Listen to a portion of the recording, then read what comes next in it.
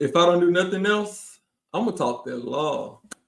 Let's talk about it. But before I begin, for those who may not know me, I'm a Texas trial attorney.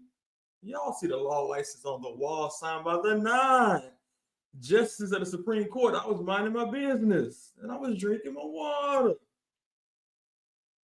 And somebody said the jury will get the case today. So we're going to go into the courtroom and we're going to see what they're talking about. So we know the prosecutors did their closing arguments.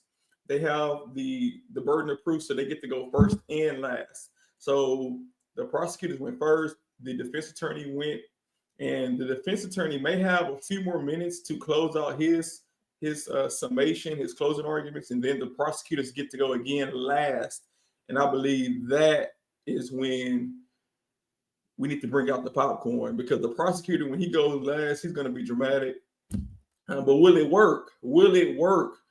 And then once he is done, the jury will get the case and they can decide whether to send Rocky home today or not.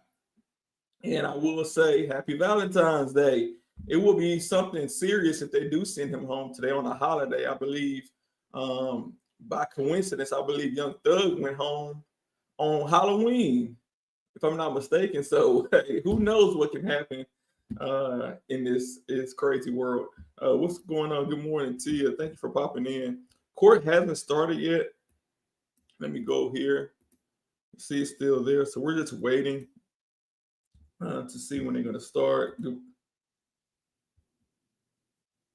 morning. Good afternoon, Miss D. What's going on, Keys? Mogul. Happy Valentine's Day. And we in here. Thank y'all for hitting the like button on the way in. Definitely appreciate y'all.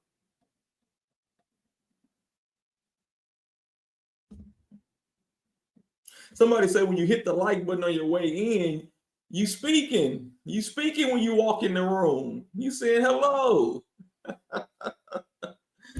Somebody has said that. I found that to be interesting. That's true. When you walk in the room, you're supposed to speak. You get into somebody's car, you speak. They house.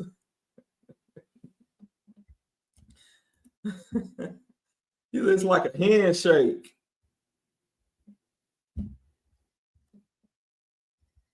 You know, some families you have to go through one by one and speak to everybody individually. That's a lot. That's a lot. So we from back in the day in the country, you know, we down here in Texas, we country and city. You just can speak to everybody at one time. Hey, how y'all doing? One big wave to everybody. Hey, everybody, come on. Keys Mobile say, act like y'all got some type of home training.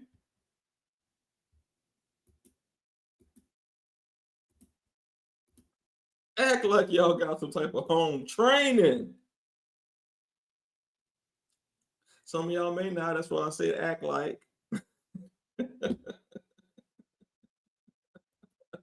What's going on, y'all? Thank y'all for popping in. They got us working on a holiday. What's going on? They cancel court for every other day. They looking at the calendar trying to find days. They said, okay, this Lincoln's birthday is on Monday, so we got to cancel court, and President's Day, and I mean they were finding stuff.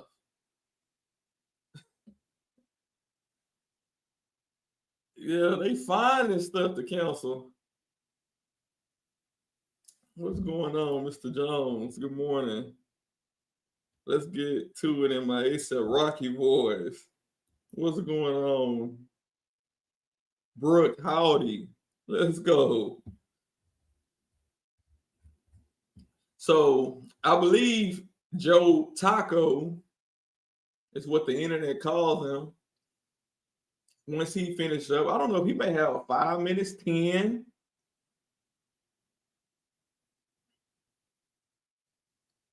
And then the prosecutor will go, and then the jury will get the case. And that's what you call having good money once they get it, because they will have the final say. Some people say the prosecutors, they get the last word. No, in reality, the jury get the last word. Are they gonna say, Rocky, you know that was a real gun? Boy, go to jail. You shot at that man, go to jail. Or are they gonna say, really? You a goddamn lie. Get out this courtroom wasting our time like that. He ain't going nowhere, and I hope you don't get a dime in civil court.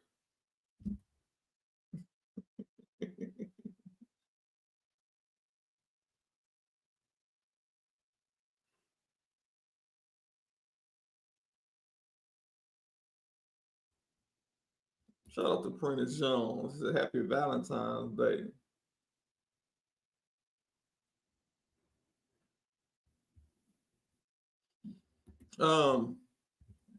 Let me see. Hold on.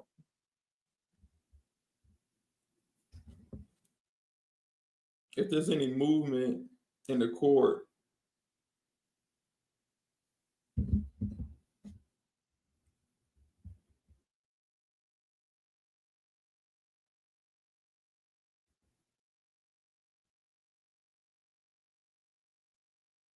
But the crazy part about it, did y'all hear that the judge, daughter, and wife supposedly went to court on yesterday? His wife and his daughter, the judge's wife and daughter. Do they always come to court, or did they go to court because that was a chance for them to see Rihanna and her kids? I mean, let's just be real. How many other times have they been to court? Now, don't get me wrong. I have seen family of sometimes people in that's in court show up. I remember I had a trial, and we were going through things, getting ready to be Thanksgiving, and the prosecutor had her family in the courtroom, and her brother flew in from out of town. I said, "Oh, it's a family affair over there." I told my client they brought in the big guns. They were all dressed up. She had her curls in her hair.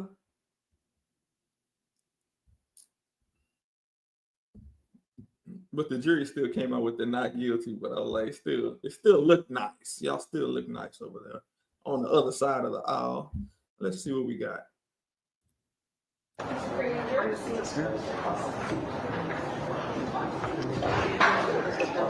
What?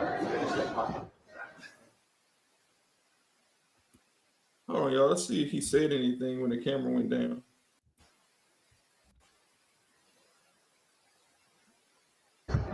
All right. Yes, 1 second. Okay, let's Oh, okay. So the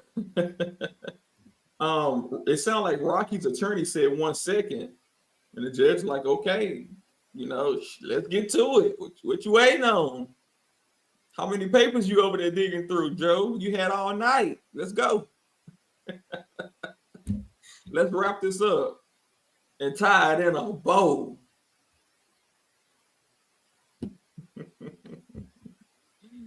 Like a Valentine's gift. Wrap it up and tie it in a bow. Sign, seal, and deliver it to the jury. And be through with it. Since in going over the same points 10 times. American Patriot said, this is all about money. There is nothing called best friends. All about money. He said, your own best friend will steal from you. Your money and maybe your jury. Hold on.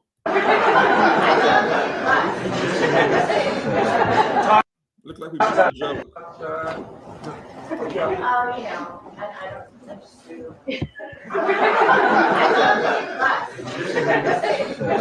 talk about it. Thanks. All right, go back to the record. All jurors, counselor, jurors, counsel, and parties are present. Mr. Takapina, floor is yours. Thank you very much. Good morning, ladies and gentlemen. So here we go. I'm just gonna pick up where I left off, which was talking about the picture of the extended magazine that we showed you, which described as clear or transparent, whatever it was not black. That extended thing that Lou and both photos had described. So in the end, the prosecution on this issue, all issues really want to believe Relli beyond a reasonable doubt, and look, you've all been here for his testimony. I would submit to you that perhaps the most unbelievable witness in the history of American jurisprudence. You guys have a front row seat to a perjury machine. Again, they could have corroborated a lot of his testimony if they were truthful. Lydia Parker. I mean, they sat in their hands for years. They could have tested to see if Relli's shell casings came from that magazine, the women's magazine. They didn't connect Rocky to Relli's shell casings with fingerprint DNA. And as a quick aside, if you accept their theory, I think I heard this on the opening summation, is that maybe Rocky forgot about the magazine. Why wouldn't he? Truly, if he had a gun and he was trying to get rid of the evidence of shooting from November 6th, why wouldn't he have got rid of the magazine also? Why keep it for 5 months in plain sight? I mean, that's where it was, right? It's not like it was hidden somewhere in the house they had to find it. It was in a box in his bedroom with all the other ammunition for the legally registered guns in plain view.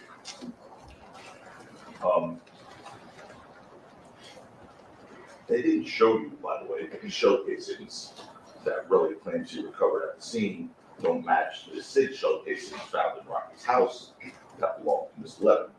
We had to show you that. We showed you that. They produced, as we talked about, no GPS data to prove where Relli really got the shell casings from. There's another one. This would have been easy to do. Relli claims first he said he wasn't in Los Angeles weeks before. And certainly not a shooting range. We won't go through that again. But he claims he left Los Angeles after being at the shooting range for those 9mm shell casings. And then he came back to Los Angeles 2 weeks later. They failed to prove that. I mean, you just have his word, right? That would have been easy enough to prove. I mean, how about an airplane ticket or anything else that he ever left Los Angeles and flew back, ever? After having 9mm shell casings flying through his face at a shooting range just weeks before. You took photos of the shell casings. I mean, that would have been an easy one to prove. Just bring his travel itinerary or an airplane ticket from Delta or wherever. He said he flew commercial. How about on his phone? Anything that would show he actually left Los Angeles. Nothing. Nothing on the record. No evidence that he actually left Los Angeles after being at that shooting range on October 19th. So where did he get his shell casings from? At 11:45 p.m. that night, an hour and a half after the incident. Law enforcement didn't give us the means to answer that question. They never got Relli's GPS data. They could have given a definitive answer to you. They didn't, and that's not on him. That is not on him because they didn't give you the evidence you could have been comfortable to rely on, as opposed to just taking Relli's word, which is not a word that you take for anything of importance in anyone's life. Whether he had him at some apartment in Los Angeles or at some friend's car or some place, who knows? We'll never know. We could have known, but we don't, and we never will. And because the prosecution gave you no one in this courtroom the ability to track where Relli went in the hour and a half after the incident, only Ill's GPS data that we get. It shows they didn't get it, they just didn't get his. They just wanted to take his word on that, word of the pathological liar. Look at all the things they failed to corroborate that they could have. To corroborate Ephron's account, the DA could have done any of the following. And would have given you a sense of comfort, the sense that, hey, you know what? He did tell the truth about this anyway. They could have called Ephron's girlfriend, Lydia Parker, who was allegedly with Ephron when he claims he retrieved shell casings. They could have collected GPS data from that night from Ephron's phone to prove he returned to the scene. Again, they did leave it for Bill's phone, but chose not for Ephron. So look at the metadata on the photographs that Ephron took of these shell casings, which would have shown exactly where he was when he took those photos. These are things they could have done to corroborate. Go ahead. They could have produced a plane ticket or receipt to show that Ephron actually left Los Angeles. After he went to a shooting range 2 weeks before the incident, they didn't do that. They could have called this ASAP Bari to corroborate the conversation that he allegedly had, or that allegedly happened on November 5th, the day before the incident, with Bari and Rocky, in which Relli claims Rocky badmouthed him. Bari. No phone records of that, nothing. And then, of course, they could have tested Ephron's casings to see if they came from the magazine found at Rocky's house prior to the trial. Of course, they could have tested Rocky's DNA against those casings or the magazine, and they did neither. Those are just some of the things. I mean, those are deficiencies in the evidence, and they create reasonable doubts. They're reasonable doubts, and especially when you consider what Relli did with the photos of those shell casings. He didn't go running to the police saying, "Hey, help! I was a victim of a crime." He tried to extort money out of Rocky, like going to Rocky and his manager first. And I want to remind you that there are 2 hurdles the prosecution has to overcome to get conviction in this case. First, proving that Rocky did not carry the prop gun. And then, of course, they service, if they can't do that beyond a reasonable doubt, not even close. And then, of course, the judge's instructions told you should stop right there if you find that and find him not guilty. But also, the judge instructed you that regardless of whether he possessed a top prop gun or not, you must find him not guilty if the prosecution had not disproved that he acted in self-defense or defense of another beyond reasonable doubt. And in this case, there is clear evidence of self-defense of another. And by the way, I heard Mr. Roman say in his summation that's a new defense. It's not a new defense. We talked about arsonation in our opening statement a month ago. The judge gave me the instruction on it, not because he was doing me a favor. The judge gave me the instruction on it because there's a view of the evidence that supports it. Well, I had a prop gun, you shouldn't even get to self-defense. But it's there. It's another layer that they have to overcome beyond a reasonable doubt. And Relli was the aggressor. There's no question. In their opening statement, they said Rocky was the aggressor. Rocky was the one who sought confrontation, and they did everything possible at the trial to make you believe that. Right from the beginning, they played their video of 16 East Belmore, which captured the incident. But they intentionally left something out there. When they claimed that Relli used bills as a human shield, what they did not want you to see was after it was all done and Rocky's out of the picture and Relli's already running out, they cut Relli running back towards Ills and attacking Ills again. So the human shield thing is no longer there. Everyone's out of the picture. And Relli goes back and takes one more parting shot at Ills to the left before he goes off to the right. They cut that out of it.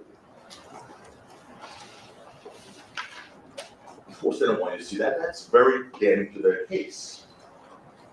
They actually cut it out of the video and show that to you. What else did they want you to see or hear? The first shot actually occurred on the 16 East Belmore video, which is why Detective Flores' testimony established that they mistimed the first shot. Remember, Detective Flores talked about this.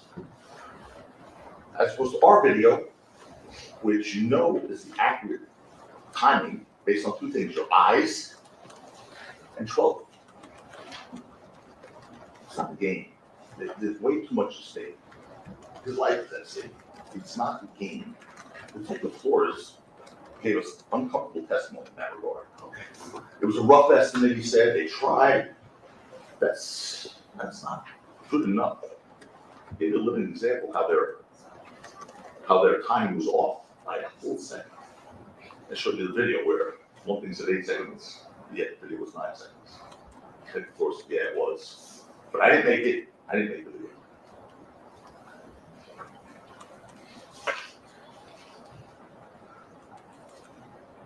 Let's go through the evidence that shows that Relli not Rakim was the aggressor. Look, you can look at 3 things to show that. Communications, intent, and actions. So I want to just quickly get through that and then move on. But communications, intent, and actions. Let's start with communications. The prosecution wants you to believe that the events on November 6, 2021 started the day before when Relli claimed he was in the car with A AP Relli and supposedly heard Rocky say, at that end, Relli, I'll beat him up. First of all, I don't think Rocky is going to say he's going to beat Relli up in any lifetime. He's not, I mean, I think Relli made fun of him, made fun of his manhood, told him some derogatory names. He's not a gangster, certainly he's not thinking he's beating Relli up. And what's the proof of that? What's the proof of that conversation that started it all, that showed Rocky's the aggressor? No text messages, no phone records, no recorded statements, no other witnesses. And of course, the one guy who heard it, A AP Relli, who Relli said is still good friend for me. They brought him in here to say, yeah, that's what Rocky said. So we just have to take Relli's word. Just his word. There's so many reasons you can't just take his word on anything. You saw him lie over and over to you. Over and over. It became a joke. It was offensive and a joke. It's not funny. Including about this very issue about being the aggressor you lied to you on. And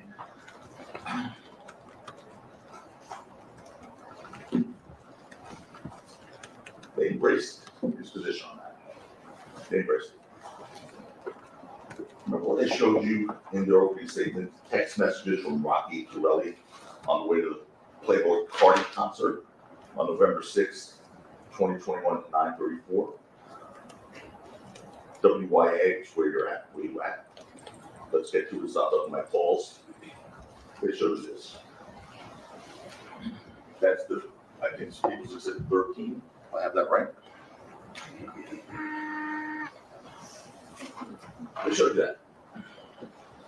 They wanted you to believe that these were sinister messages and that Rocky therefore was the aggressor. First of all, you heard from 12-year-old Jamel Phillips, who said that there was nothing aggressive about these messages. He heard the calls. They were late for this Playboy Cardi concert, whatever that is, and to try to connect with Relli. But what else did you learn? When the prosecution showed you those texts, they wanted you to believe that those were the first messages of the evening of November 6, 2021. What you learned was that Relli deleted the messages before that. The early messages that showed Relli's true character, his true animosity, his true aggression towards Rocky, his true intentions of meeting Rocky that night. He deleted messages before giving his phone to the police. On November 6, 2021, at 10:30 a.m., Relli texts Rocky first, saying this. Exhibit P. You got all this fake animosity towards me, LOL, beat me up, and I wish you would. Give me a reason, and you can, whatever, let's see what it says. I have to read that word. Relli made clear he wanted a reason to fight Rocky. He made it clear there. Matter of fact, his testimony made it clear. He said, from his trial testimony, what do you say under that thought? Give me a reason, he answers. And then I say, a reason to do what? To fight you, or whatever, at this point. So when he says, give me a reason, he's explain what that meant. It meant to fight Rocky. Those were the first messages of the evening. You didn't see that. They presented the other messages from Rocky as the only messages that day. And that one was that forward. because their witness lied to them, lied to the police, and deleted messages. Destroyed evidence in this case, which he's fond of doing. And when I asked Relli if he deleted those messages before turning his phone over to law enforcement, he lied to you at first. It was a big shocker to me. At first he said, I don't recall. Then I showed him the messages. What did he say next? His go-to line. See those messages? It's fake. It's fake. Anything that crushed him was fake. It's fake. You heard that a lot from him at this trial. When confronted with his own words, whether a text or recorded conversations, it's fake. But he openly admitted he sent those texts to Rocky that day. But obviously he didn't like the way it would have looked to the police. He chose him to be the aggressor. So it didn't fit his narrative. So what did he do? Delete them. What other communications were there? We were on communication still, leading up to the November 6th altercation. You saw text messages from Relli to his friend Ty Y on October 16, 2021. And Relli was in LA, as we know. And he said, if Rocky don't, this is an exhibit, if Rocky don't do shit for this boy funeral, I'ma beat that end up. So, he's now threatening to beat Rocky up because he didn't think you've heard what that was all about this ASAP member, ASAP Josh, who passed away. Rocky stepped up and paid for the body to be flown back to New York and funeral expenses for the family. For some reason, Relli on his own just thought, well, Rocky didn't take care of that. So he would take it back. He did, he learned. So Relli sent that message on October 16th, threatening to beat Rocky up. Of course, when I first showed him that message, they objected. Not sure why that's his message, because they didn't want you to see that. Threatening to beat Rocky up. And why? Why did that not be relevant for you to see? It's offensive. That is offensive. That we had to bring that to you. Relli's willingness to lie to you over and over again without regard to his oath to tell the truth is offensive. When I asked Relli if he sent that message to, if he sent the message about beating up Rocky, he lied again. Falling back on his usual answers, I don't recall. I don't recall if I sent it. So I showed him, and his response, what was his response here? What am I looking at? His text messages. He said, nope. It's hard to read that for you guys. It's hard to read for me. But what he says is, what am I looking at? That text? I don't recall that. I don't remember that. I wouldn't even write that, he said. And that's at the bottom of that red box. I wouldn't even write that. And when I explained to him that the text was given to us from his phone, from the district attorney's office, he changed his answer to, this means nothing. Even if it was okay, yes. I mean, just like that. Just like that. So I don't write that. I don't write like that to, sir, this was given to us from your cell phone from the district attorney's office. Are you saying that's not yours? This means nothing. Even if it was, okay, yes. So in a matter of 5 seconds, he went from, that's not me, I don't write like that, to, oh, they gave it to you from my phone? Okay, yes, it is. That's perjury, ladies and gentlemen, that's perjury. Again, that's a crime, by the way, perjury. So I then asked Relli, if in that message that he sent, if the N-word in his text message, I'm gonna beat that N up, referred to Rocky. And you know what his answer was? I don't recall. Seriously. The message said, if Rocky don't do shit for this boy funeral, I'm gonna beat that N up. So why did he say I don't recall? Because he knew that message showed his animosity towards Rocky, it showed his aggression, and it showed his intent. That's that's why we had to bring that message up to you. We had to show you that. That didn't come on direct. His intent, number 2. Relli's message made clear he was the aggressor. They give you a little window into his intent, but so does his testimony.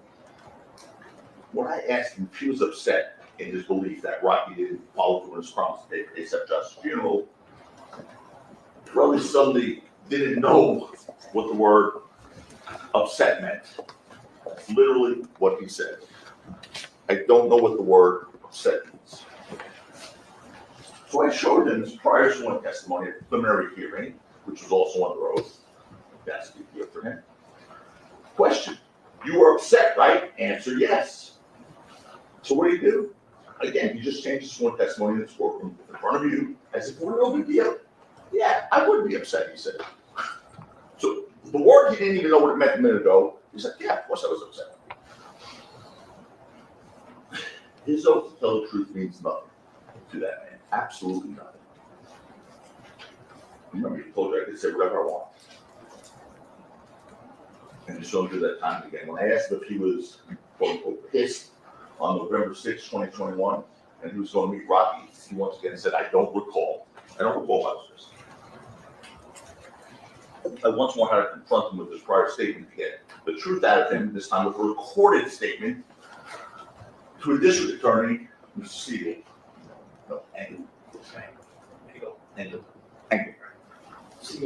Yeah, Siegel, no, that's Engel. Brett Engel from the district attorney's office back in 2022.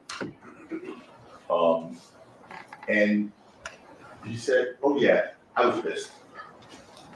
Again, why did he first say I don't recall that he was pissed when he had said it in so many other places over the years, but few did want to be pissed.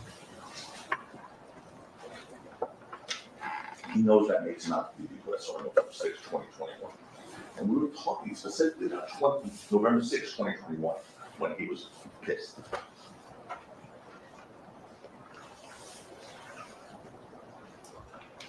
You know he was angry on November 6, 2021.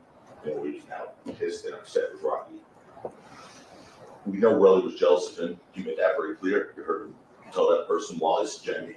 We'll get to that in a minute.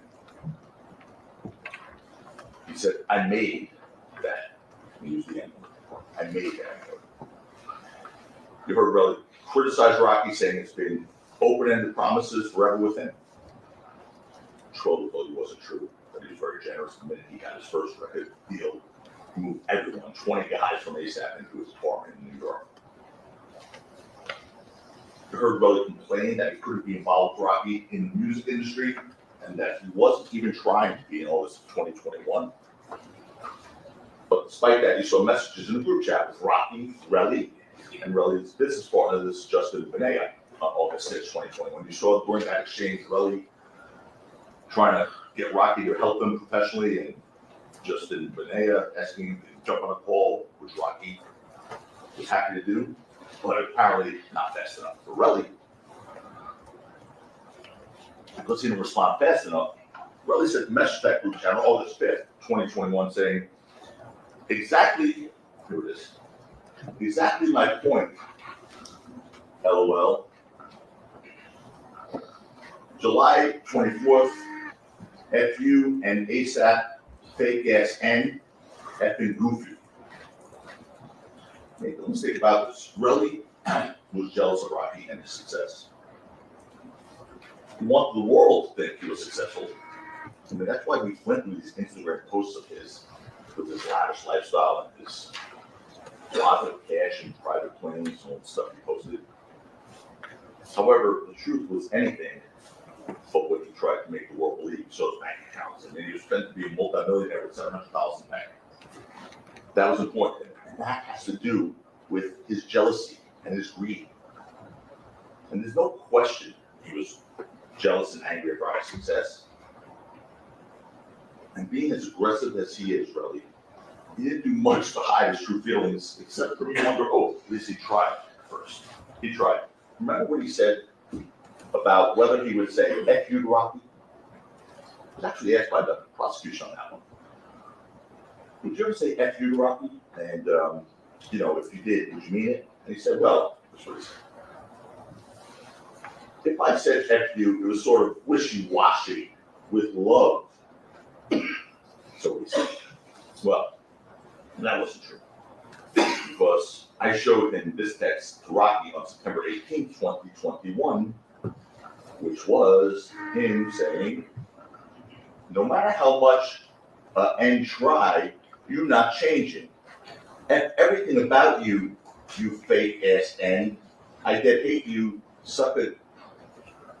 I'm not even gonna read this disgusting thing, but this is what he said. This is what he said. No, he doesn't say F you to Rocky. Only wishy-washy with love. There's nothing he doesn't lie about. There is absolutely nothing he doesn't lie about. That's his level of anger. What was Relli's response when seeing that message? Look at his response. Yeah. Yeah. I said, yeah, it's from you. Okay, that's cool. That message was cool. That's what he said. That's cool. Bless you. That's cool. In which world was that message cool for anybody? That despicable message cool for anybody? It shows you who Relli is, who he was on November 6, 2021, an angry, jealous man full of hate.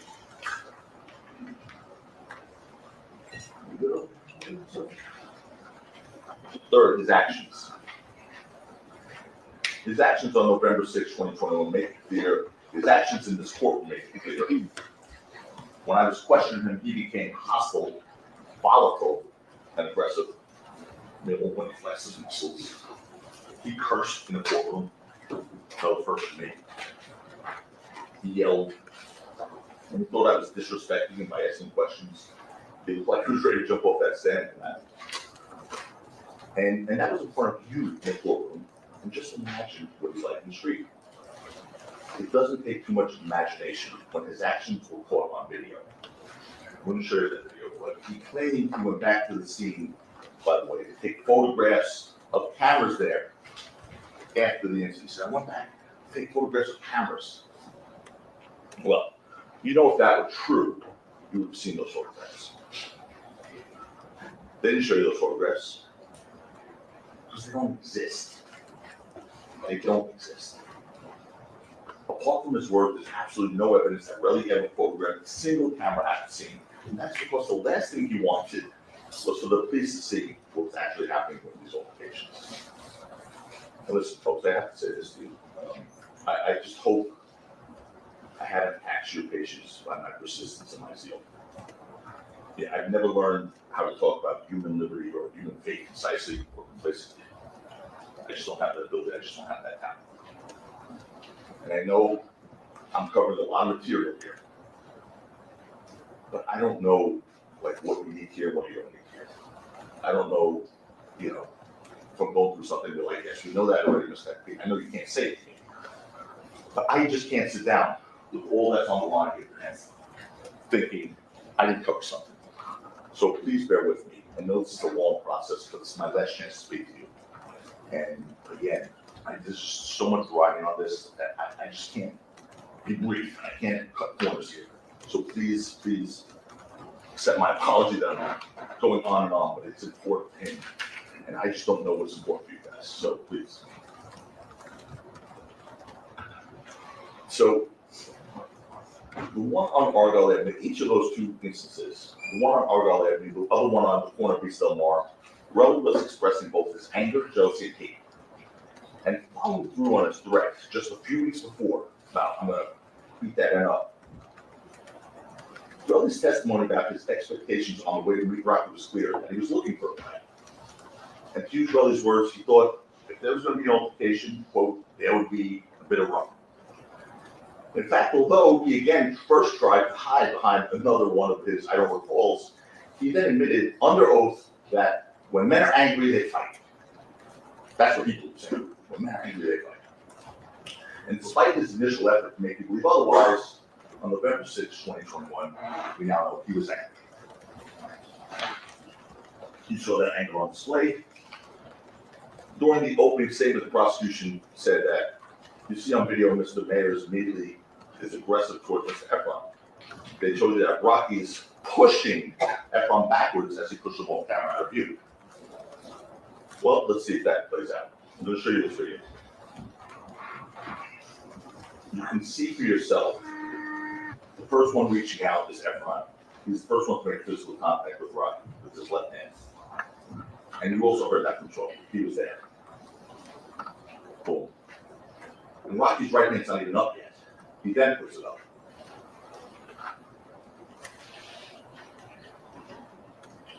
And as Strobey told you, consistent with that video, it was Relli who grabbed him first.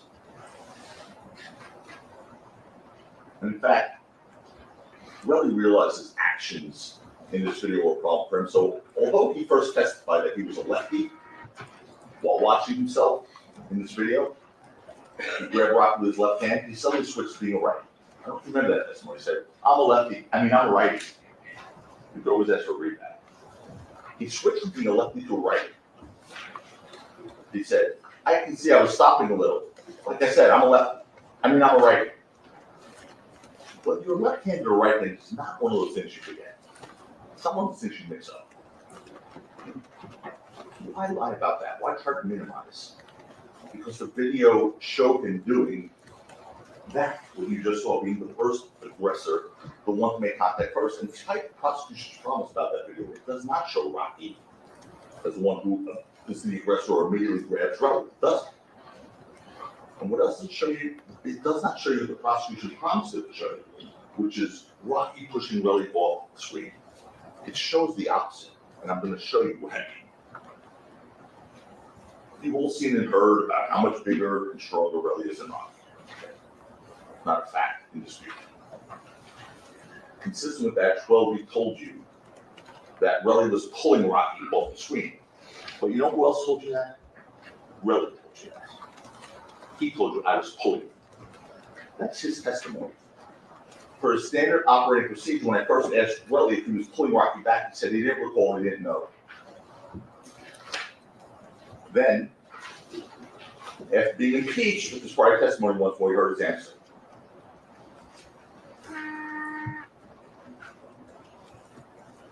He was walking in, I tried pulling him back. That's Relli, at the preliminary hearing. He tried pulling him back, and that's what he's doing on the video. He's pulling Rocky back.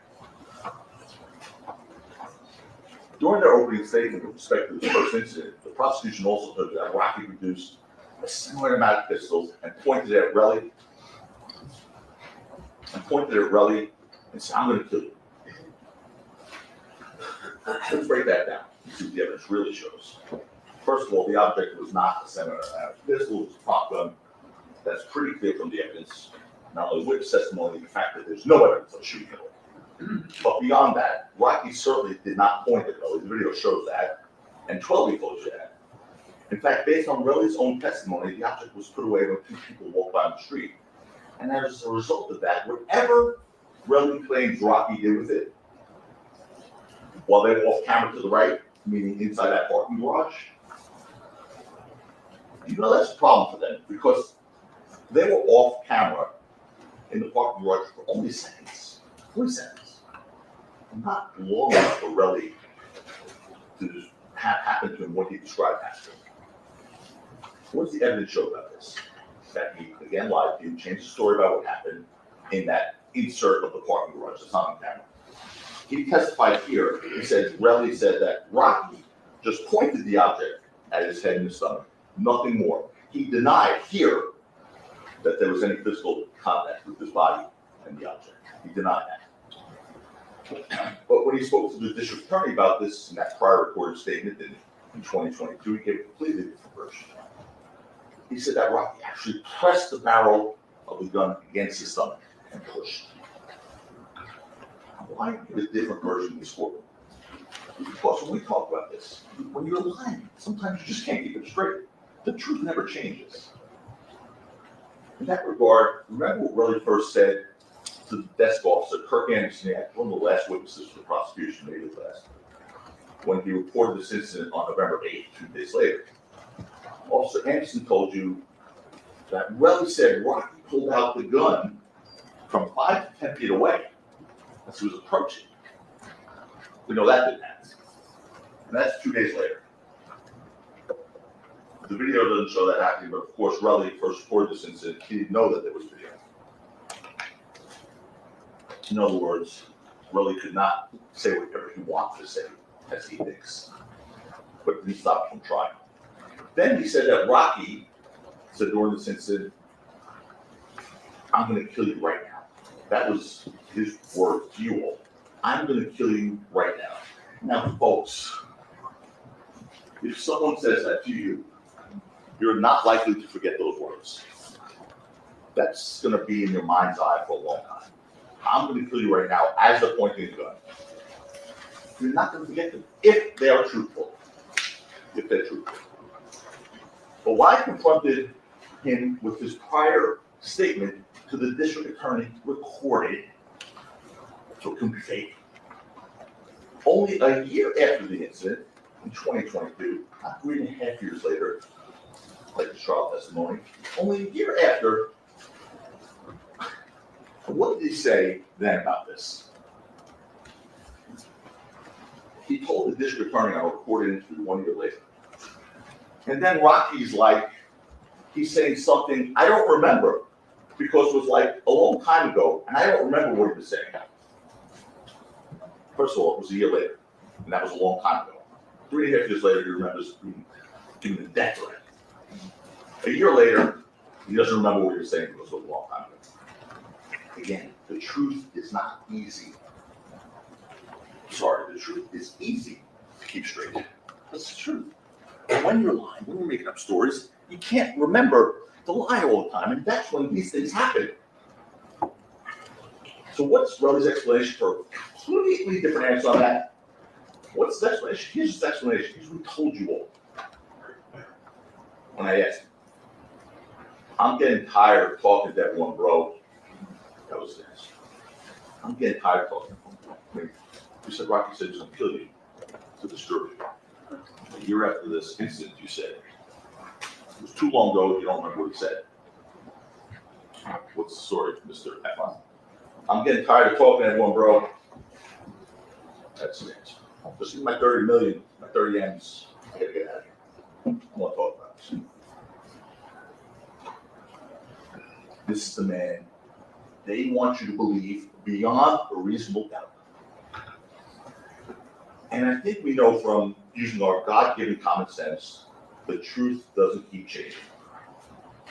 It doesn't keep changing. You don't get inconsistent versions of the truth. You don't need to memorize the truth. And one last thing on this point, that first incident. You heard Twelby explain how he believed, it was his observations, how he believed the prop gun came into Rocky's hand during that first altercation. Anyway, to 12, what it looked like was that Rocky's sweatpants were falling down, and you actually do see that in the video. And that Relli was lifting him off the ground, and you see that. And that Rocky grabbed the prop gun to adjust it, because it had a little clip. That was Twelby's belief on what he saw in that chaotic moment. You have the video to watch for yourself. Along with that video, you have Twelby's testimony, and that makes it clear. Rocky was being strong-armed by Relli. No question about that. You see him being choked at one point by Relli, Twelby pointed out. He was grabbed, he was pulled, he was jostled.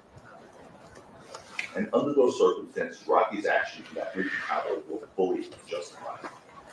His Honor will be the law on self-defense. He has those sheets there, the jury instructions with you to take back. They have to disprove it beyond the reasonable doubt. They can't do that. That's a very heavy burden to carry. They won't be able to carry it. Yeah, that's in your problem.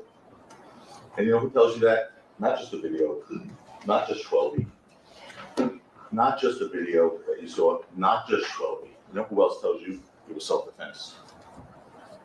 Relli. When Relli was talking to Wally Sajecki, at a time he didn't think he was being recorded. Remember the report is called fake. Here's what he said. tries to test bump me. He tries to test bump me and then pull out a gun for self-defense. Well, so the guy wanting 30 million, the quote-unquote complaining witness in this case, the victim, is saying that he pulled out a gun for self-defense. But somehow you are supposed to believe it wasn't in self-defense. That's his words. That was Shelby's words, and the video shows that. That's it. That's it. Their own so-called victim saying Rocky acted in self-defense. How could they prove otherwise beyond a reasonable doubt? They cannot. One last thing on this one. You watch the video. Rocky held the prop in his non-dominant left hand. Her testimony, Rocky's right. The entire time, it's his left hand. Obviously, it was never meant to be more than anything but a deterrent. That thing is in his left hand all the time. Now, unfortunately, Relli wasn't deterred there. We heard about that after the first incident. We heard what happened. He followed Rocky, 12 Hills, all the way down to Argyle Avenue, around the corner to Selma, and then to East Delmar. Of course, when I questioned Relli about whether he followed them, he told you that he didn't. His answer was negative. Negative. So I tried to impeach him with his prior testimony, asking whether he just said it was incorrect that he followed him. Then what did Relli do? He became belligerent with me, asking me, when was that? What are you talking about? Because you tripped me. Like, I don't understand. That was his answer to me. Relli understood full well what was happening. They understood full well what was happening. Because when I tried to question Relli about this, there was an objection saying that the word following was vague. Following was vague. Anyone in this courtroom not understand the word following?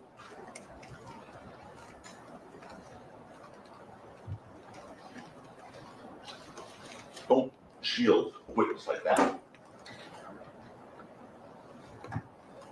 Relli said that previously under oath. They knew that. And despite efforts, you hear that. Relli, you heard it yourself. Relli testified previously after the altercation by the park garage that he followed Rocky 12 and it was followed. So why did Relli and the prosecution fight so hard? Directly with hearing that. Because they knew that's not the act of a victim. Yeah, that's improper.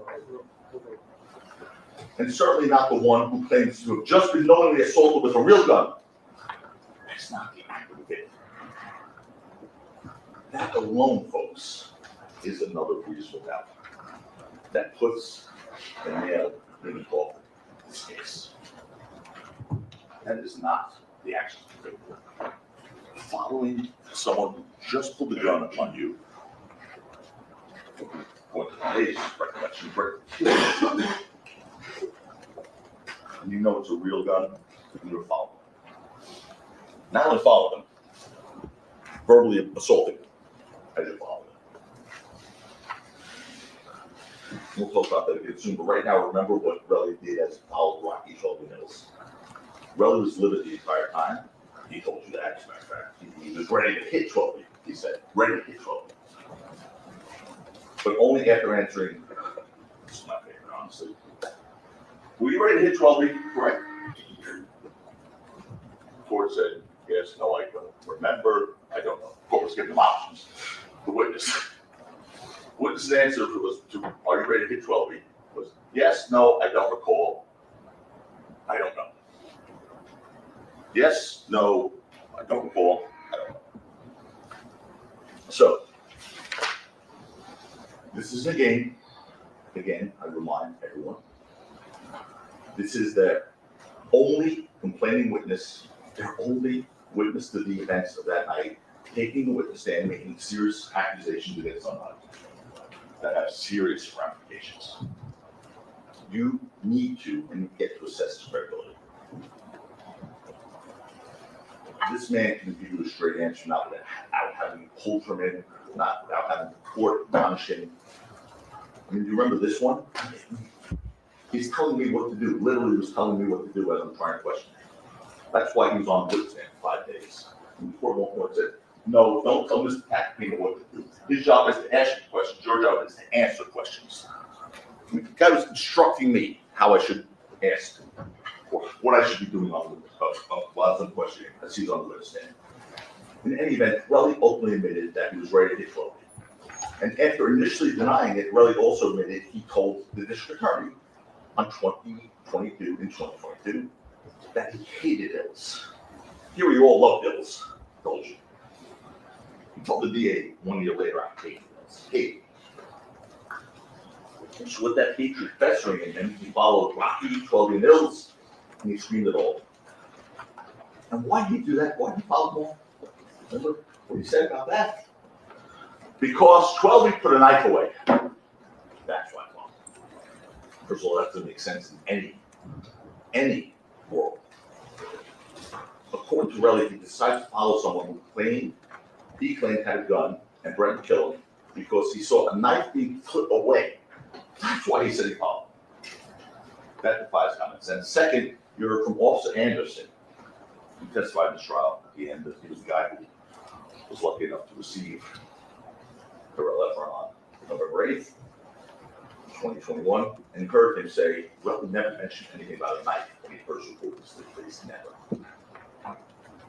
In fact, according to Officer Anderson, Relli told him that 12 actually tried to de-escalate the situation. That's what Officer Anderson said Relli told him 2 days later. And third, beyond that, you heard from 12 himself. And he told you it wasn't true. He didn't carry a knife. And if we don't believe, is there any real question about which of them is more believable, Relli or 12? You get to assess their credibility. Their credibility is based on everything. The way they answer questions. Did they get court lies? Were they impeached? Were they inconsistent? How was their demeanor?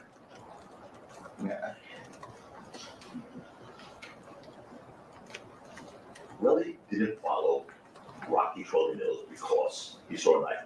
He did it because he was angry and jealous. He did it because he wanted revenge.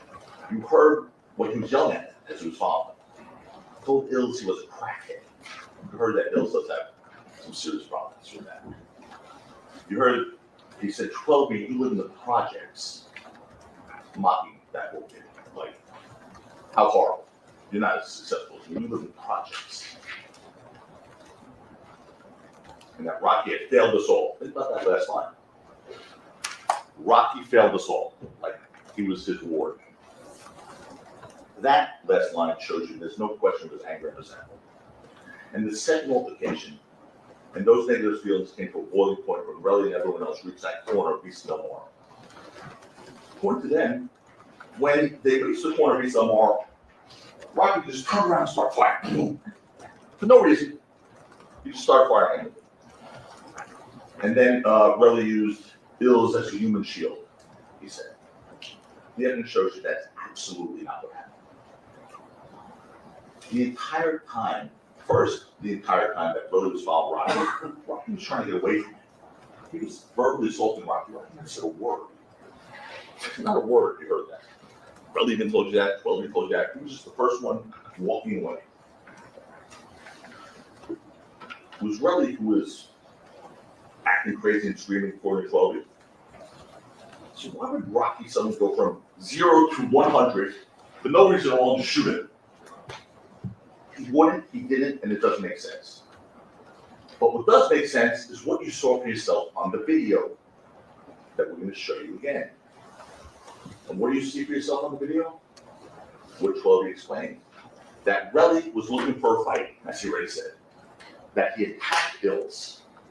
And that Rocky fired a warning shot with a pop gun in self-defense and defense of another.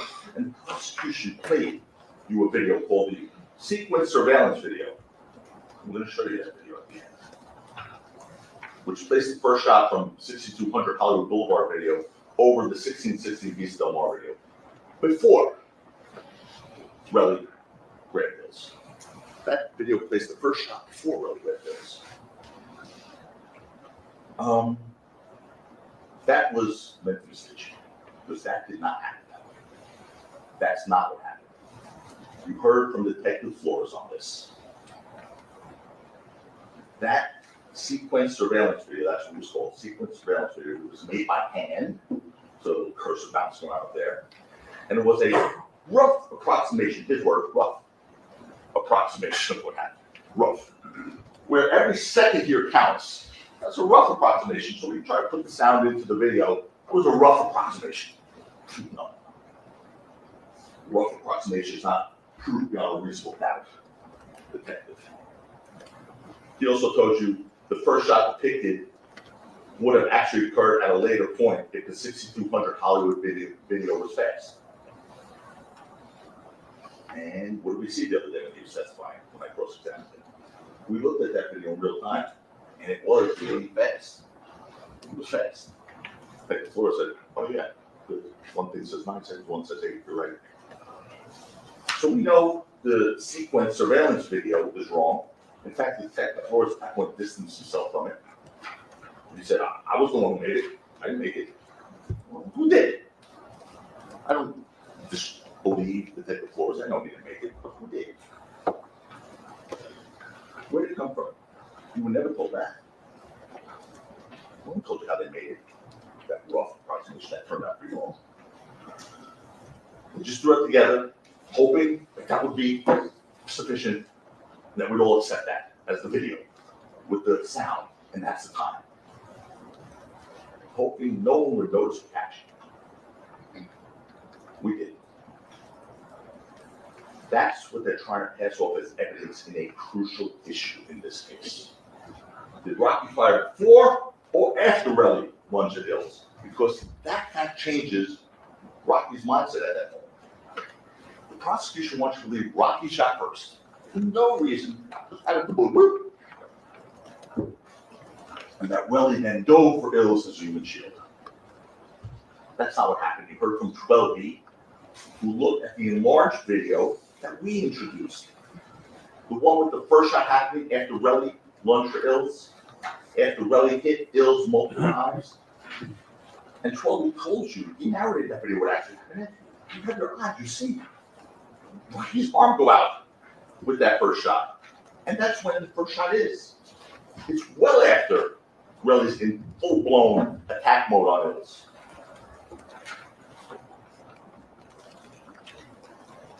And 12B told you what happened. When the prosecution cross-examined him, they did everything possible to not let him explain what happened.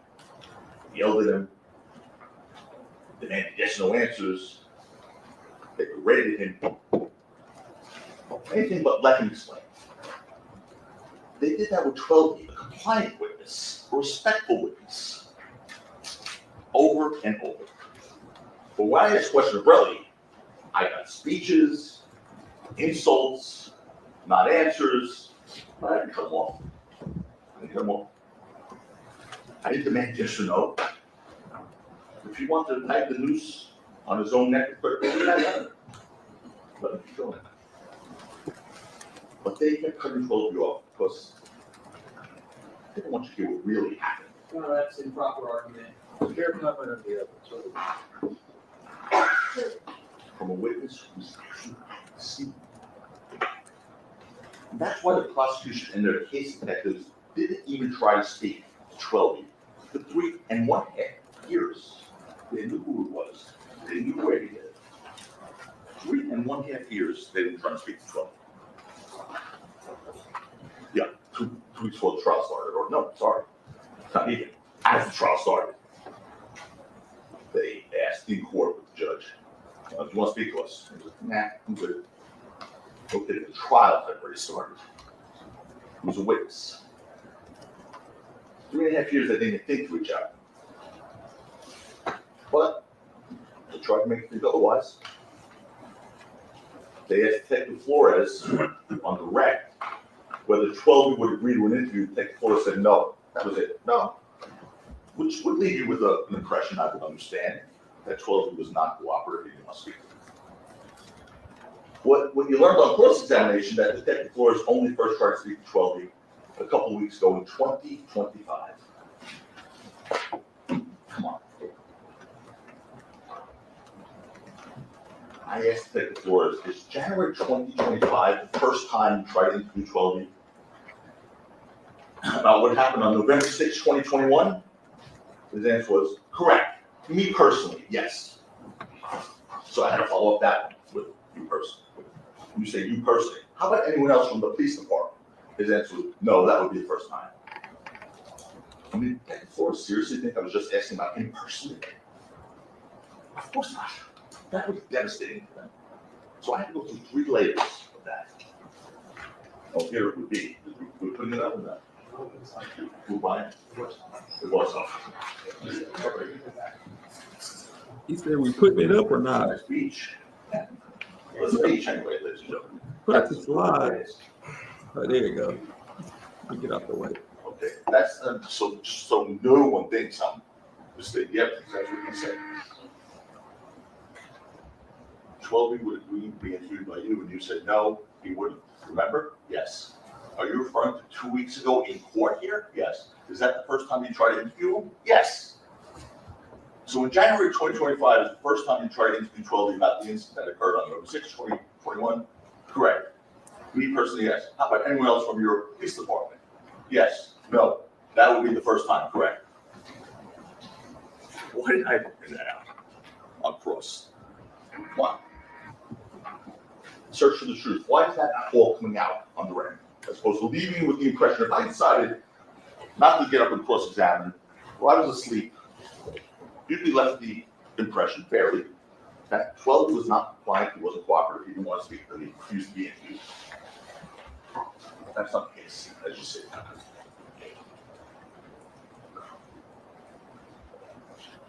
In any event, 12 told you what happened. His testimony is consistent with what's seen on that video. Look, that's defense exhibit TE, and I will say this, thank God there's a video. Thank God there's a video, he's still on. Before you play it, hold on. When I was listening to this longest summation, the first summation that they get, it was as if he never saw this video. This is the exact right kind of what happened.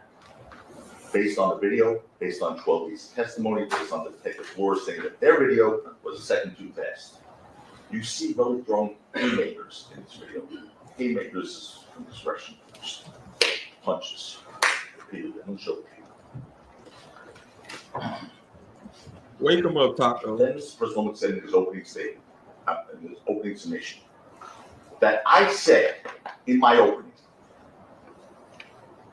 that I promised you I was going to bring in pictures of ills to show you. Ladies and gentlemen, I don't make promises I can't keep. I promise you, I never said that in my opening statement. As a matter of fact, they get to go again. I will not object if they put my opening statement up. No, that's improper. It's sustained. Show me anywhere where I promised pictures of ills. I never did. But that was argued to you yesterday. And why would they take pictures of Bill's bloody lip on November 6, 2021, just in case there was a trial in 2025? Okay, let's watch that defense exhibit EE. You'll see everything Trolley described in the video. That Relli acted as the aggressor, that he repeatedly hit Ills. Only after that, Rocky tried to defend Ills by firing the first warning shot. Sergeant Cook sort of suggests on his body cam. You see his arm extending to fire the props when you hear the sound. It's clear and obvious. You had a live witness who was also there. Let's look at it now. This is the REE.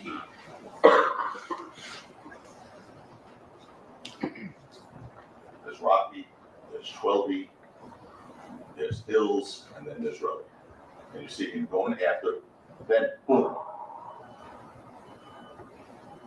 Second shot. You see Relli still going after Ills. Still going after Ills. Rocky's gone.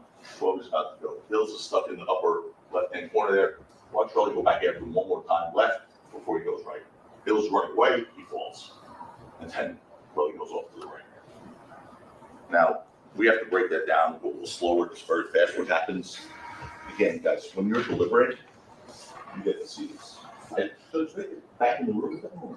Yeah. Did they what? Is this get to go back in the room with them? Video? Yeah. Oh, good.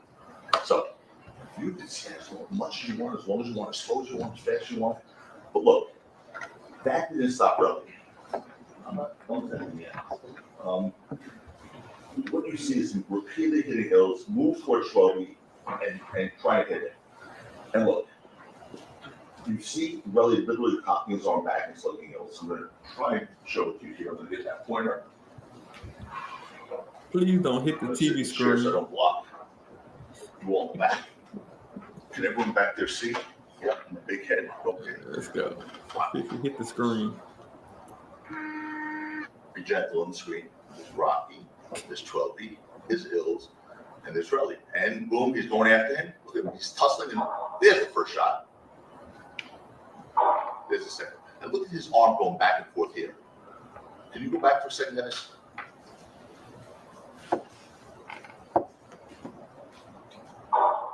Look, you can see the arm going back and forth. Go back one more time, Dennis. A little further, please. Thank you. Watch his arm. Boom, and you see the head of Ills there, going back and forth.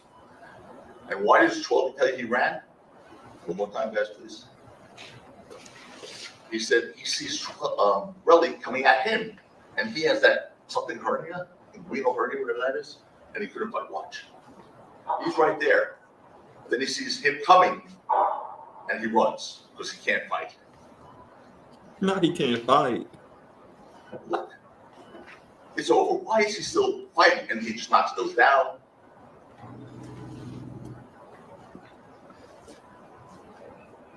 DA cuts off this part. Boom. One more.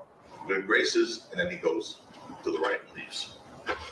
Well, the good news is you get to take that back in the video. The jury will know that. So that's good. You can see it as many times as you want. Whatever speed you want. Stop wherever you want. I encourage you to do that. That's the Defense Exhibit EE. That's the right time. You see, check, we do one more time, just that shot part. It's out, it's what Charlie told you, but again, you have eyes. Rocky's arm goes like that. That's where the shot is. I really described that. That's what he's doing, he's shooting down. It's after Relli attacks him. Boom, he's hitting Ills, boom, and you hear the shot.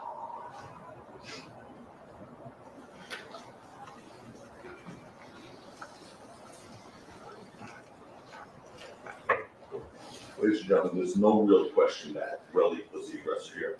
The video from 16 Visa Del Mar makes that perfectly clear. Perfectly clear. The real video, not the rough one that was off by a second, that makes the shooting all look ridiculous. I mean, their video, you hear a shot, and then Rocky shoots. That's the video that captures what happened. Totally narrated for you, your eyes can tell you. He wasn't using Ills as a human shield. He wasn't underneath or behind Ills. He was on top of Ills. That's not how to use a human shield. And 12, he told you that he told Rocky to leave because of the noise, because of his status as a high-profile person. And Rocky ultimately left, but still, after that, Relli continued to attack Ills. They, as mentioned to you, they cut off their video, so you didn't see that anymore. Hoping no one knows. So let's play their video real quick. Do we play theirs? This is their video. Watch what's cut off at the end.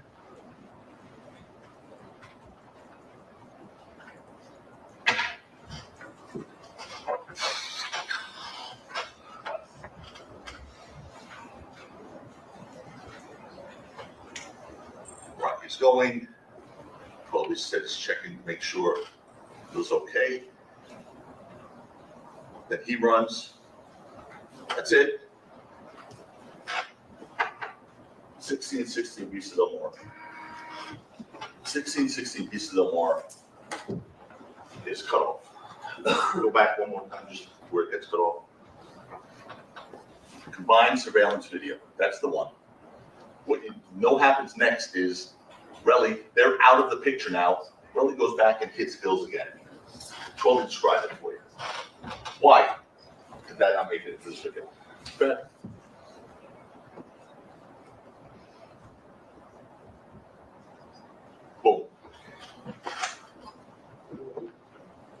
think this chair is through. There's a nail sticking out, by the way. Just so you know. That wasn't me. I know that wasn't you, John. That one I don't blame. Is there a bill I can send for this suit that you signed? Literally, there's a nail sticking out. Anyway, don't worry. Not good. Okay. Anyway, the video, folks, the video itself by itself is reasonable doubt. It's a reasonable doubt in this case. Another reasonable doubt. It just makes clear that their case does not hold water, that Relli was the aggressor, that Rocky acted justifiably in self-defense bills. Even though he was carrying a prop gun, those bills will be dead. That was a real gun on that second shot. And again, the judge gave instructions on self-defense. I have to discuss it with you. What matters is the defendant's perspective is what matters. And what he thought was right at the time. Judge gave instruction on that, reasonableness and all that stuff. You have to listen to that. The prosecution must prove beyond a reasonable doubt that he did not act reasonably, Rocky. It has to prove beyond a reasonable doubt that he did not act in self-defense of another.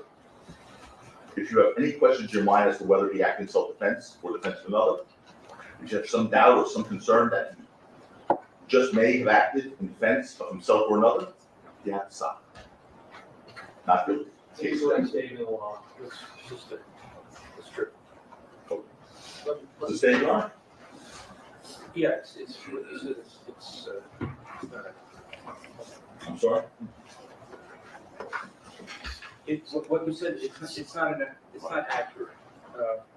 Here's a jury instruction that's already been given to you, and this applies to everybody. You must follow the law as I explained it to you, even if you disagree with it. If you believe that the attorney's comments on the law conflict with my instructions, you must follow my instructions. But I think I understand what Mr. Lewin's objection was. He actually was right. I said some doubt. It's not some doubt. It's a reasonable doubt. That is right. It's a reasonable. Okay, there we go. So no swallow. So if you have a reasonable doubt that he may have acted in self-defense of another, you have to stop. Okay? And the judge, again, will define to you what that is. Even if you get that far, because you should, because the evidence is so overwhelming, that's fine. If there's a possibility he acted in self-defense, you must find him not guilty. Rocky, now we got to address this. Rocky didn't testify in this case. And you heard the judge's instructions about that the defendant has a constitutional right not to testify. We spoke to some jury selection about that. And that decision is not to be considered during your deliberations. With that said, during your deliberations, keep in mind that there was nothing more said than what was already explained to you by both our witnesses, who were berated and yelled at for a long time, hours. You heard from 12B, who explained what happened that night. And Rocky carried the prop gun. You heard from Lou Levin, who explained how Rocky got possession of the prop gun, why he carried it, and where it went. There was really nothing more, aside from the video, 12B and Lou, for Rocky to have added to the truth about what That's happened. an improper argument. It's just that.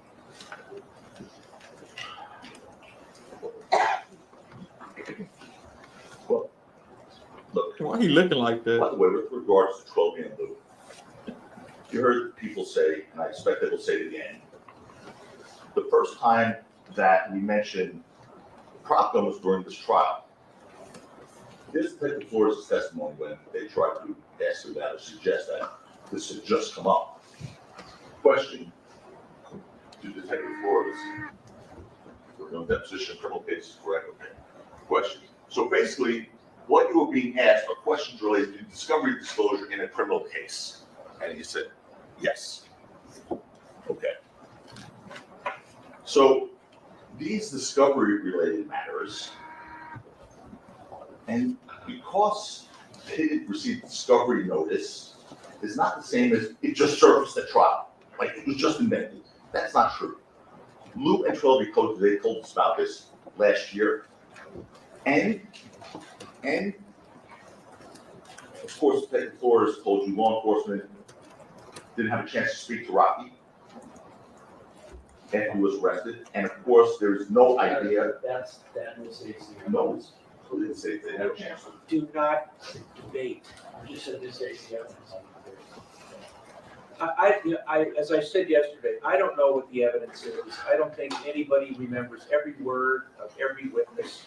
If this is something significant, as I mentioned yesterday, you can ask the court reporter to read it back. The court reporter will have every word that has been spoken. Go ahead. And of course, had no idea what was said by Rocky, whose attorneys back in 2022 when he was arrested. And ever since. That's also improper argument to rule aside the evidence. In any event, there's absolutely nothing new, as they're trying to suggest. And look, they also brought up something that I now have to address, that Rocky had an outburst, so to speak, in trial. Okay? Knowing that he's innocent, he had to sit here and listen for more than 3 weeks, listening to No, this is improper argument. No, it's addressing what Mr. Krislovic had brought up in his argument. Overruled. He had to sit here for more than 3 weeks, listening to Relli say the most horrific, most offensive things about him, in messages, calling him horrific names. He didn't say a word. He sat in silence. Always composed and respectful to this court and to you all. At some point, during a minor, unrelated question, unrelated to November 6, 2021, the saloon was asking 12 the meaning of an acronym in Rocky's bedroom. Rocky did something was a crime. He said, don't say. It had to do with his kids. It was personal to his children. And he asked not to say, okay. He regrets doing that. Your Honor, there's no evidence in this. Can you read that back?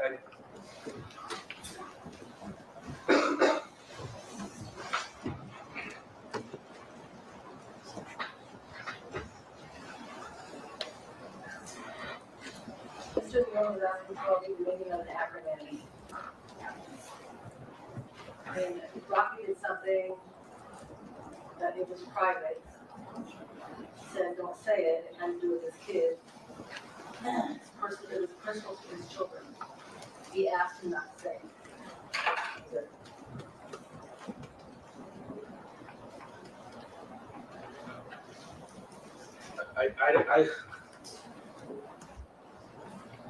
The jury heard what the question was. The jury heard what Mr. Mayers said. Leave it at that. That had absolutely nothing to do with the facts of this case. The truth, what happened on November 6, 2021, whether he carried a prop gun, he didn't commit a crime. The fact that they actually argued that to you in their summation is indicative of just how desperate they are. That was something worth mentioning to you in their summation. Let's talk about the crime of extortion by Relli. That was actually proven in this trial. Your Honor, that's improper argument. Overruled. For legal conclusion, crime. Overruled. That's why Rocky told Relli in a text message that night, go to the police. Go to the police. But Relli didn't, not until he got civil lawyers 2 days later, because it was never his intention to go to the police. You've heard that loud and clear.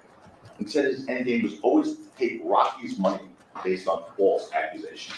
That was always his intention. And that's why that night, instead of getting the police involved, Relli, according to him, with his shell casing that he found, text the photos of his shell casings and knuckle scrapes to Rocky's manager, John Heyman, saying he was going to be rich. And that following message was sent to his own business partner, Justin Benea, saying, I want to get this end's money within minutes. That was in his mind.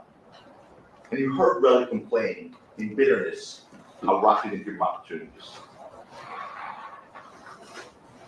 So when the opportunity presented himself on November 6th, 2021, Relli jumped all over. Right from the beginning, Relli tried to get Rocky's money.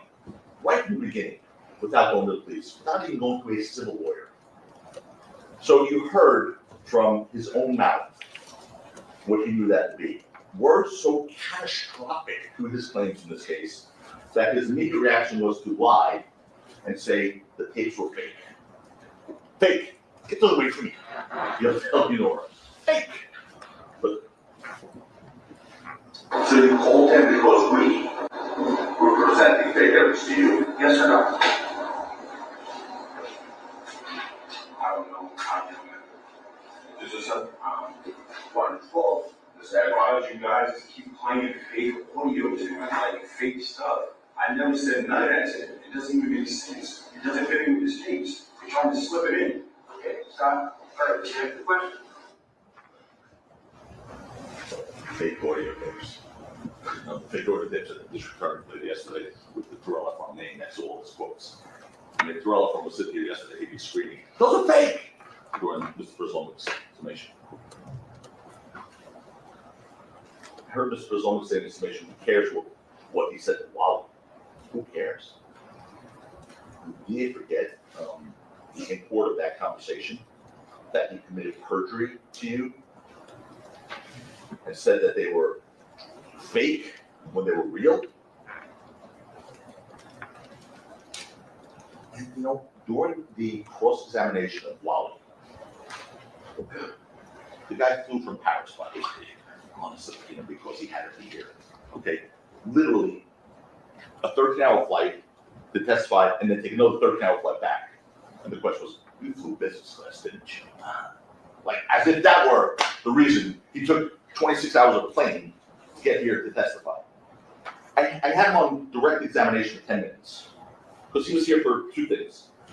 Do you know anything about this case? I know nothing about this case. Good.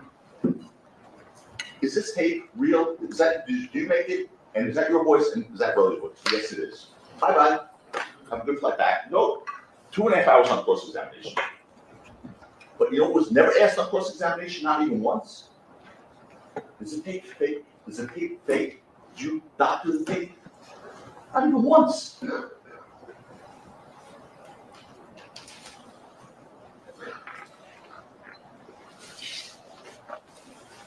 By the way, the tape they spent, I don't know, the portion of the summation playing for you yesterday, we provided to them. We provided them that tape. That they think so helpful to them. They know those tapes are dead. Dead to their case. First of all, their main witness once again committed perjury on a most important issue in this case. Those are fake. Not a clown. Those tapes are death to Relli's claim and his credibility in their case. As well as Jimmy made clear that anything but fake, you heard Relli tell him that you ask for a bag without a lawyer, bro, it's called extortion. You know what I'm saying? You ask for a bag without a lawyer, bro, it's called extortion. You feel me? But that's exactly You what do everything accordingly. That's exactly what Relli did. Because he didn't have a lawyer until November 8th, 2021. After he already tried to ask for money from Rocky and his manager. And after Relli lied about what he just told Wallace and Jimmy, we called Mrs. Jimmy just to establish the authenticity of those recordings. Nothing more. He knew nothing about this case. And because of the evidentiary rules, we were only allowed to ask Mrs. Jimmy about statements that Relli denied making. No, that is untrue. So we had those 5 questions that we had asked him. Did he say this? Did he say this? Did he say this? That's the prosecution played other parts of the recordings afterwards. And it was not a gotcha moment. We gave him those tapes. At the time of their discussions, remember this, the Wallace and Jimmy discussions, that was in 2022, after Rocky's arrest already, after he filed his civil suit. Well, they were about the events of November 6, 2021. There were of no significance at all what Relli said to him at that point regarding November 6th at all, because he had already been arrested, Rocky. Relli had already been telling his story for months. His fabricated story for months. So that he said it to Wally on a tape makes it more true. If you tell a lie 100 times, it doesn't make it more true. So in an effort to give weight to that story about the incident, those recordings, they played. Rocky was already arrested and he already had a civil suit. been permanent disabilities from a bullet wound, and he needs $30 million. That was his story by then. Big deal, he said to Wally, in part. He still had no qualms lying to Wally at all on those recordings. When it suited him, of course, telling Wally that he was a millionaire and he made Rocky's career. That was on those recordings too. That wasn't true, neither of those things. But when Relli didn't lie about, however, what he didn't lie was about his intention to pay Rocky's money, which is why he falsely said the recordings were fake. He knew what was coming. And he just said, if I say they're fake, they can't play it. They're fake, get those away from me. Tell the audience, get away from me. So Wally Skinner was an IP guy who came for one reason, authenticate tape, period, end of story.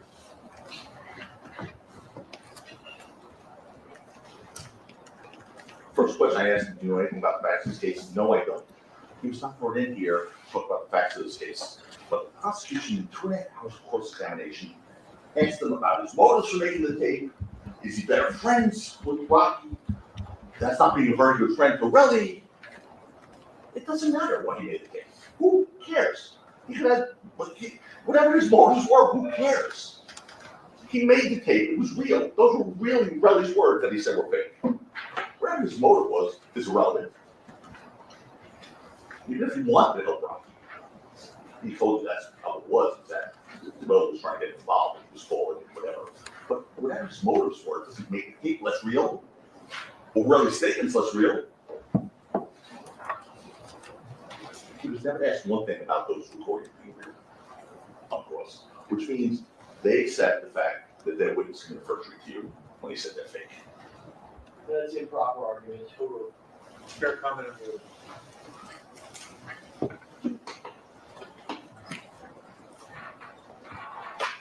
That should be offensive to anyone, especially to you, the jury, trying to make a decision of such importance in this case. It's a lot on your shoulders. That should be, you should be offended by that, I would say.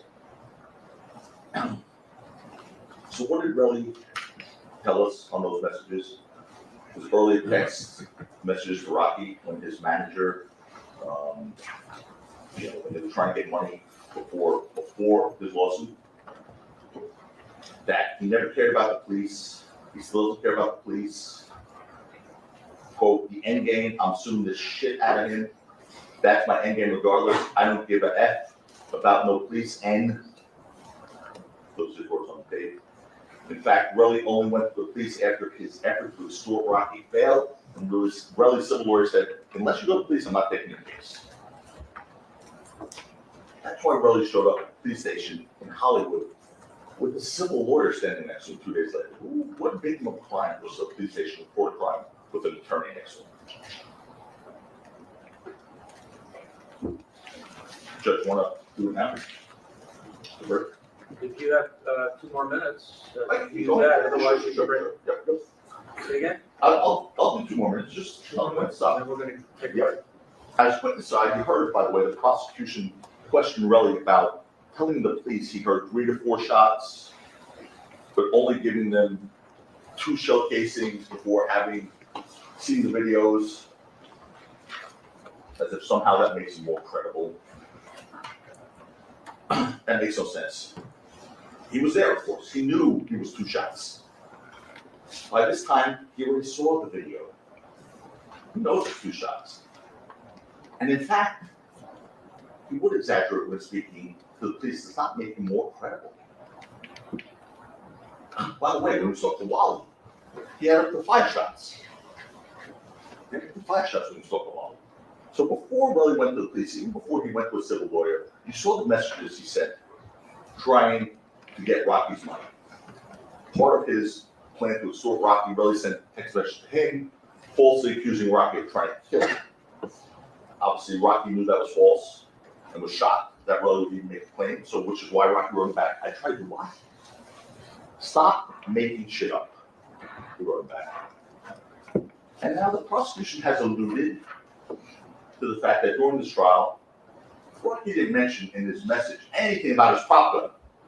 They don't consider one thing, though, about that. They don't consider one thing. Unlike Relli, Rocky didn't have a reason at the time he sent that message about stop making shit up.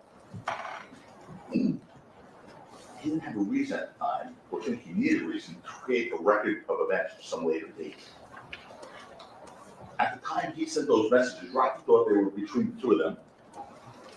And he knew why Relli understood his claim wasn't true, because it wasn't true. Rocky didn't shoot him and was aware that Relli knew he didn't shoot him because a shotgun doesn't shoot bullets. A STAR pistol doesn't shoot bullets. Yes, sir. Stop. Okay. You want to finish the thought? If I could, just a thought. Finish the thought, and then we'll take it from And there. then it's a perfect place to take it. And that's why after learning soon thereafter that Relli was contacting his manager trying to extort money from him, Rocky was done communicating with Relli. He stopped answering completely and said, go to the police. And what kind of person tells someone to go to the police if they know they've been in a crime? Your Honor, I could resume from here and we come back. All right, we'll take a break until 11 o'clock, folks. Please don't discuss the case amongst yourselves or anybody else. And we'll see you in 15 minutes.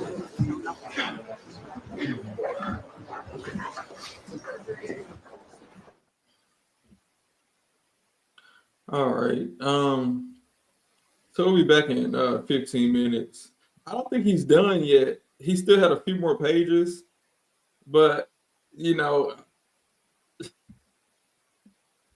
Joe, we've been giving you some leeway, but it's about time to start wrapping it up.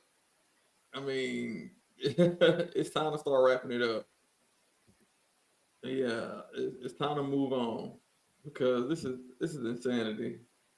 Hold on, I think we're going back to the courtroom. Let's see what they're saying. I think we're a few seconds delayed here. Let's see. The prosecutor's going to be complaining. Let's see. Do not mention. Here we go. Unequivocally. Do not mention the prosecution's verdict. Here's a quote. On an objection, you overrule it. The prosecution accepts their witness committing perjury. It's improper. It's unethical. You said you're not going to tolerate it, and I object. And you make it clear to the jury that my objection you find annoying. It's very clear that the tone that we get when we make an objection that should be sustained is, what are you doing? That's what was said. You specifically Lower your voice and don't yell at me. I told you before, I'll listen to what you say, speak in a normal tone of voice. Judge, we're doing the best we can to make sure that this trial is ethically conducted. They have repeatedly, I've objected, you told them it's improper. You've overruled repeated objections where they are saying improper things. He just said a moment ago, this is a direct quote, the prosecution accepts their witness committing perjury. I object. You respond, that's appropriate comment on the evidence. It is not appropriate comment on the evidence, Your Honor. I don't know if you didn't hear it. I didn't hear that. So, Judge, What I heard, I could have been wrong, what I heard was that Mr. Tacopina was describing Relli as committing perjury. Judge, that's a direct quote. The direct quote was, the prosecution accepts their witness committing perjury. Here's another. Relli committed extortion. There is no legal. Do you think the jury's going to ask for what the legal distortion is? Your Honor. Forcing someone to pay money, that is, quote, extortion. Your Honor. Forget, go on to something else. Your Honor, I want to make my record. I mean, you're going to do what you're going to do, but I have a right to make my record. No lawyer can get up here. No lawyer can get up here and tell the jury that a crime has been committed when there is no instruction on that crime. When in fact, Your Honor, that's not the legal definition of extortion. We've objected, and the court again is basically telling me, don't worry about it, it doesn't matter. Your Honor, it does matter. After a while, when there are so many of these things, they add up. And when the court is saying, well, what they don't care about it. No, I didn't say they don't care Well, about it. it seems, Your Honor, it's improper argument. And the problem is. I don't agree with you. I think using the word, quote, extortion to describe the conduct is not improper. I think it's fair comment on the evidence. You, in your rebuttal argument, you can say it wasn't extortion. Your You Honor, can address it. Your Honor, the bigger issue, as I said, is the court repeatedly told them, do not connect the prosecution to committing crime. I'll tell you what, I didn't hear that. I'm going to ask Kathy for the exact quote. If that's what was said I'm gonna sustain your objection, and I will apologize for overruling. Judge, can I respond, please, on that one issue, not Yeah. everything else you said. What I said was, and I agree with what I said, but understand the context of it, okay? I didn't say this is more perfect, I didn't say it yesterday, I didn't say it today. The one thing I said, and it was very common, was the prosecution accepts that witness committed perjury. And what I mean by that is in regards to one thing, and it's indisputable, Your Honor. It was regarding Relli saying the tape was fake. The tape was fake. They got up, cross-examined Mr. Sajemi, did not ask him if the tape was fake or not, okay? They then put up transcripts of that tape recording with attributions to Mr. Ephron. So that means by that, just by that very fact, they accept the fact that he committed perjury. I'm not saying they support it, but they accept that that witness committed perjury. They have to. Let me finish. There's no other way for them to move forward unless they say that wasn't perjury, but it was because he said that was fake. We know it wasn't fake, it was real, that was perjury. So by then moving forward with it, arguing that the tape is important for the prosecution, that Ephron said these things, that when they cross-examined Sajemi, that wasn't being a good friend to Ephron because he made a tape. All that is doing is, I didn't say it's a warning, it's different. I would never say that, I didn't say it yesterday. What it is doing is accepting it, because they didn't say, we have an issue with this witness, he's committed perjury. I said they accepted their witnesses committing perjury. That witness committing perjury on that one issue. That's very common, Your Honor. It's not inappropriate. It wasn't disparaging counsel. I didn't say Mr. Lewin. I just said they accepted, and that is true. That there's no other way around it. It is not fair comment, it is completely unethical. Oh, I agree with you. So, Your Honor. I agree with you. What's frightening is Mr. Tacchini just stood up here and basically defended, he said, yeah, I said it, but I can say it. He doesn't know or care about the law. That is clear. And Your Honor, when it's happened 25 times in this trial, with the hiding of evidence, with the late discovery, and with repeated, you told counsel before we started, do not disparage the other side. I said yesterday, you argue what you want about witnesses. You say a witness lied. Unethical. It is immoral, and it's not professional. And again, Your Honor, the fact that he is getting up here saying, well, yeah, I said it, here's why, just demonstrates again, he doesn't know the law or doesn't care. You're disparaging him, right?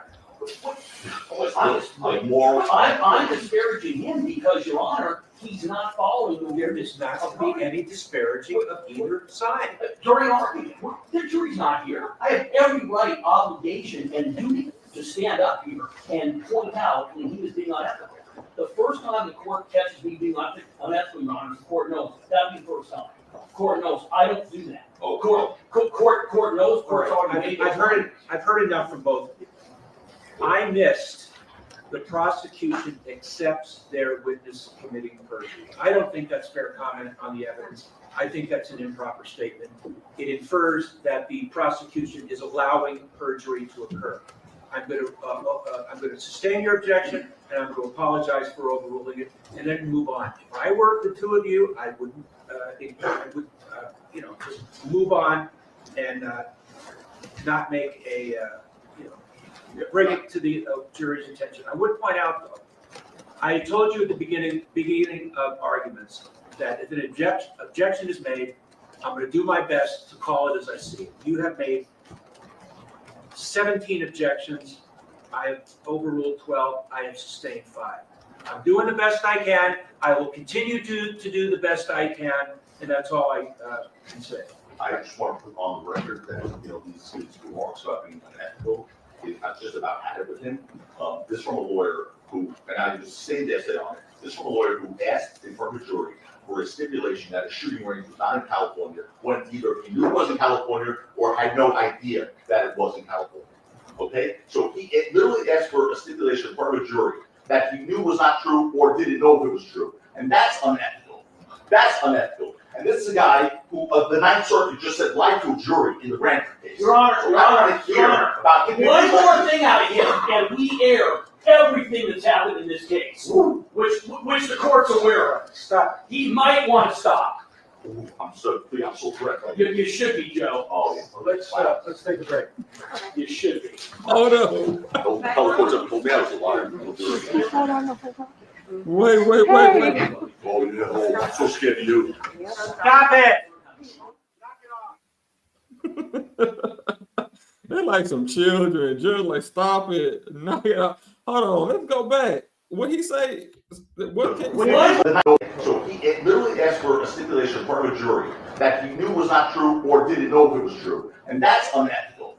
That's unethical. And this is a guy who, the Ninth Circuit just said lied to a jury in the Brantford case. Your Honor. Oh, wow. So apparently the appeals court in the Ninth Circuit said that this prosecutor lied to a jury. And apparently that may not be his first time lying, because, you know, he's suspected of lying under oath about taking a trip to New York to go be with somebody else's wife. So, I mean, you know, hey, Joe is saying, if we're going to talk about it, we're going to talk about it all. Let's talk that law. Come on, Joe. Get him, Joe. And this is a guy who, the Ninth Circuit just said lied to a jury in the Brantford case. Your Honor, So Your I Honor, want to Your hear Honor. about One more thing out of him, and we air everything that's happened in this case, which the court's aware of. Stop. He might want to stop. I'm so threatened. You should be, Joe. Oh, Let's take a break. You should be. don't tell the court that told me I was a liar. Hey. Oh, yeah, oh, I'm so scared of you. Stop it. Come on, camera people. What y'all doing? Y'all need to keep the audio on at least so we can see what's going on in the court. He said, oh, I'm so scared of you. Oh, yeah.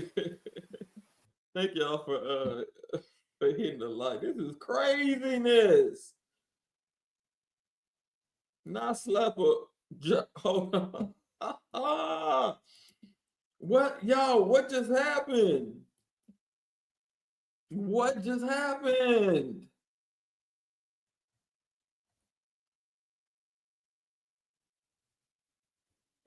Man, listen.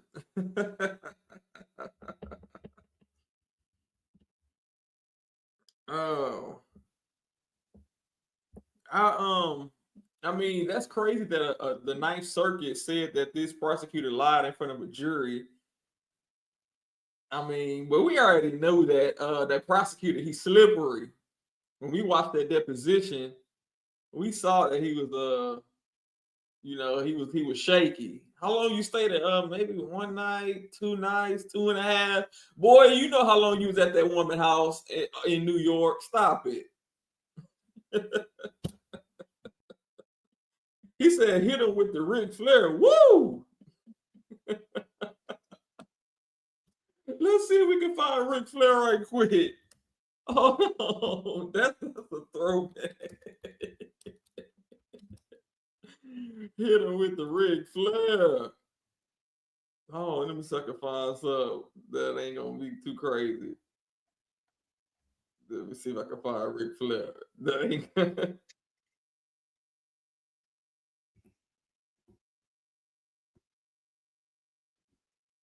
Oh no, they got music on. Let me find one that ain't got music in the background.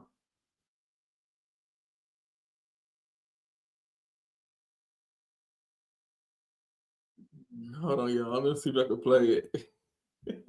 Hold up.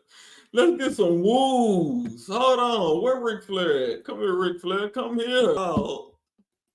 He said YouTube gonna flag it. Well, you done told him to flag it now.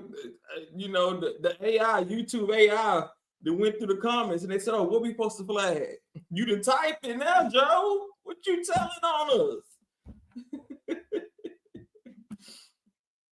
Oh my God. Oh my God. They said the drugs were different in the 80s and the early. Not had to be. Must have been.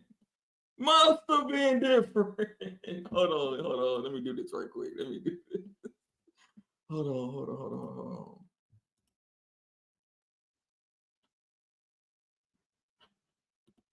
on. Let me see.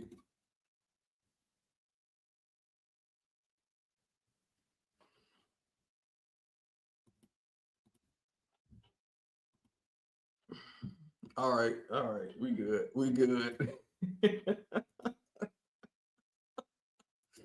That's wild. They were period. Wasn't no cutting. It wasn't no mixing.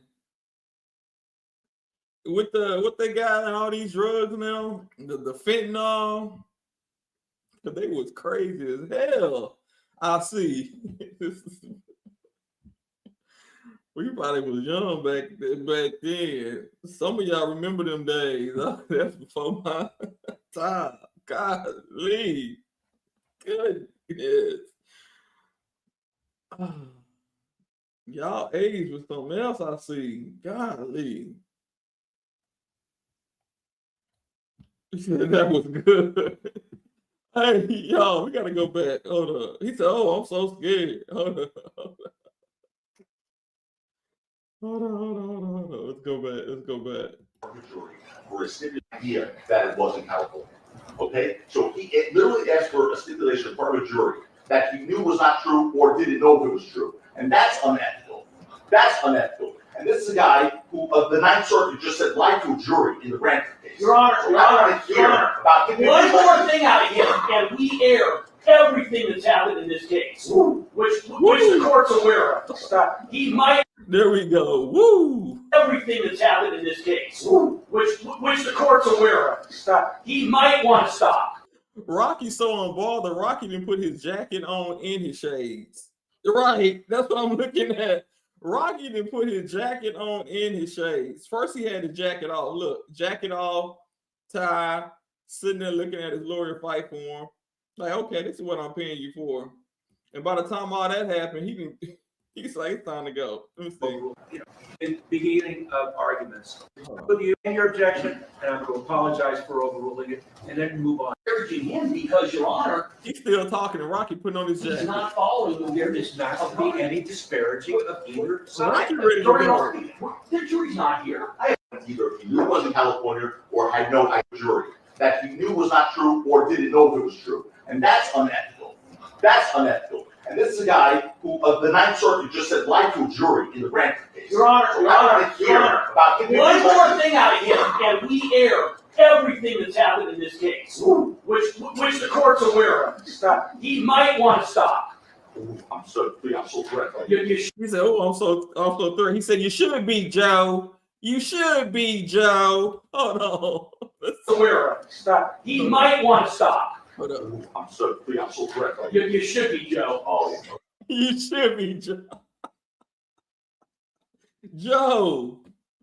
Joe, where you at, Joe? Joe Telly. He said, "You should be, Joe. You should be."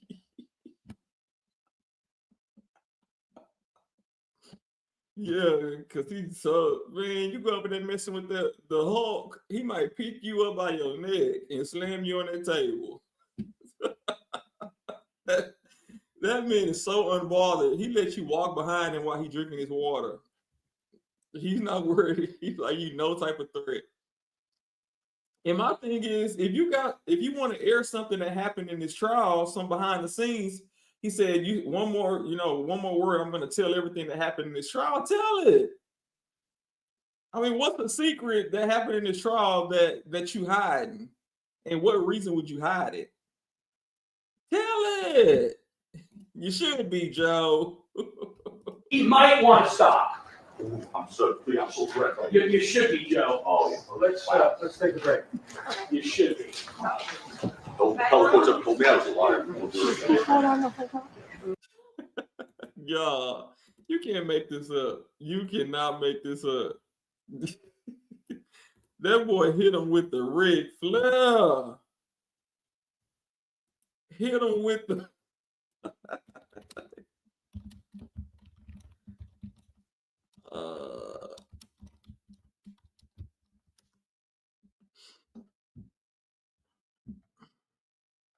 Matter of fact, don't wait, what's that man's name? Let me see if I can find it real quick.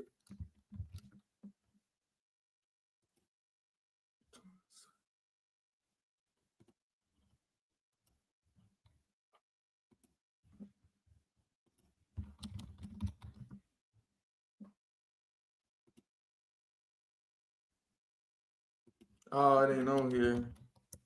It ain't on here, y'all. Man, okay. It ain't on here. So this is crazy. Fireworks for sure. I think that Joe needs to go ahead and start wrapping it up. You made your point. We know Reddy's a liar. We know he's committed perjury on the stand. He's an extortionist trying to get money. We know all of that. You played the videos of him saying that Rocky defended himself with self-defense. We know. Now you got Lewin worked up, so Lewin's finna go crazy. And somebody said it's already 7:30 where they at in France. it's already 7:30 in France. So you about to have a long day because I don't know if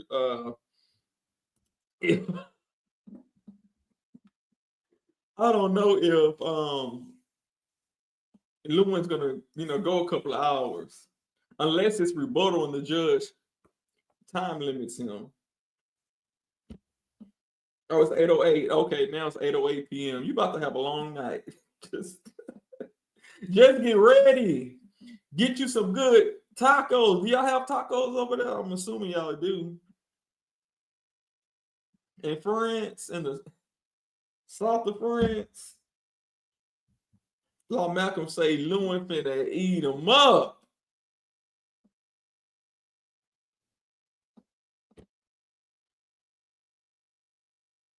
Oh, he said, yes, like yesterday. Yes, we have. Oh, you already had some tacos yesterday. Okay. He's like, what you mean? Do we have tacos? Y'all Americans ain't the only ones that got stuff. Y'all think y'all invented everything. Yeah, we got them. Come on. Oh, man. It's all fun. Oh, it's Taco Thursday in France. Wait, the third? Oh, y'all a day behind us.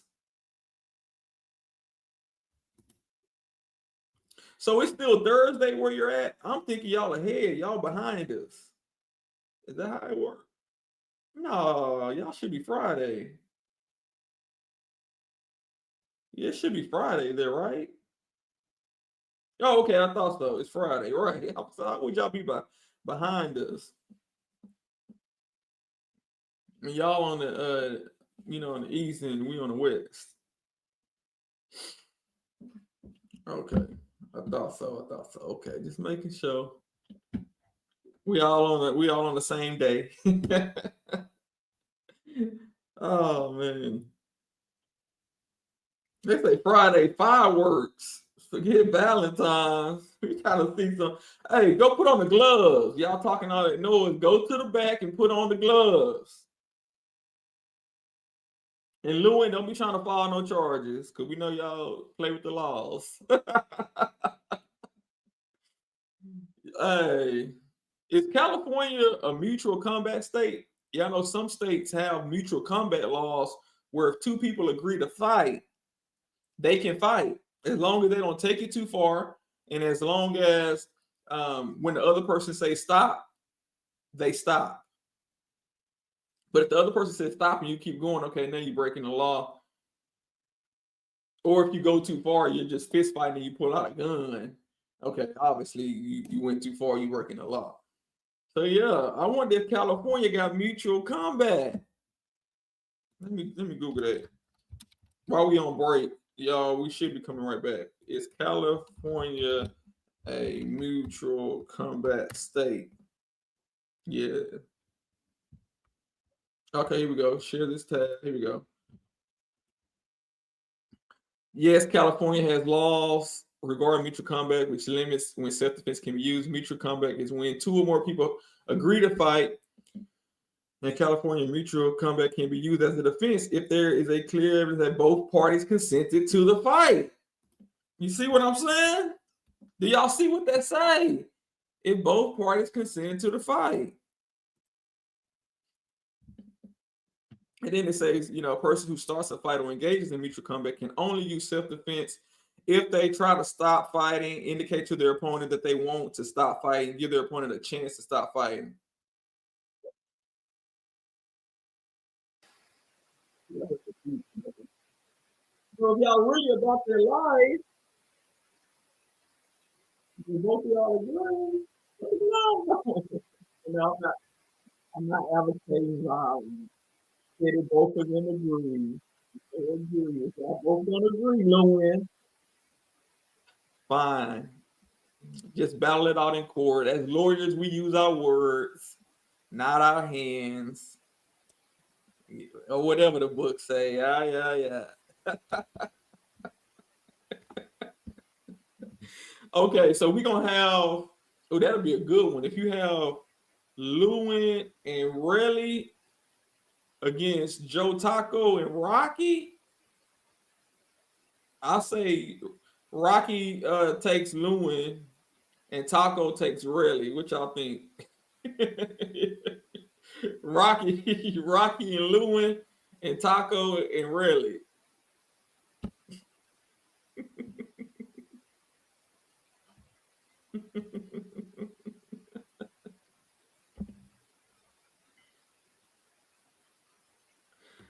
Well, not necessarily. I mean, you have to.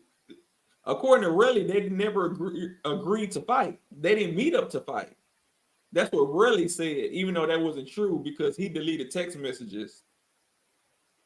I mean, but when you tell somebody you been the P word, and he's calling them gay and all type of stuff, clearly he knew he was going to go fight that man.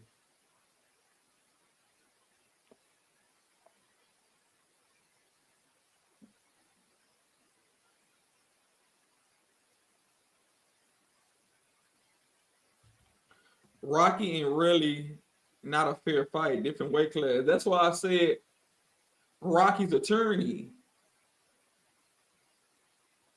Taco and Relli, and then Rocky can just handle Lewin, the lawyer. Taco and Relli.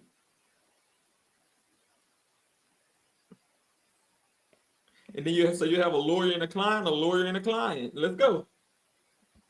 Y'all, we waiting for the court to come back. Let me see. Are we fast forward? Okay, here we go. I want to tell you that when I make a mistake, I own it. I have no problem admitting when I made a mistake, and I made a mistake, and I'm going to tell you what the mistake was. Mr. Tapatita mentioned, and I missed this, the prosecution accepts their witness committing perjury. I missed that. There was an objection. I overruled it. I didn't hear the whole statement. I'm not accusing anybody of doing it proper, but that statement puts the prosecutors in an unfair light, and that was improper. I overruled the objection. I should have sustained it. I don't want any side being disparaged or being put in a false light. So I made that mistake. I own it. I apologize. Let's move on. Thank you. Two things. One, by the way, I realized something. I said before that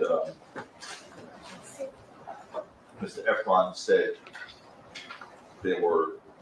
he'd seen the video previously when he said there were 2 shots.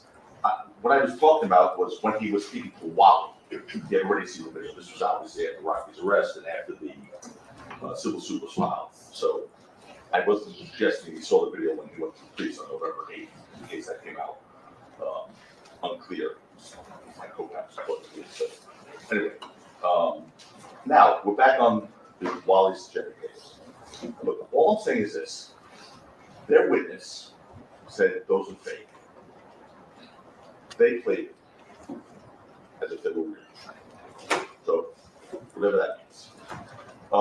But here, I'm going to go back to the crux of the Wallace and Jennings case, what we were allowed to play because they impeached the testimony of Ephron. And what I argued to you, and I'll say again, is the only crime that was proven here was relative extortion. He heard it from his own mouth. And he boasted to Mrs. Jennings that he was getting $30 million. He said, I already know I'm getting 30 M's. And I told you at the beginning of this case, I said in the opening, that there would be clear evidence of extortion, and here it is.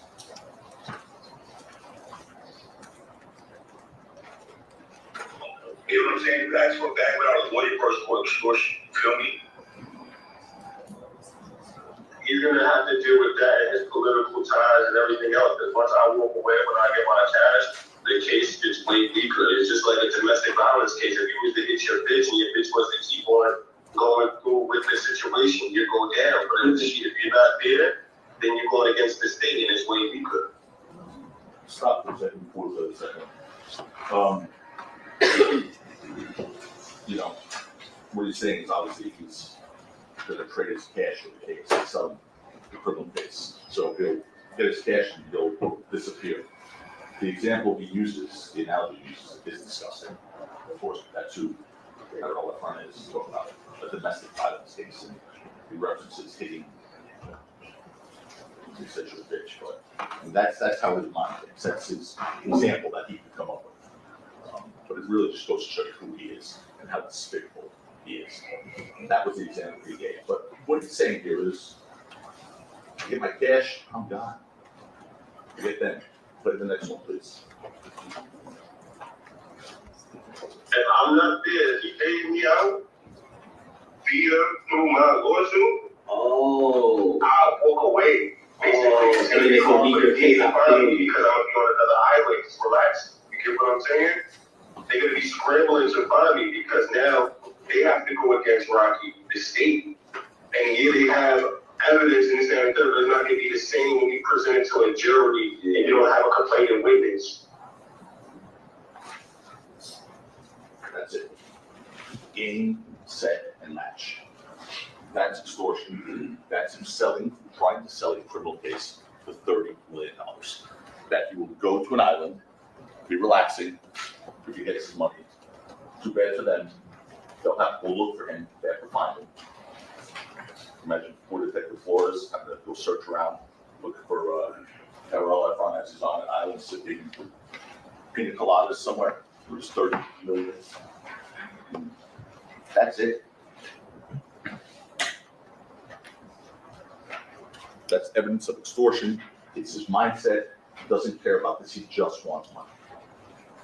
And you're his vehicle. The only reason, and by the way, this transcript's a little tough to read, I think, because I can't see it, but you'll have to go back with you and you'll have the transcripts. But again, remember, the only reason he's not on some island somewhere relaxing, and we're all here in the schoolroom, is because Rocky refused to be a victim of his extortion demands. It's that simple. And that's why he's using this trial, really, using these prosecutors. Now he's trying to use you to get him his money. Because he knows that a conviction here will get him what he really wants in this case. That's it. This isn't about justice for him. It's about a payout and a payback. My last quote of some of the greats in our history, which I love using some of the words of our founding fathers, Thomas Jefferson, said an ancient friend is the bitterest of foes. We saw that come here, live and in color. Lest there be any questions about his true intentions, consider this. He sent an article, you heard this testimony, to Wally Sajani on December 24th, 2024, just before this trial started, entitled, Rihanna Fears Heartbreaking Consequence of A$AP Rocky's Trial. And he sent it with a smiley face. A smiley face. This parasite is happy. If he can hurt that family, that woman, and her family, by sending a smiley face, like that's funny. That's funny. Because she fears the heartbreaking consequence of this trial. So he doesn't care about this trial, he just wants his money, he wants to be an idle relaxing, and he's laughing and mocking what he can do to Rihanna family.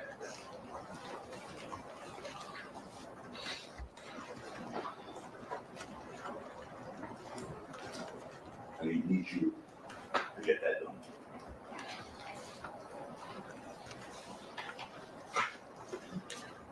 His and gentlemen, the prosecution has not proven this case up by a long shot. It's not even, this literally, I'm not telling you what to do, this can be 5 minutes further. You take as much time as you need. I'm not trying to impede on your promise. The only thing proven beyond reasonable doubt is that this Relli is a pathological liar, a perjurer, and extortionist. That's proven beyond reasonable doubt.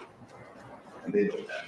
They know that because they asked Nicholas Flores the question that I just never heard. I used to be a prosecutor. It was a question that they asked. That's improper argument. Sustain, Withdraw, but withdraw. they know it's perjury. Sustain. He used to be a prosecutor, Your Honor. It's not part of the evidence. What was the statement? What? I'm sorry, what was the statement, sir? What was the statement? I didn't, what part? That they know it's perjury. I didn't say they knew. I didn't say they. I said what was proven beyond reasonable doubt, because he's pathological liar, a perjurer, and source. Didn't say they knew. I understand the court's rulings. Where we objected regarding him discussing him being prosecuted. Okay. Oh, yeah, All right. So anyway, sustain the best. what they know, they asked Detective Flores this question. Would you agree, Detective Flores, that you don't need Mr. Ephron's truthful testimony to establish a shooting occurred? Well, first of all, you do need it. You do. Remember, after breaking it down with Detective Flores, he made it clear to you that nothing without him. We broke it down with him. We'll show you that transcript in a second. So you definitely need him, but he's just not credible. Why the heck do you think they asked that question? I mean, think about what that question screams out to you in the jury. We don't expect you to believe him, ladies and gentlemen. But it's okay. It's still true. No, it's not okay. No, it's not okay.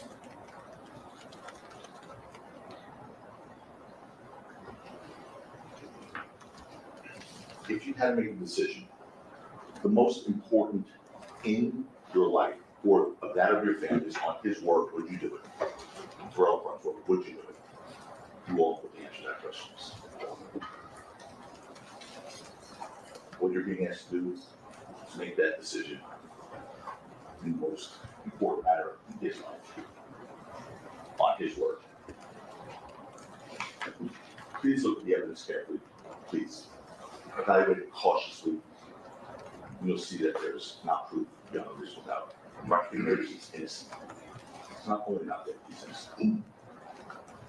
An innocent man's on trial with absolutely no concrete evidence against him, no reliable evidence against him at all. Because he's innocent. He's not the luckiest man for faces, sir. You can't even count the number of lives he told on the road in this case. You can't. He lied directly, lied to your face, he lied on the road over and over, he exaggerated, he ran around answers to try and avoid questions, he verbally assaulted me, he cursed in the courtroom, he threw a water bottle, flexed his muscles, he said he had enough, he was gonna leave. How many does it take for you to know that this case is a fraud? To use Relli's own words, Relli's a fake.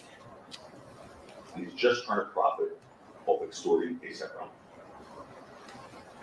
He's just waiting for one thing, your verdict. Then he's got it. And if they come up and say, well, Relli's not on trial, if that thought crosses your mind, it's true, he's not on trial, he should be. He should be. Perjury, extortion. But he's not on trial. But what is on trial is his credibility. His credibility is on trial. And that you have to assess, and you get to assess, you must assess. The trial rises and falls on his word.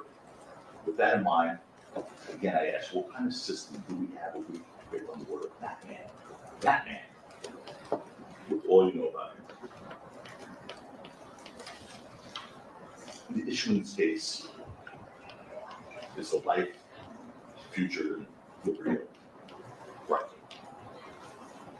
And that's what will be placed in your hands very shortly. And the question to have you before you first said, do you believe Terell Ephron beyond a reasonable doubt? I'm going to keep saying that because it's really what we need to discuss, is beyond a reasonable doubt or not. If you don't, Rocky has to go free. Go on. He has to. Submit upon this testimony you've heard, the perjury you've witnessed, the lies you've seen, the destruction of pieces of evidence you've observed, the fabrication of others, Mr. Ephron's trustworthiness. There's no way in the world that you can find that he's trustworthy beyond the reasonable doubt. There's no way. On the important issues in this case. So once you find out, they lied about everything. They lied about the important issues. And if I can't do that, if anything they said to you, if anything they presented to you caused you to pause or wonder what really happened, if you have a doubt, a reasonable doubt, Rocky must be acquitted. He must be. That's our legal system. You just witnessed extortion demands throughout the trial of Ephron, the lies, the hiding of evidence, the line about being in Los Angeles 2 weeks before this incident, 9 million of the shell casings, on and on and on. And if you think he was lying about these important issues, the prosecution's case fails. Fails. So it's very simple, ladies and gentlemen. If you do not believe Terell Ephron beyond reasonable doubt, he must be acquitted. That's the law.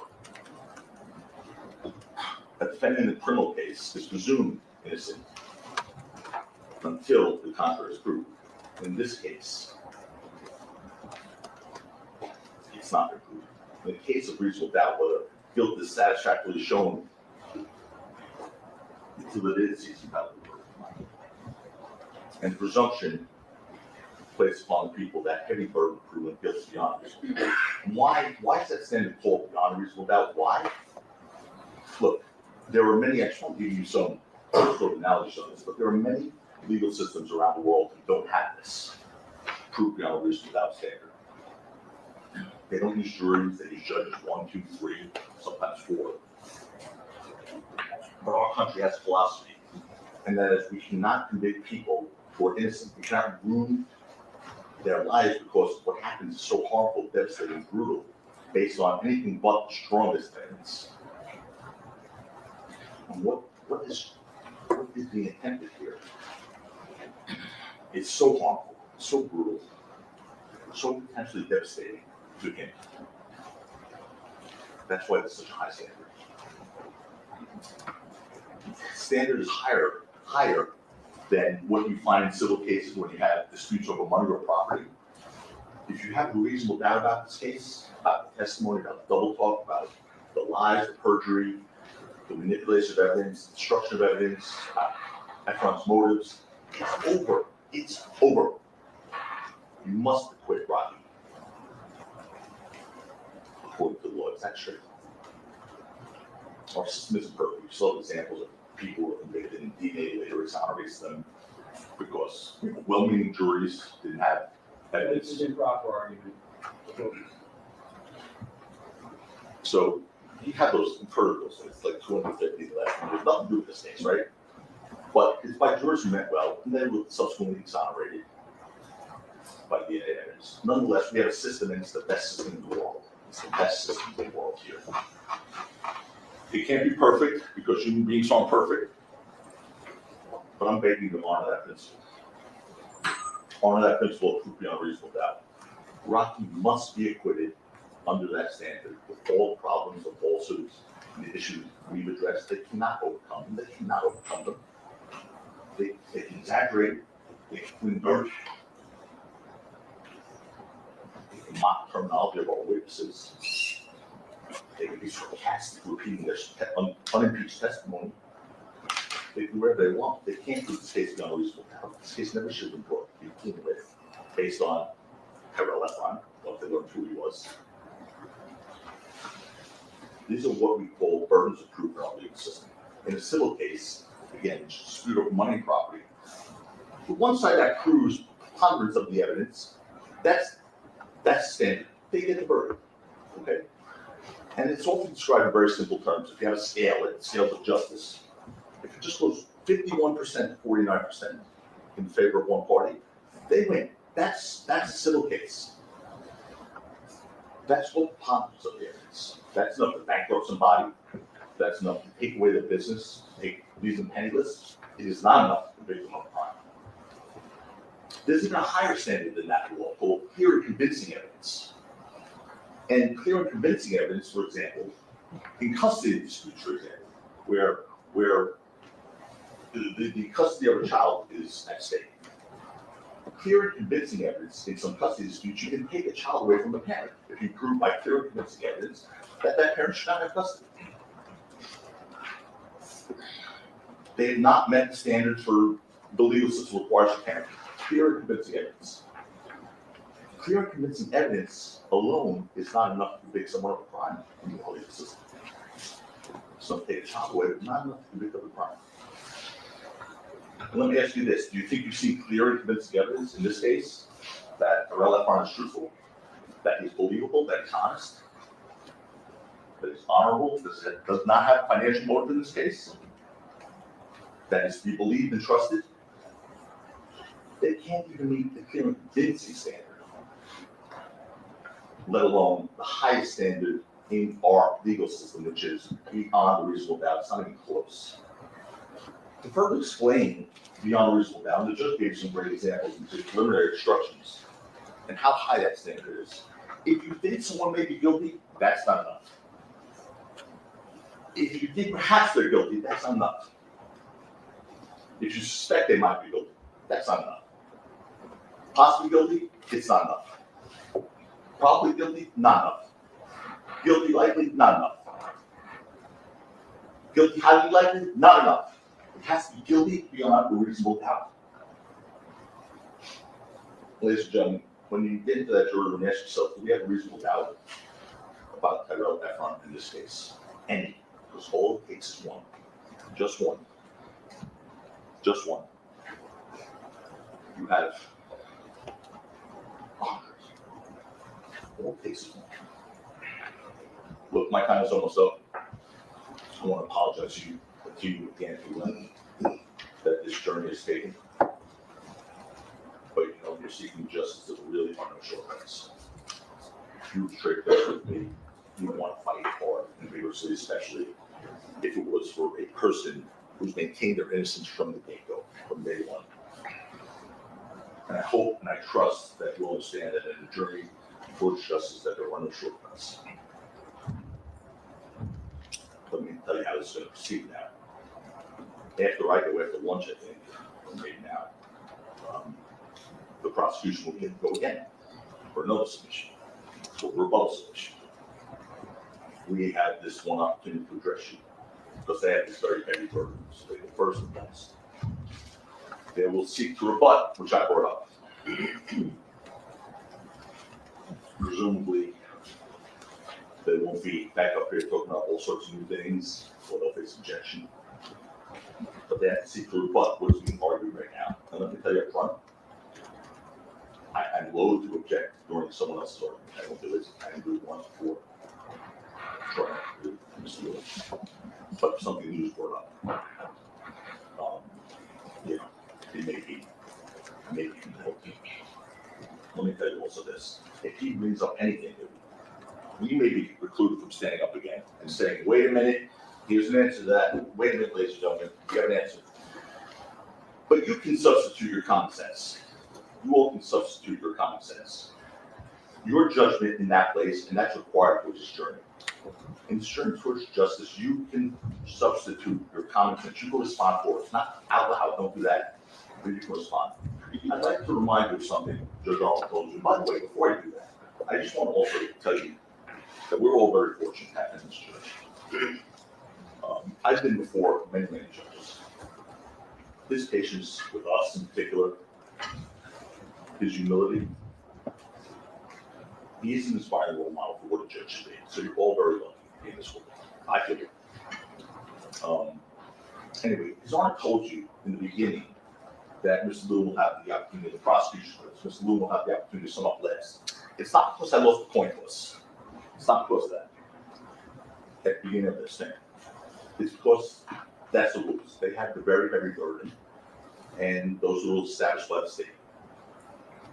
So because they have the heavy burden of proving someone guilty beyond reasonable doubt, they go last, and that's a burden that never shifts to us. We have no burden. When a prosecutor has a particularly weak case like this, which stands or falls on evidence not worthy of belief, they always make some sort of pitch like, oh, the witnesses aren't on trial. I defy them to get up here and convince you that the evidence shows beyond a reasonable doubt that Rocky didn't act in self-defense or defense of another, or that the start of this loop was a real beyond reasonable doubt. I defy them to explain to you why. Watch for attacks on defense, watch for questions posed by him, knowing we're not allowed to respond. The law says you can't respond for me. One other thing I'm going to pose to them right now. Remember yesterday I was telling you about this issue regarding cartridges from a prop gun. Because you heard about prop gun can eject, does eject some sort of a casing.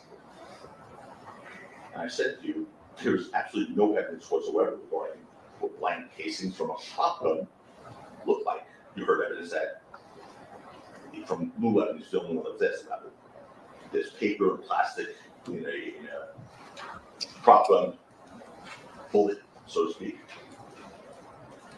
There's no evidence of how far or what direction they would be ejected to from the prop gun, whether they would still be intact or not, be split open. There's no evidence of that in this record at all. And certainly, there's no evidence that they would look anything like something that would be observable by the police, like those silver, shiny, metallic casings from a real firearm. No evidence whatsoever. I was told yesterday there was an objection. I was told I was missing the evidence. I then said, first of all, I don't mistake the evidence, and I challenged the prosecution. If I'm mistaking the evidence today, when they get up, show the jury. Your Honor, this is improper argument. If I mistake the evidence, show the jury when you stand up. That I mistake the evidence, show them the evidence in this record that the cartridges from a prop gun are metal or metallic or anything. Anything. There's no evidence in the record at all. I'm still going to mistake the evidence. They could probably should. Now,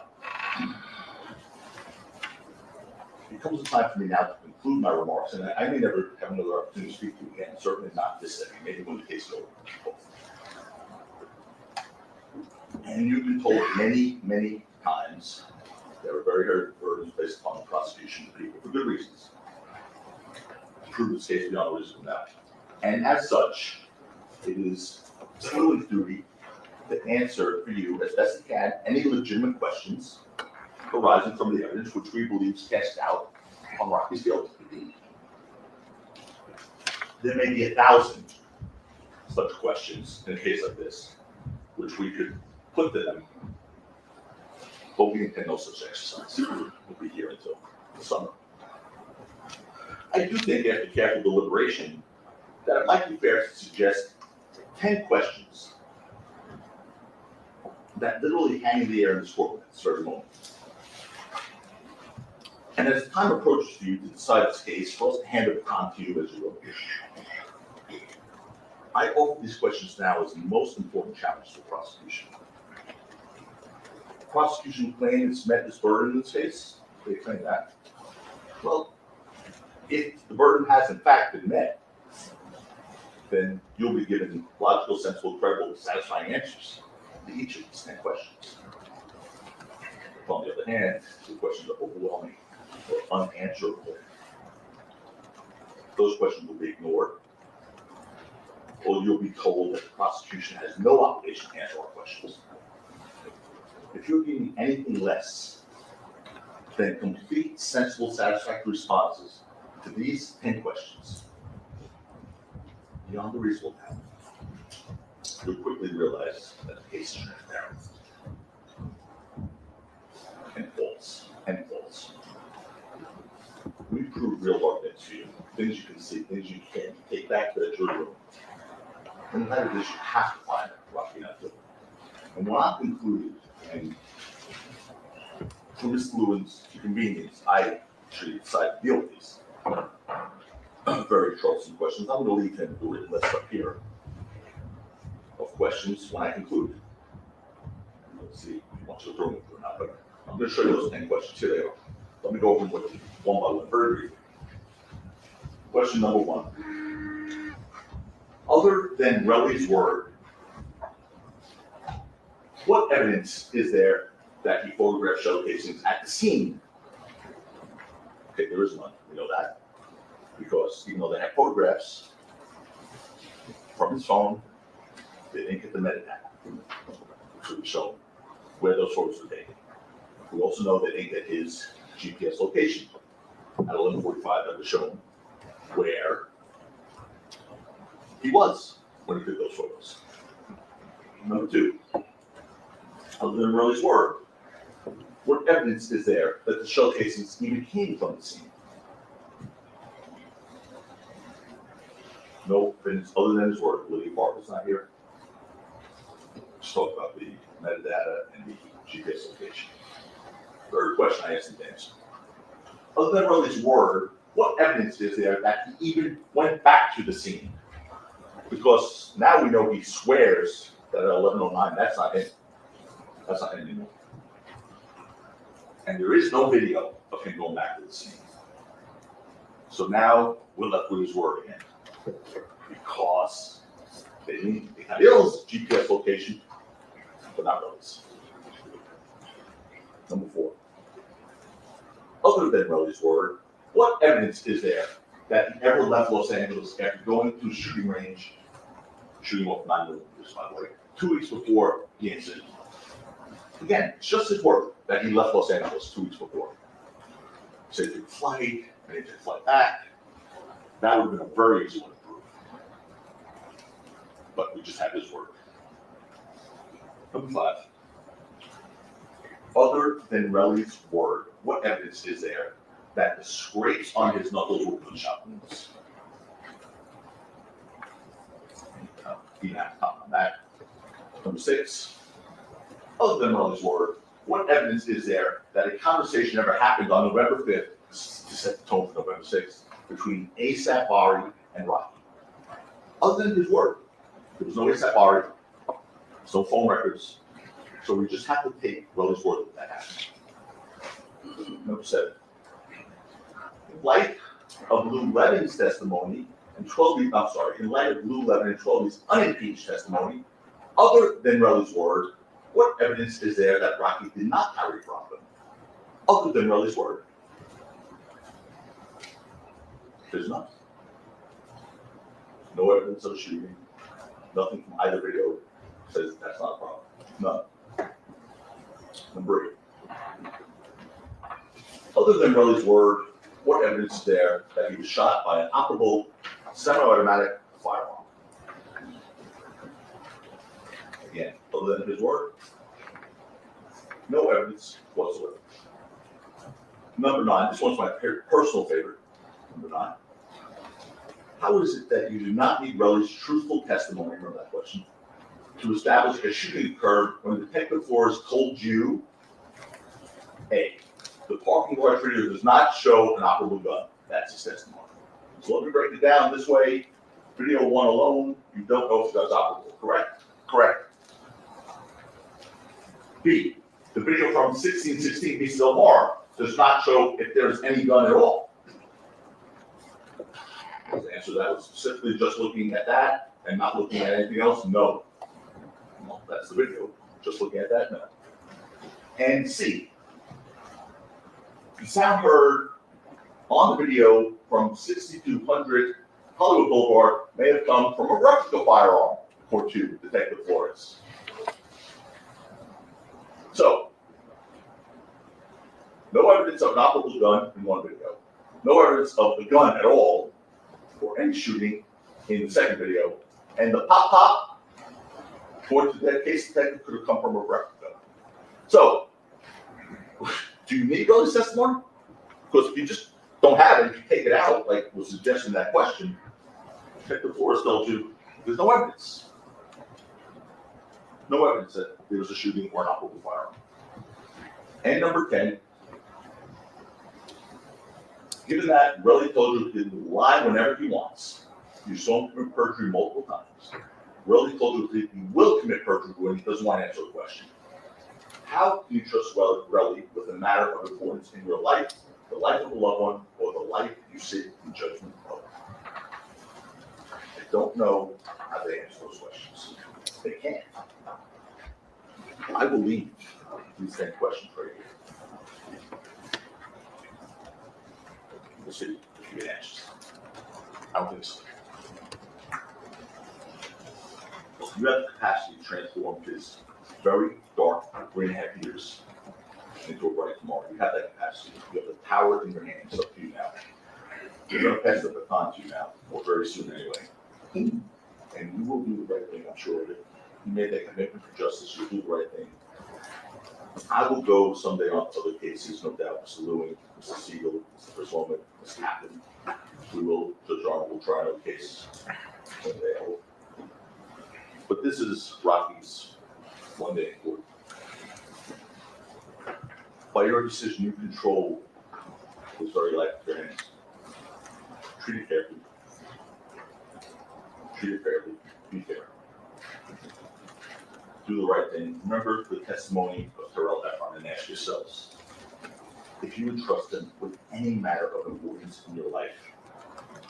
And if the answer is no, you can't trust him with a matter of importance in his life. The case rises and falls just so with him. All you can do is try and give Rocky's life back. Imagine living under despicable accusation 3.5 years, facing what he's facing, knowing he didn't do a thing wrong. It's been my privilege, my absolute privilege, and honor to represent someone that I admire as much as. And I thank his amazing family for their trust.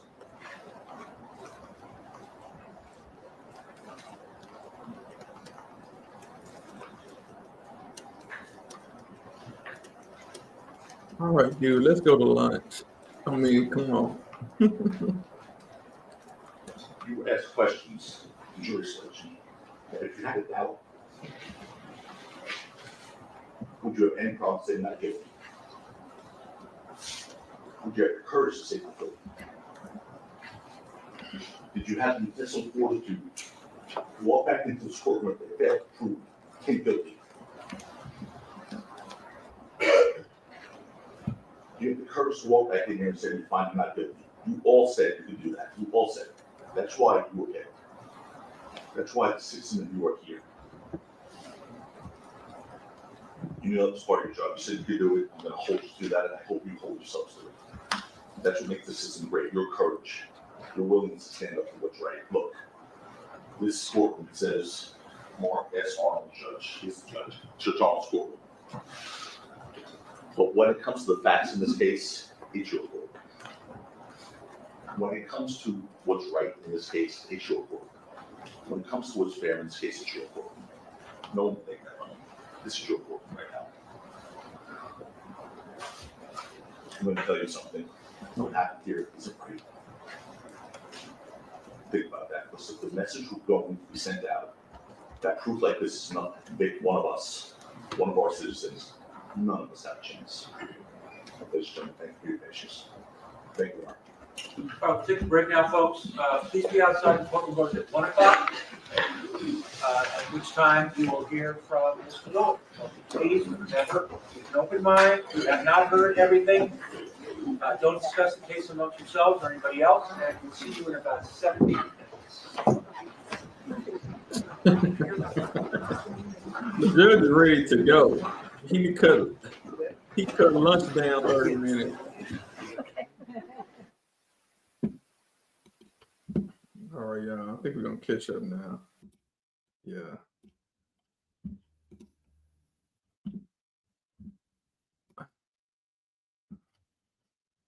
Y'all, what y'all think?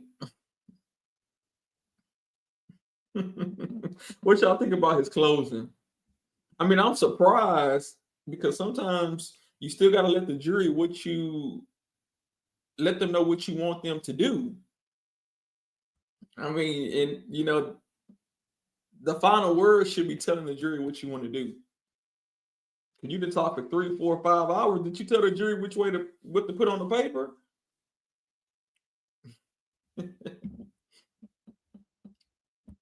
Most lawyers are in, you know, find my client not guilty. But I don't think when he ended, I don't think he said, he just. Court they failed to prove him guilty. You have the courage to walk back in here and say you find him not guilty. You all said you could do that. You all said it. That's why you were there. That's why the citizen of New York here.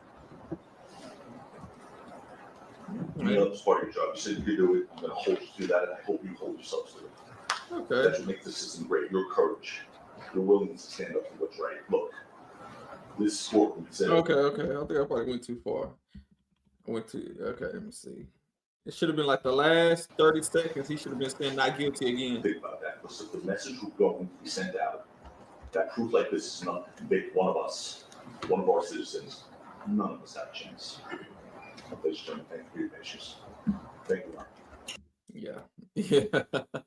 I mean, but overall, I think it was good. It was just too long.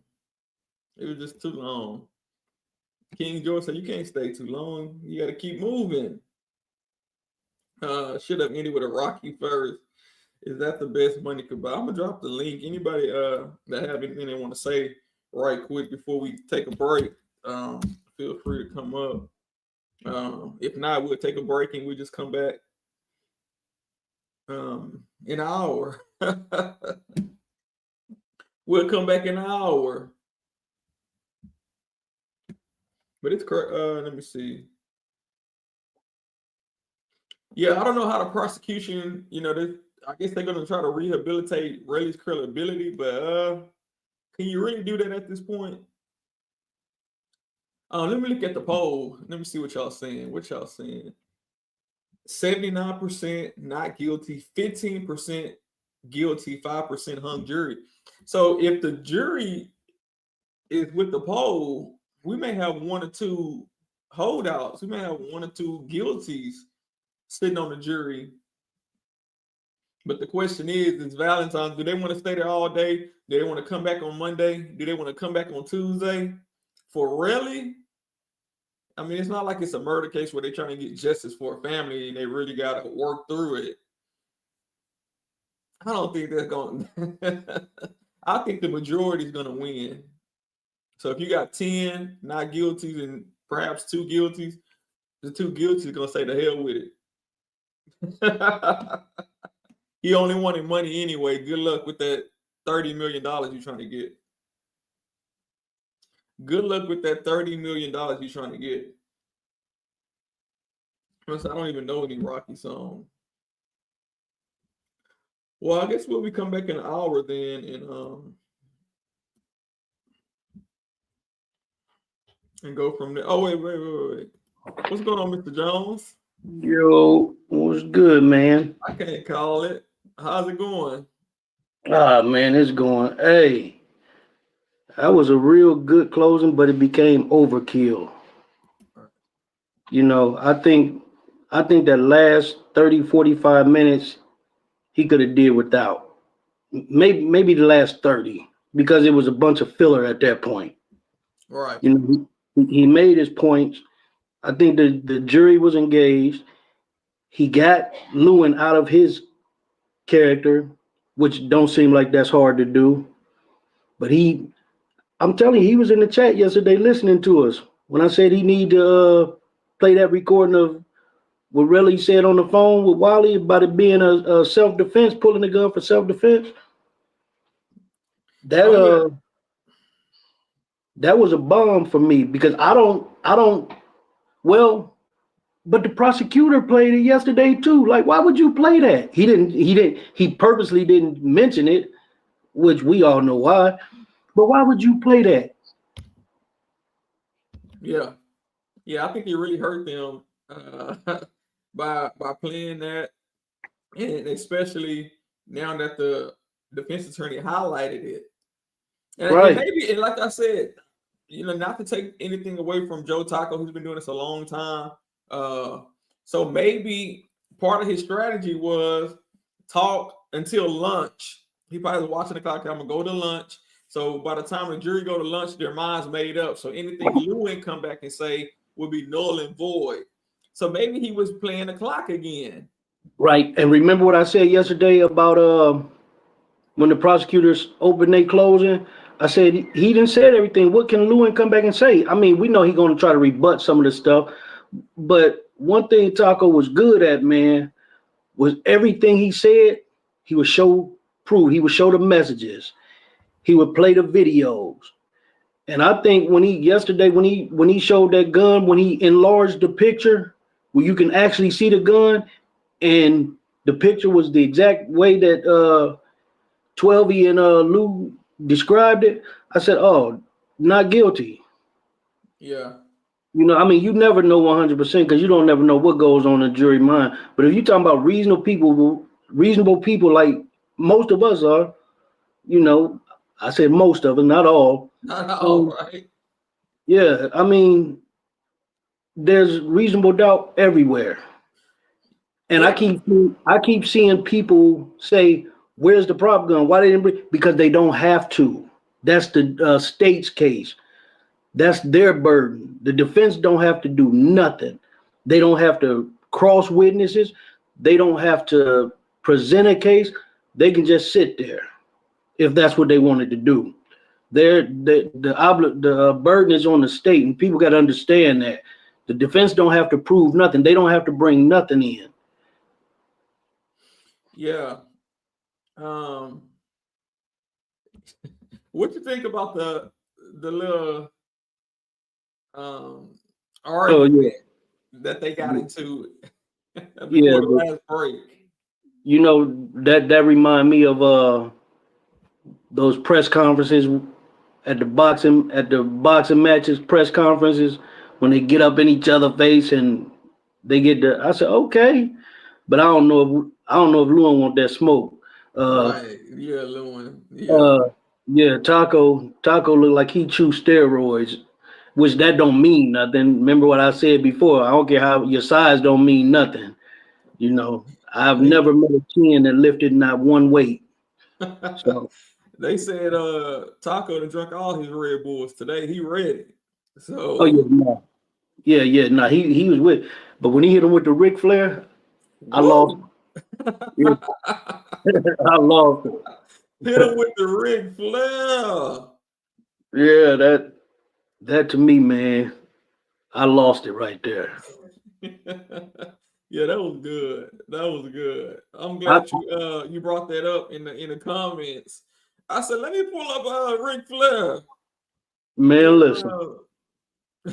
And see what's really going on. Hey, they genuinely don't like each other. Oh yeah. I mean, it's kind of like a love-hate relationship. They don't like each other, but every chance Lewin get, he's touching them, trying to talk to him and then say stuff to him. Like, you know, if that's your enemy, then you know what y'all conversing about. You must be eating some good food. What you might ask what you eating? I haven't even started. Just some baked chicken. Oh, okay. Because I was like, it must be good. No, I haven't even started it, man. Go ahead. Yeah, go ahead. Have your lunch. We got that time, man, because they coming back at 1:00. Right, you got a whole hour. Yeah, you good. Go ahead. You just he only gave him an hour because I know here's the thing I'm gonna say. I can understand why Taco went as long as he did. Even though I say it was overkill and he went too long, I understand because he only get one shot. Prosecutor get 2 shots. Right. So you have to understand his point. Even though, you know, we be like, okay, that's overkill, this, that. You have to look at the whole situation. He only get one shot to tell his story. The prosecutor starts off, then he get to go, then the prosecutor gets to come back and rebut what he said. So yeah, you got to make it. I guess you got to get your money worth. Yeah, somebody said, wait, was that you that said, like, sit down? Rocky should have told him, sit down, I'm not paying you no extra. Oh yeah, nah, that's what I said. Like, cause I at that point I had said, man, it's overkill, it's too much. But I really wasn't thinking about the whole thing because, and it still was a little overkill to me. I think he made his point. I think he hit with the jury. Yeah, and that's why I was just like, man, if I was Rocky, I'd call a sidebar with my attorney and tell him you done enough, man. That's enough. Go sit your down somewhere. What's going on, 7 Streams? Thank you for popping in. Oh my goodness, I couldn't resist today. Of all the days, this is like so crazy. I've never seen two attorneys go at it like pit bulls. It's crazy. Yeah, it's crazy. I think okay, the only thing it. I wanted to say that my takeaway, and I know it's been a lot said today, but when Taco said like a noose around your neck, I just don't understand. Like he did not. When we talk about reading the room, like you're representing a young African American man. Like why? Like I'm so confused. Oh, I didn't hear that. I must have walked away. Yes. When he was talking about really, it was bad, in my opinion. It was just bad. But I just came up to say hi and nice to meet everyone. And I'm nervous for Rocky. I don't know Rocky, but at this point, I don't know what's gonna happen. And to be clear, you kind of was, I won't say against the defense, but did you take issue with his attorney's approach? I remember some of your comments from previous days. Yes, and I feel like we talk about Rihanna and ASAP having all of this money, but like I consider myself regular, but if I was in trouble like this, like we mortgaging the properties, we selling everything. Like I am not going out like that. Like everything got to go. We risking it all. And I don't feel like this was the best attorney for Rocky. Like, it's just like you want somebody to represent you that it's not about like class or whatever, but it's about your demeanor. Like, I just would want somebody that was more like solid and like calm and not so aggressive. And I get that defense attorneys are defending. However, it's just not a good look. And it's California. When we talk about reading the room, we need to read everything. California is not Atlanta. California is not New York or New Jersey or wherever he's accustomed to practicing. So in my opinion, I just would have preferred that Rocky sought out an attorney that was more maybe California based or that is more acclimated with that court, right? And the judges and the prosecutors, just things like that. That's just my opinion. Well, we got to remember, is there some background noise? Is there a radio on? Oh, maybe. I'm off to the state fair, but I just wanted to come up and give my 2 cents. I'll be watching, but we're going to the fair today. But nice to meet you all, and I'll be around. Okay, all right, bye. All right. Okay, bye. You know what, TTL? I was in agreement with her when the case first started because he kind of rubbed me wrong, and I said it. I don't know. I said it on in the chat here, and I said it elsewhere. But I think he did an effective job. But he give me racist vibes because he was so comfortable with throwing out that nigga word. Well, I will say this, that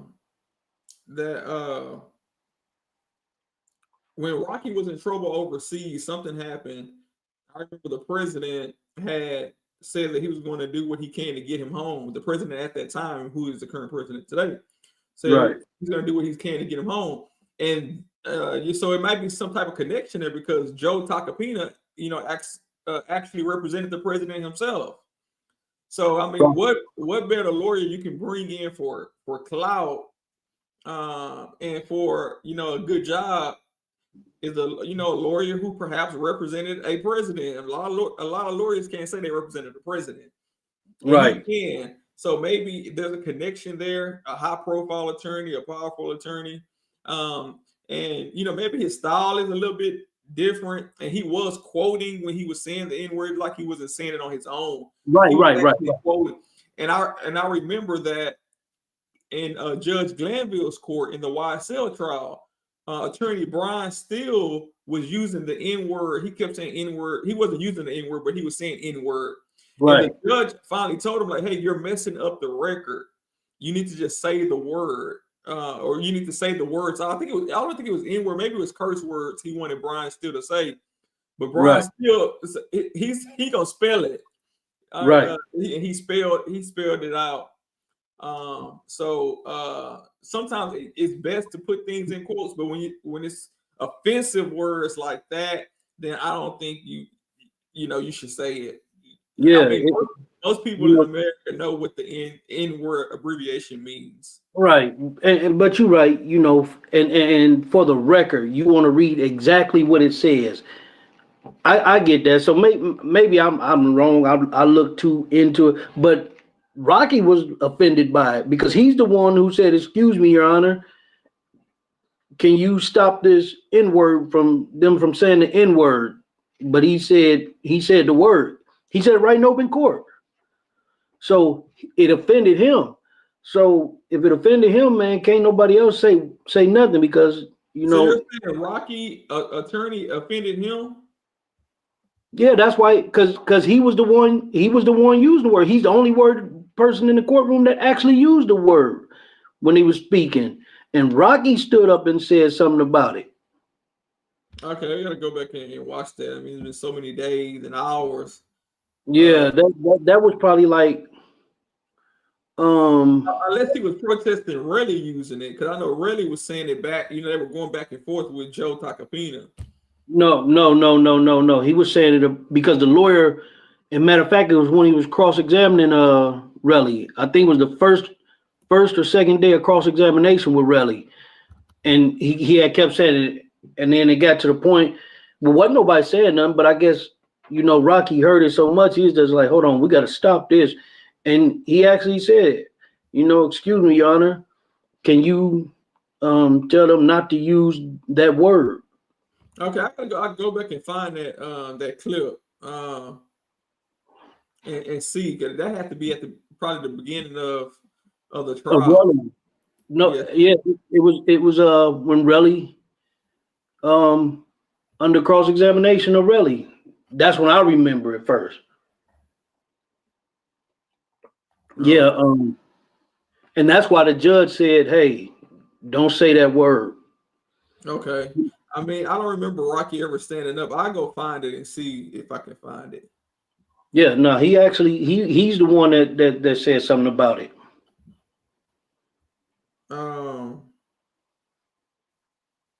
But yeah, I think you still got people that think Rocky guilty. I don't. Yeah, let me look at the poll. Let me see. I believe it was a prop gun, especially after yesterday, right before the day ended. When remember he showed him right there where he had the prop gun in his left hand, and he blew the picture up. He enhanced that picture. See, the prosecution never enhanced nothing. So when they saying something, they saying the video grainy, you can't tell. But he went and blew it up where you can actually see it. Right. That was a smart move. The only thing I question though, TTL, is whether the jury's going to remember everything he said, because he said a lot. Right, and they can always ask for videos to be played and audio to be played. I don't know if they will, but they can. Yeah. Yeah, because most of them might have their mind made up already, one way or the other, whatever it is.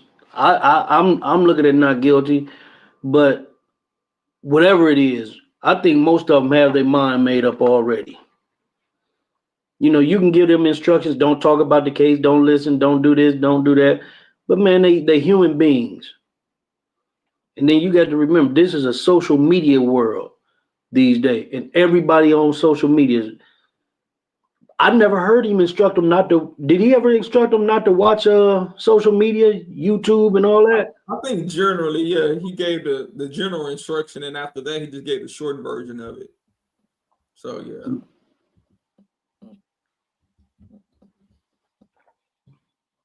Yeah, it's almost impossible, even as a juror, not to see something about it, unless you just don't watch TV, you not on social media or nothing. And how many people can you say that about?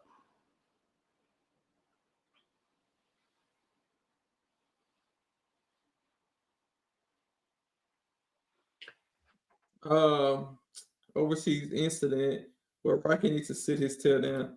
Overseas incident where Rocky needs to sit his tail down too. Then, yeah, I don't know what happened. This was way back when. It was something that happened overseas with Rocky, and I think he was in jail for like 30 days in another country. Somebody in the chat, help me out if y'all know the details about what happened with him. But I know it was something going on. Here's the thing, man. With all these young people, coming from nothing, working their butt off to get somewhere, then they come up and they strike it big.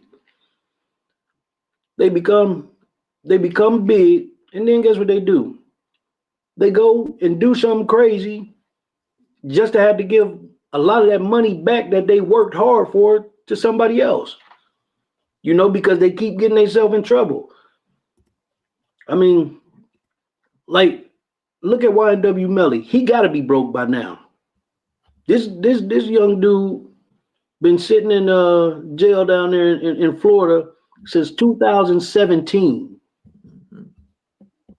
All that money he made, it got to be gone at this point. Yeah, close to it. And Then he already been through one trial. Now he's finna go through another one. I don't care who you are. You got to have mega money, And Seven was saying earlier about with Rocky, and Rocky has a lot of money. I mean, he don't have Rihanna money, but he don't need it. He has his own. He got enough to do what he's doing and still get plenty left. Not counting nobody's pockets, because I don't believe in that. But he's well off. With or without Rihanna, he's well off. So yeah, they don't have to sell nothing because he got it himself.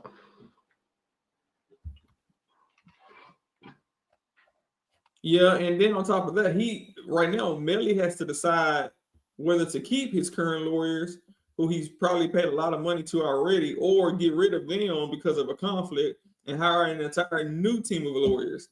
So I know the resources, have to be at least wearing thin or getting lower than what they were 6 or 7 years ago. Right, and then here's something else to remember. If he get rid of those lawyers, that means he got to start all over. He's been through a whole trial already, so much stuff going on. Do you know what the price tag would be for that?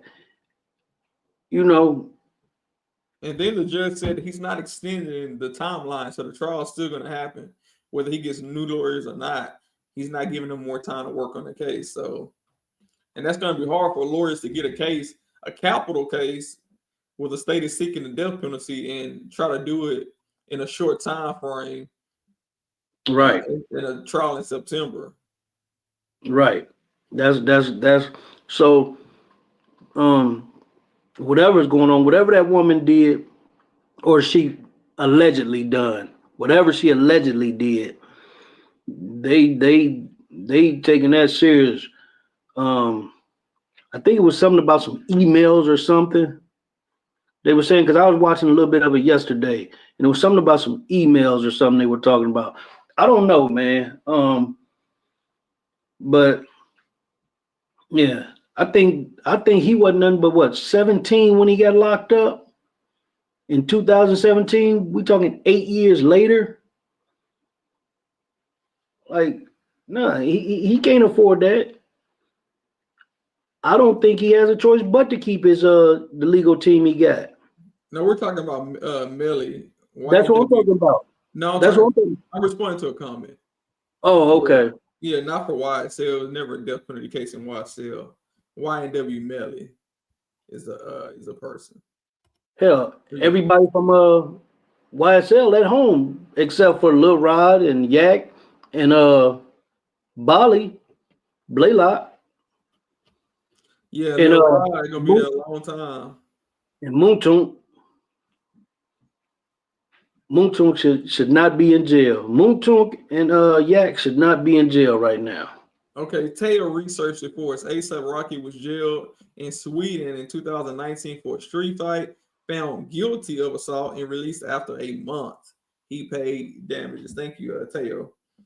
I remember it was something like that that happened. And see, when you go in them other countries, it ain't like being in America. Right. They gonna get you. You know, they got to be smarter than what they are. They got to be smarter. I think they let the money and fame go to their head. They become arrogant. They think they're untouchable until they get touched. Yeah, them different countries, they got their own rules and their own laws. So you got to really look that stuff up when you go to other countries. Like who was that basketball player? She went to another country and she had like a vape pen. Brittany Griner. Yeah, Brittany, and they were trying to lock her up forever. So you got to know, the rules for sure when you go to these other countries, because they say when in Rome, you got to do as the Romans do. Yeah. You go over and say you don't want to go to jail for that long when that's their laws. So, right. And she was in Russia. She was in. They gonna get you anyway, and if you don't got nothing, Yeah, she was in Russia. So they say allegedly they might plan it on you. Allegedly, well, you ain't gotta go to Russia to get them planning on you. Hey, they'll plant stuff on you right here in America, the right guy. Oh yeah, definitely. Yeah. He said you got new people on the panel. Where is Todd? I think Tasha don't come up no more. Tasha used to come up and talk to us. Now she pop in when she got time. Yeah, she didn't get brand new. Yeah, she brand new. She got a channel. Going over there talking with them. And I know she be doing the late night hours sometimes. But yeah, come on back and see us, Tasha, sometime. Wait, who you talking about? Who is Big Bag? Who you talking about, Slick? Big homie Slick. Slick just be talking. Who you say Big Black? They say Jiggy my fave. Yeah, what Jiggy at? Jiggy, where you at? Where you at? Man, Jiggy came up the other night, said he got the paws put on him, man, for trying to help somebody. Now a little cold. Oh yeah. Yeah, Jiggy trying to be a good Samaritan, man. It didn't work out for him. And skin his knuckles up just like Relli. Yeah, right. He got the rug burns too. Well, at least he didn't say nobody shot his knuckles. He said, right. He said, wait a minute. Jiggy said they slept him. He didn't say, boy, make him a channel, get Jiggy with it. Y'all funny. Y'all funny. Yeah, nah, Jiggy good young. He seemed like a good young dude. I don't know him, but he seemed like a good young guy. Oh, he just stepped into the wrong battlefield the other night. No one take that ad because we gotta get. They say choose your fights wisely. Yeah, I don't know. Let me see. Let me see what we looking like now. 77% not guilty, 13% guilty. That's crazy. 13%.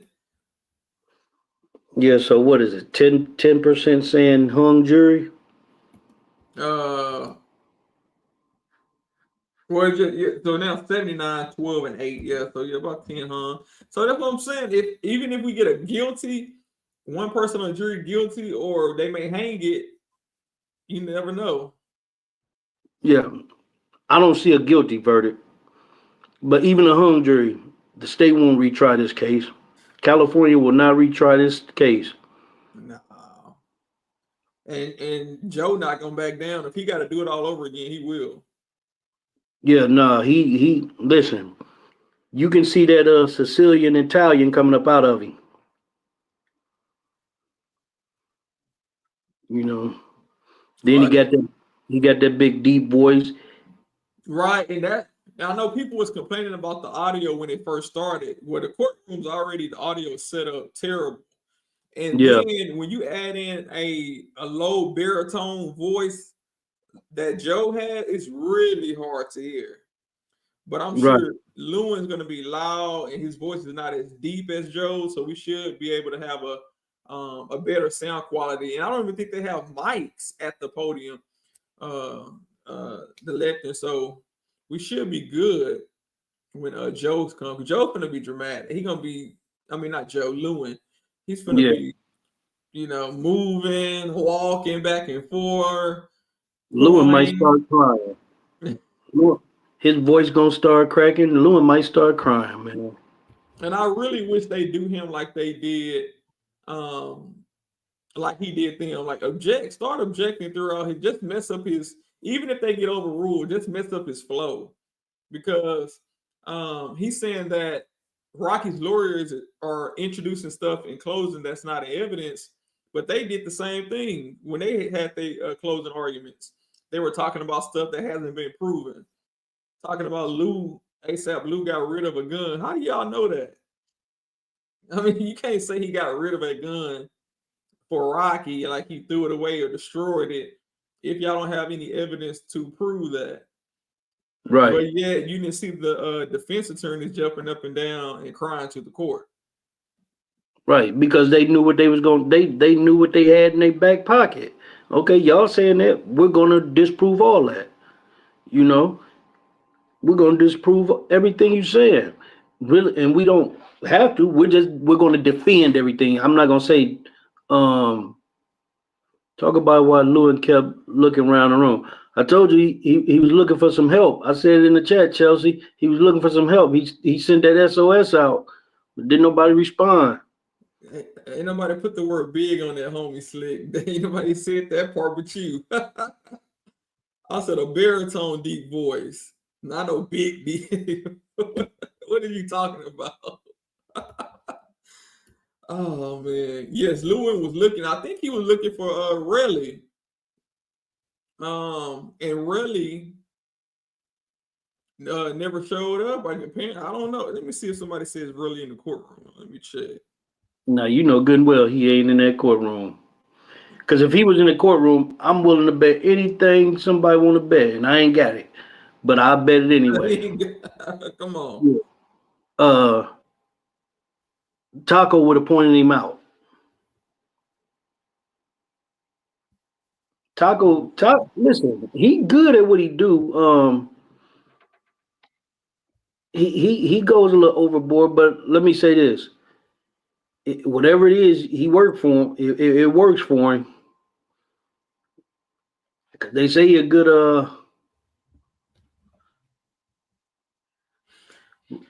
Go Roro said yes, he was looking.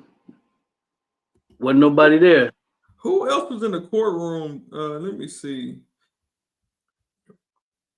I know they said yesterday the judge had his family in there. His wife and kids was in there. Right. and it was convenient. They there the day Brianna's there. So is that, set up? And y'all saw I said if Brianna come to court, she better make sure she bring that umbrella. And sure enough, that Hey. people that don't know, she showed up to court with the kids. It was raining, and they had like 10 umbrellas, and they wasn't even holding it right. Water was getting on the kids. She had to tell the security, "Go, hey, can you move this umbrella over?" Come on here, Rihanna. Hey, why in the world Taco dirty? Taco dirty. Taco's dirty. Okay, it's interesting. Why? When he brought up what the Ninth Circuit said about Lewin, that's what started the whole big old thing. Lewin, you see how uncomfortable he got? He started pacing, walking back and forth. He was mad. He was mad because he knows it's televised. Yeah, so everybody's seeing it. And the jury didn't hear it, which is a good thing, because that would have prejudiced the jury. They might hear about it at lunchtime. They gonna hear about it at lunch. That I ain't gonna lie, that was a dirty tactic. But with that being said, Lewin been doing dirty stuff the whole trial itself, so you can't get mad. But I understand what he's saying in that instance. Like, that has nothing to do with this case. Yeah, I think I take the opposite position because he basically just accused Taco of being unethical. And I think the previous day, he was talking about reporting them to the state bar and this and that. And if you're gonna call me unethical attorney on live national TV, then let's talk about you and the way the appellate court just said you're a liar, you lied to the jury. And I would have even brought in the New York stuff, and you may have lied under oath about the New York case.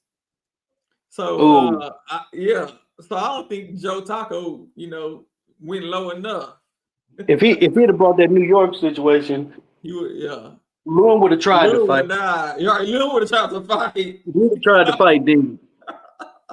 I don't think it would have turned out good for him. But hey, I say this all the time, and like I said, at my age, I'm not thinking about fighting.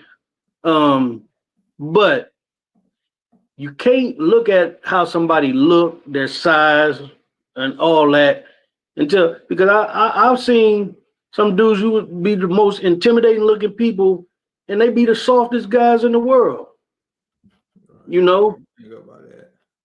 So you can't look at a person and tell, because when a fight occurs, nobody never knows how it's going to turn out until it happens. You never know how a fight is going to turn out. You think Lewin could have took him? No, I don't think so. But with that being said, Lewin don't look like a fighter. Lewin don't. He don't look like he got a fighting bone in his body. Taco would have slung him over that past the judge. Slung him over the bench. Taco said, "Woo, I'm scared." He said, "You should be, Joe. You should be." Right. You should be, Joe. What? Yeah, what Kamala said when they first won the presidency back in the day. She said, "We did it, Joe." She called him. "We did it, Joe." That was his response. His response. "You should be, Joe." Yeah, that was funny. Oh, they laughing at your impersonation of Lewin. Oh man. He said, "Woo, I'm scared." "You should be, Joe. You should be." Right. Hey, I didn't think it'd get no worse than the YSL trial. But this is Comedy Central right here. Right, and it's a different dynamic in a YSL trial because it's obviously men and women. Right. That's fighting as far as prosecutors and defense attorneys, and naturally you're not gonna get into a fist fight that with that dynamic. But two dramatic men on both sides of the aisle. Okay, now something might be brewing. Yeah. Hey. But when Joe hit him with the woo, first thing came to my mind, Nature Boy Ric Flair. I said, man, this comical. I think the judge enjoying it. I think the judge tickled behind that, man. He got to be. I mean, he still gotta try to keep control, but he lost all control when that happened. Right, but you see the judge when they first start getting into it, the judge ain't really intervening right away. He wasn't. Right. He low-key trying to see what's up. Y'all doing all this talking, who gonna do what? The judge ain't say nothing. And maybe he probably wanted Taco to tell Lewin about himself. And Lewin is just annoying. He told the judge, I've been practicing in this court for 30 years. Judge, you know me. And I'm like, exactly. The judge, he knows you. And he know you ain't know him good. Mm-hmm. He know you exactly. That's why he handling you the way. And that's crazy because you've been there for 30 years. You got a lawyer that's not even from California. He's from New York. And he's coming in and it's being treated the same way, maybe even better than you. And you've been there, your whole career. So that should tell you something right there. Yeah, he came in from New York. That's why Lewin keeps trying to make him look like an outsider. Like, you don't know nothing about California law. You're not a member of the bar. You're just here for this one case. And he's trying to show the jury like, hey, he's an outsider, but it's not working. He's fitting right in. They like him better than they like Lewin. And that's from my observation. Y'all may have a different opinion.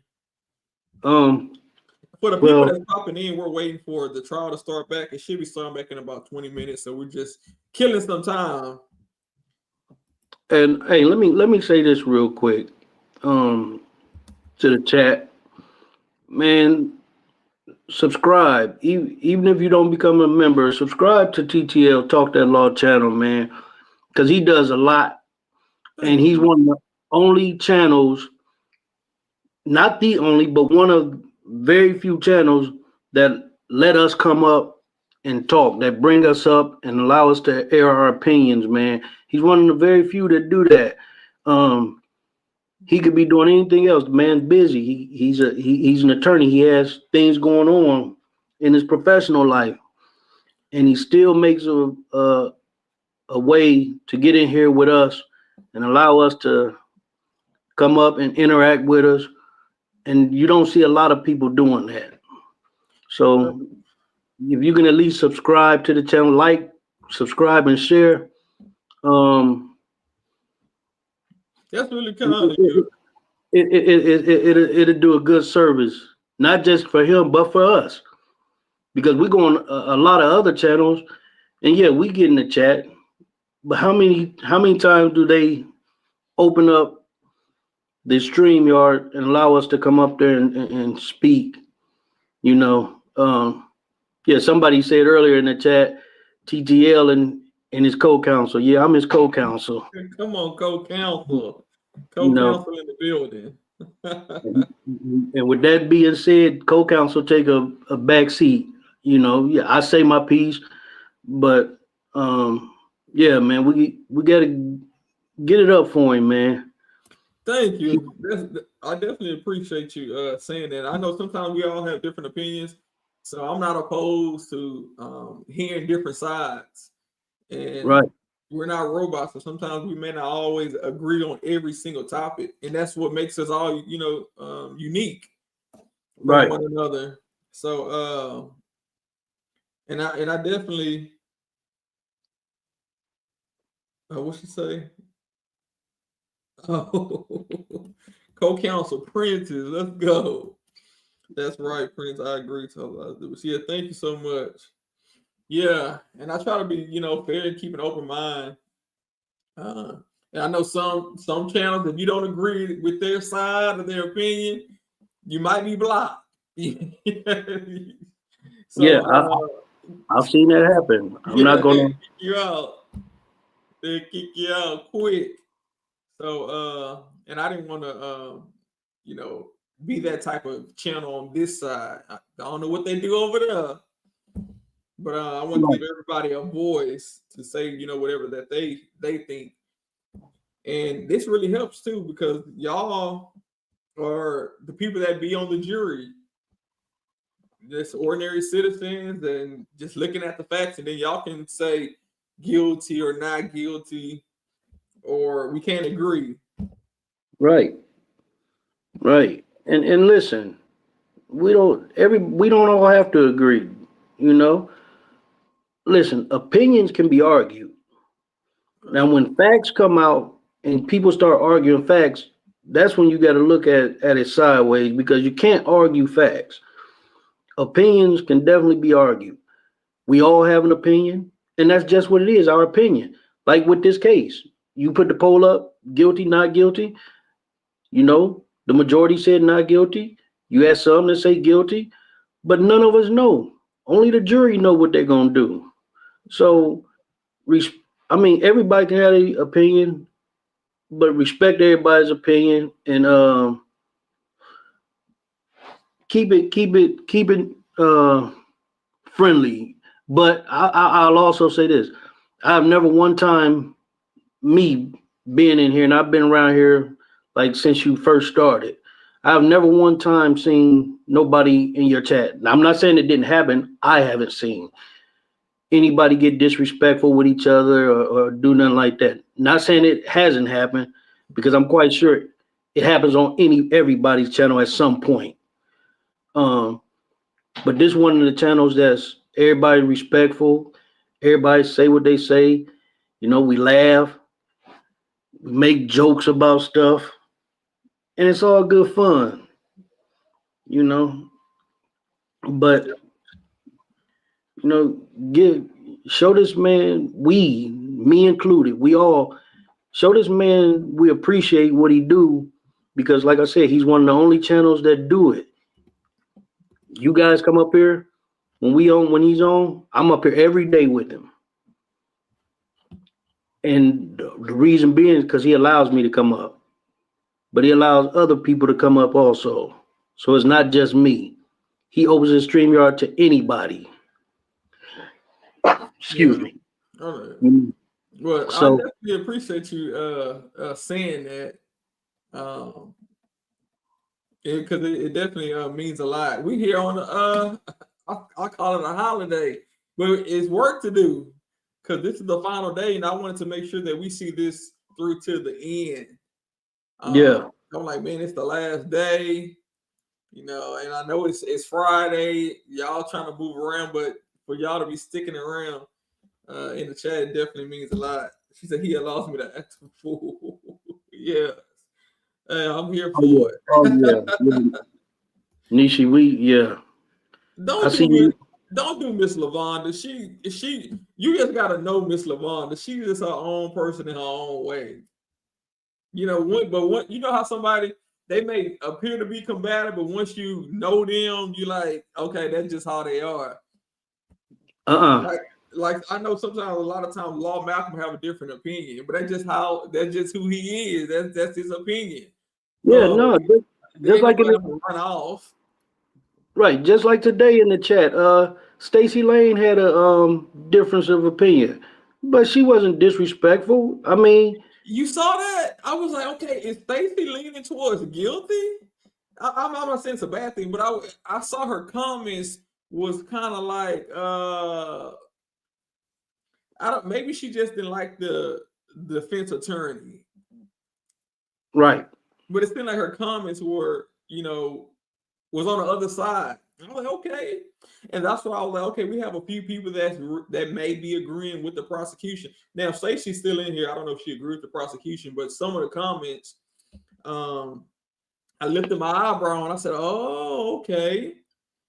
So, yeah, but at the end of the day, it's her opinion. She's Sure, entitled yeah, to oh it. yeah, for And sure. shouldn't nobody and having nobody going at her the wrong way because of her opinion. Because at the same time, just like we got an opinion, she got one too. Not saying that she's leaning towards guilty, but yeah, I see, and I even interacted with her on it. What did she say? I mean, it's so many comments. What did she say? But do you remember anything? Because I like Um, hearing from the other side of the aisle. Like, I want to see, like, what do you see that helps you arrive to a certain conclusion? yeah, I don't remember exactly if she in the Right. chat to Stacey tell her. still here? She might have to click off. I know a lot of people got a lot of stuff to do. Yeah, I don't, but it's in the chat. The comment is in the chat. Right. She said, you can see, like, I just asked her a question, like, oh, she said, when they was talking about Relli getting beat up, she said Relli didn't get beat up, and my question was, and it wasn't a facetious comment, it was a serious comment. I said, what makes you say he didn't get beat up? And she responded, and then I responded. I said, well, they showed the video, and you can clearly see him getting beat, but it was never disrespectful. It was So just a different. well, you talking about ills? Yeah, yeah, Okay. Eels. Yeah. You know, and the video clearly shows him getting punched on or hit. I'm quite sure he just wasn't slapping him. And a lot of people get punched in, and you don't see no injuries. Then the thing about it, the prosecutor gonna ask, oh, there she goes. Because he wasn't beat up. And then you said, why don't you believe he was beat up? And she said, because he wasn't. Okay. And then I responded after that. Right. So, And a lot but was going on, so I didn't get a chance to just stop it. I don't like right, to stop it while it's playing and figure out what. right, no, but listen, it was just a difference. Now I say She difference said of he's opinion. born. Now he's born don't mean that she think Rocky's guilty. But Yeah, yeah, yeah, no, yeah, I seen her say that. I didn't even. I mean, right. I thought at a certain point he started getting boring, He started but winning us out. You're right. he was getting boring, but he was still effective. Right, right. You know, Yes, yeah. What a prop gun at? Where's the gun? oh yeah, she said something about the prop gun. Like, why didn't they produce a prop gun? And I responded. I said, well, she didn't have to. They don't have to. They don't have to do anything. Yeah, Well, yeah. what it could Appreciate have that, been, Karen. that actually could have been a response though, because you had said in the chat, you said I have a question for the chat, and you said if you were the prosecutor, what would you rebut with? Right. And that might have been her question. If I was the prosecutor, I will rebut with, where is the prop gun? So that may have been what she was responding to with what you had asked. And also, I Yeah. believe Chelsea said the prosecutors need to get up there and say, we was fooled, really fooled us all. Something like the case is over. Oh yeah. Man, really ain't fool nobody. They know this case was flimsy when they took it. They knew. Yeah, of course they did. Of course they did. I don't understand. But no one is more stubborn what than a prosecutor who can't let a case go. Nobody's more stubborn than a prosecutor, for sure. oh yeah, I remember Chelsea said that. Oh, she said bamboozled. He bamboozled us. He ain't bamboozled no Lewin. Lewin, he just like Lewin. Right. They cut from the same cloth, if y'all know what I mean. Like I say, if this wasn't a whole high profile celebrity case, they wouldn't even file charges in this case. I don't believe. Right. But because it's a high profile celebrity case, they wanted to do it because they're trying to earn stripes. It's good. It's good for them when they can get a conviction of this magnitude, even though the case it's not a. I mean, it's a serious case, but it's not a serious case. You know what I'm saying? Right. And And yeah, people might say that, we biased, we already got our minds made up. And I also been seeing that about, it's a reporter in California, Megan, I think she has a YouTube channel as well. Megan Coonan. Yeah, now people are saying that she's biased. She always wants people to go to jail, or not necessarily go to jail, but she wants them to be found guilty. And they are starting to complain about that in her reporting. Her reporting is not neutral. It's always pro-prosecution. So And you know, that's what I said. So you go there, she might be pro-prosecution. I'm not sure if that's the case or not. And then you come here, you may say, well, I'm always pro-defense. So I guess it just depends on where you at. People are always going to have something to say. You know what about that though? Because I'm subscribed. I'm not a member, but I'm subscribed to Megan. And the other night she was talking about, and I was saying that same thing. I'm like, she just want him to go to jail. She want him to be convicted. That's I'm what like, they've been saying on X, on Twitter. Everybody's saying. No, they're right. And I seen this the other night. You're right. What Tatum just said, I'm pro evidence. I'm pro evidence. There you go. I like that. If the evidence showed that Rocky was guilty beyond a reasonable doubt, I'd be saying cooking. I'm not. Yeah, you don't want to see nobody go to jail, but if you did it, you go. And the reason I can say that because me and my family have been the victim of that. And I spoke about that about 2 weeks ago on the channel when we was up here. So I'm not just gonna say, oh, and then you a celebrity. I don't care about nobody being no celebrity. I don't know them people. And go ahead. Oh no, go ahead. Finish your thought. I was just gonna say, I'm for the evidence, the truth. I'm for the truth. That's true. So, and in her defense, somebody said, I thought from the little I watched from Megan White, said she was not pro-prosecution, but I watched her very little. And the reason I mentioned her specifically is because she's a reporter in LA, and she's actually been at the courthouse, I believe, every single day. So she's there. And people were saying online that, they thought the reporting was leaning one way. And I just made the comparison that when they come here, they say I'm leaning the opposite way.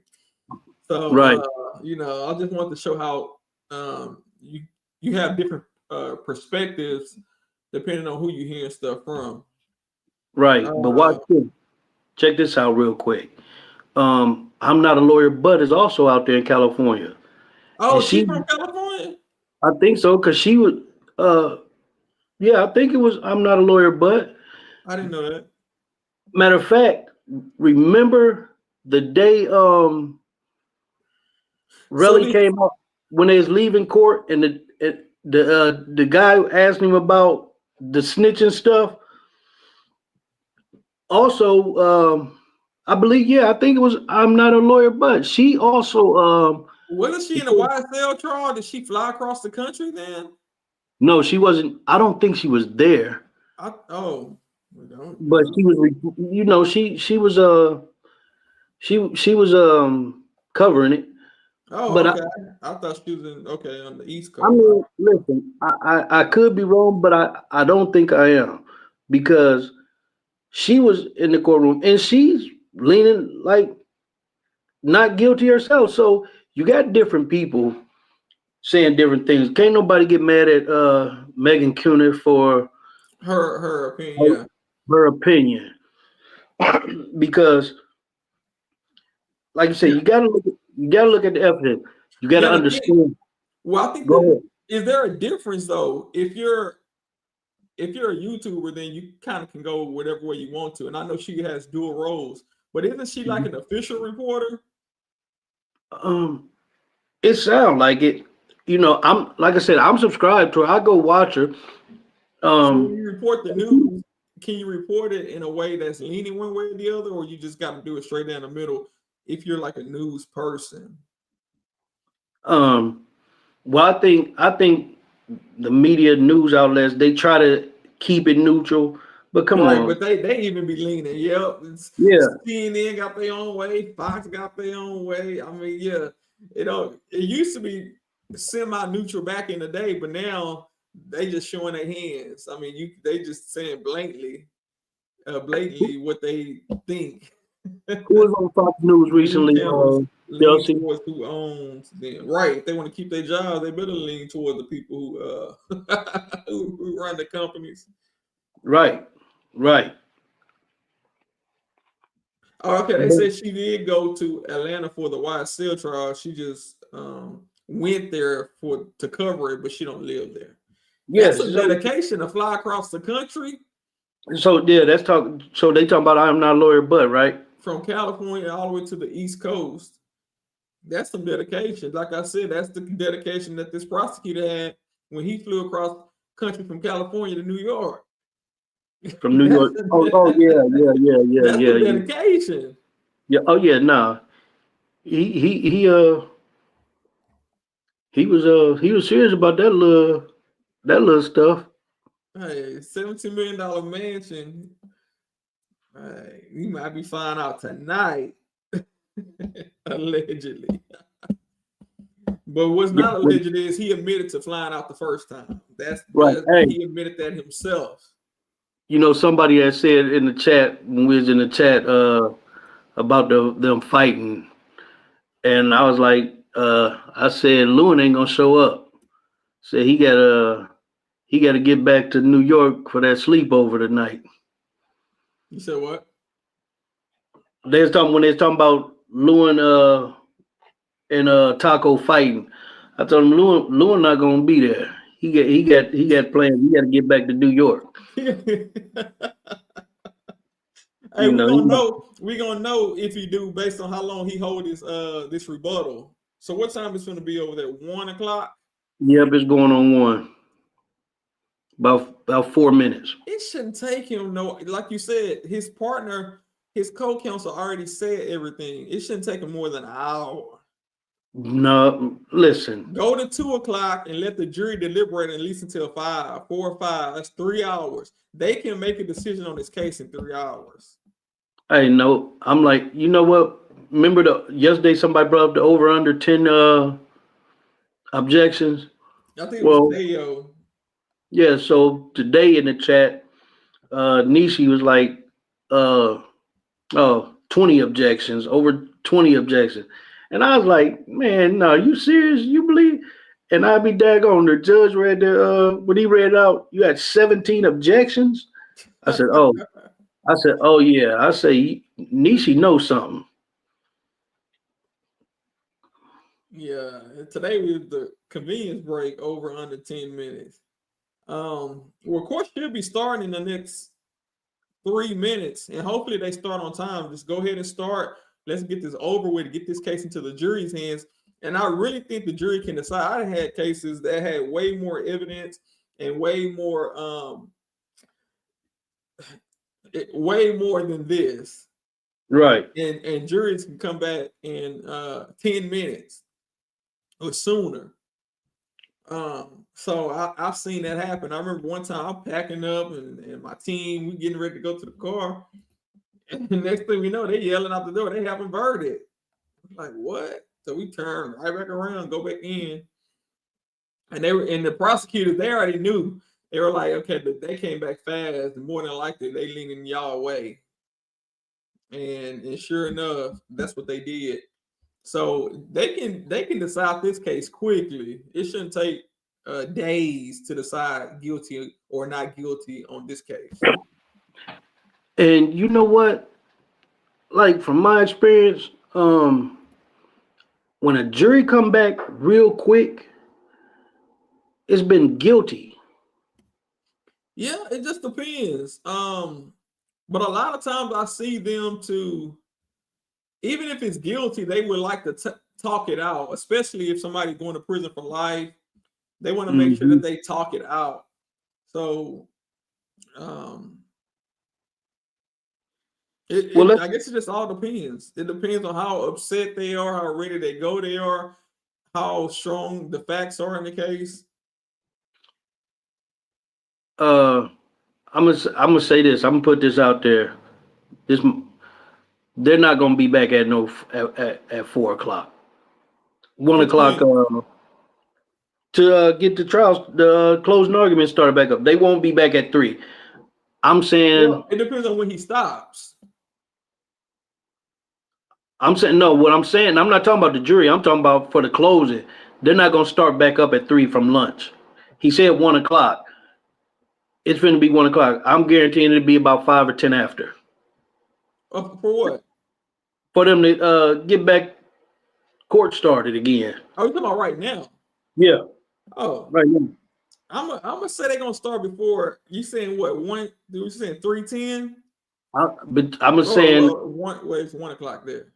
Yeah, between 1:05 and 1:10 California time.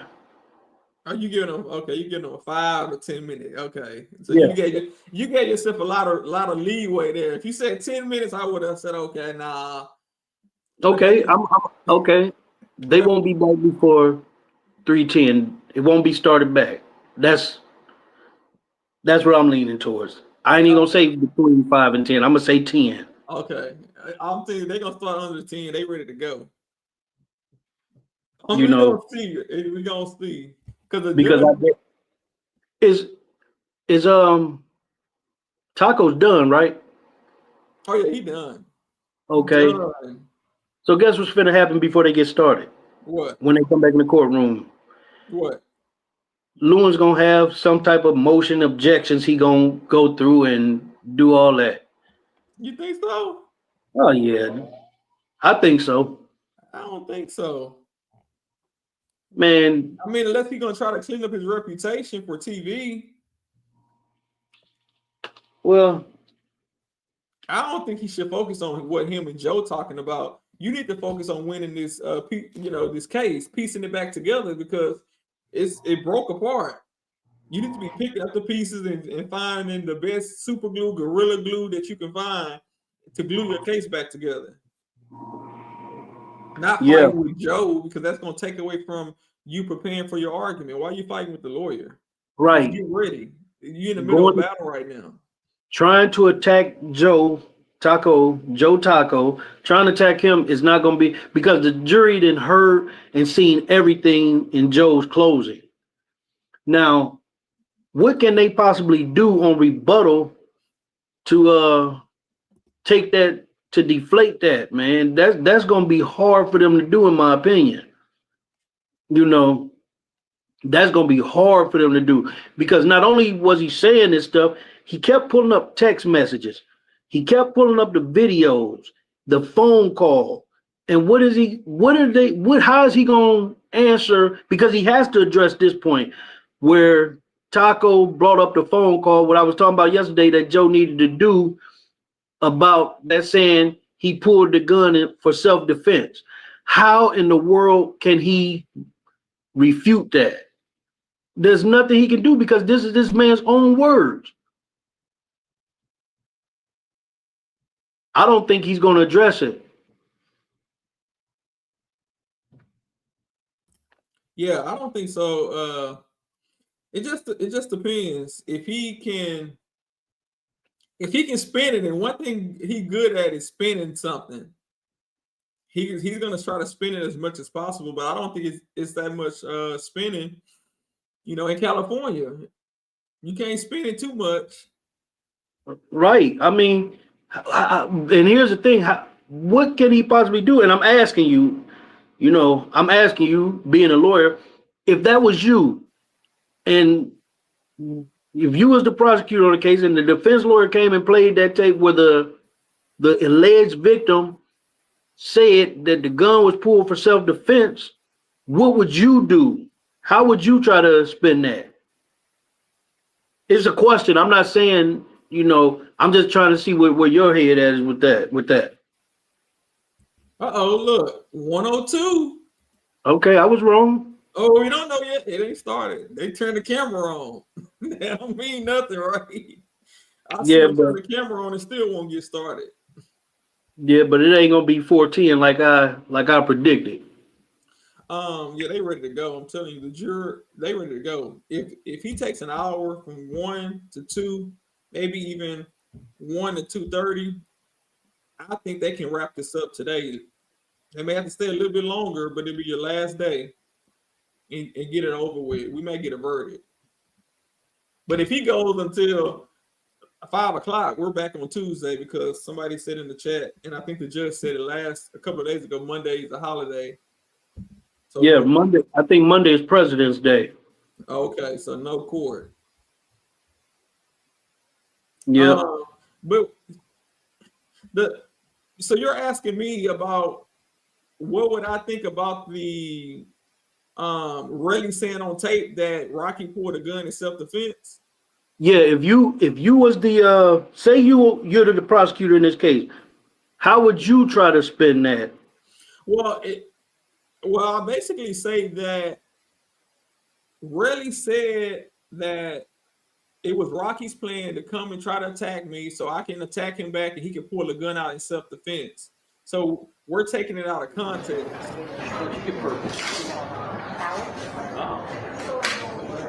That's the only reason he said he's going to pull a gun out in self-defense. It was his job. That's why Rocky baited me to come there. He wanted me to fight him so he could pull out his gun in self-defense. I got you.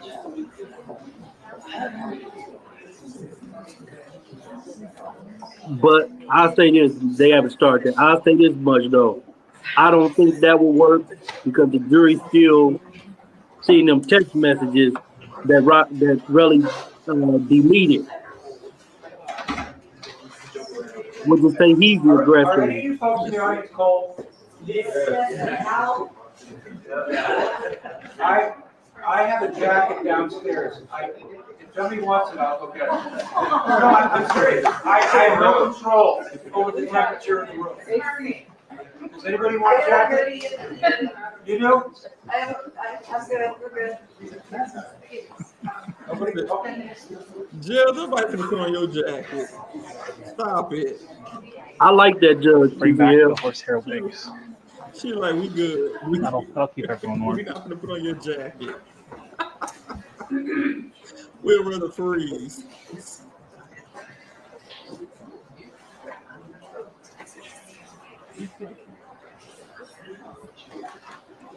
Are we waiting for the jury? No, we're waiting for Mr. Tacopino. Yes. So the defense lawyer is not there yet. Uh-oh, I still might be right. It's 406. It's 106. Hey. I'll go get it. Can I have the road? I only got the one.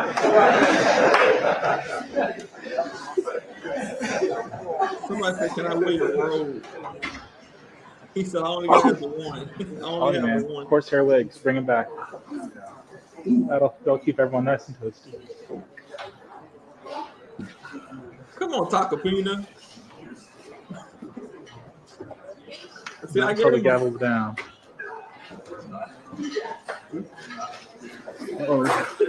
You gonna be back by 1:10? Oh man, Tacopina. I feel like I got money on the line. What's going on? I don't know. Can't even. Got less than 3 minutes though. It's like only like if they did like at the end of the verdict or something like that while they're still gavelled in, maybe. But you can't shoot the gun. Yeah. Because court still haven't started officially, so It's like really dry. I'm still one person. got a little wiggle room. You got some wiggle room, even though we waiting on one person. Now, Joe, you done kept us here all morning until lunch. And then you gonna come back late? Yeah, Joe. Hey, Taco, a shrewd dude. I told you, man. We had a short lunch because of him. We could have had an hour and a half. Yeah, Taco, he know what he doing.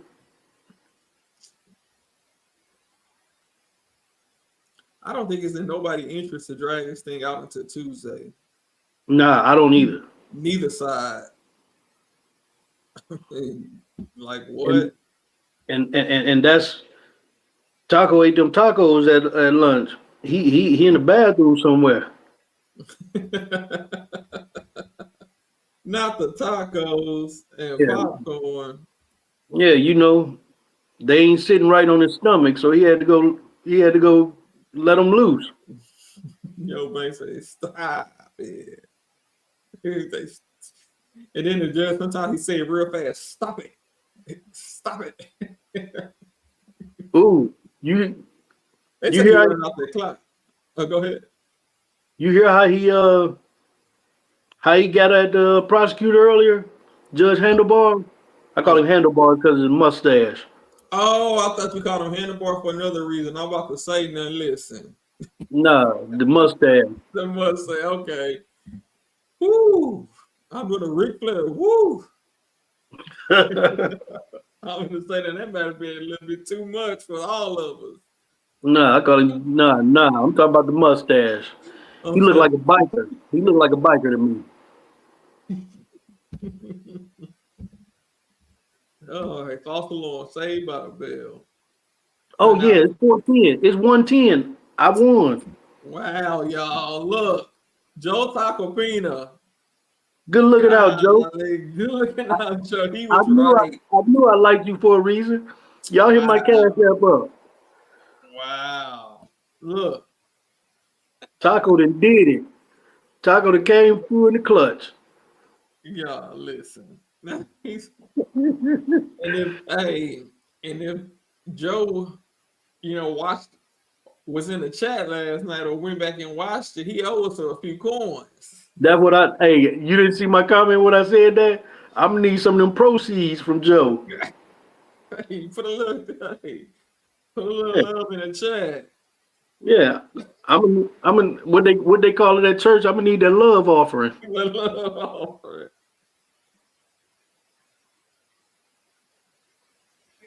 Record, all parties, jurors, and counsel are present. Mr. Lewin, are you ready?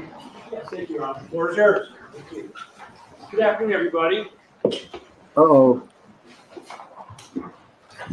Over lunch, I had a nightmare that when I was gonna come back up here, that Mr. Tacopina was only half done.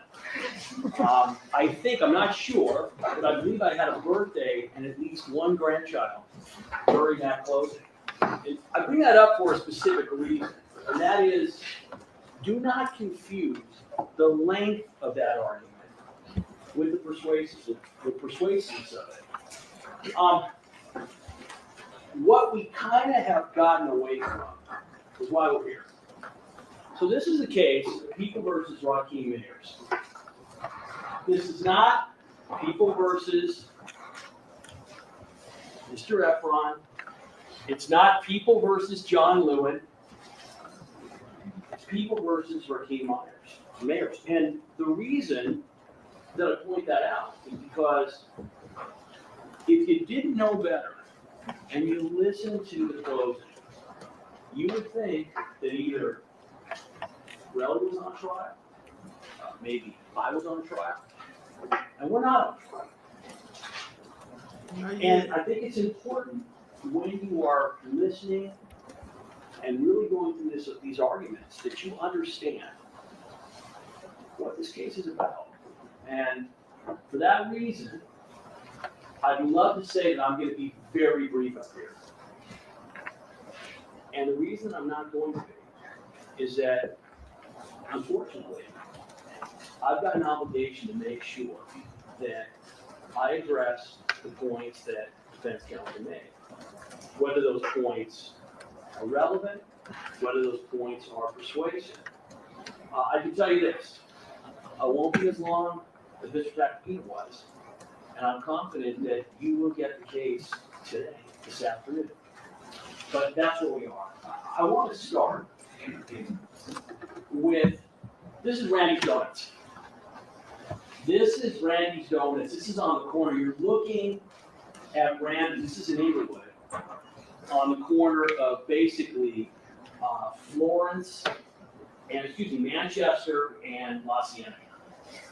This is the exit from the 405. You're coming we're looking northbound. And 30 years ago, when I was a young deputy DA in Torrance, I used to drive from home, and I would have to take this route on the 405. And I would, every day, I would get off on the 405, and I would tell myself that if God wanted me to get a donut, he would make sure that the light that you can't see right here was red. As you can see, God wanted me to have a lot of donuts. I ended up most of the time, I stopped. But there came a time where it just wasn't good enough for me to take the chance on the light. So what I would do is, it's a really long straightaway, and you can see when you're getting off the freeway, you can see that light.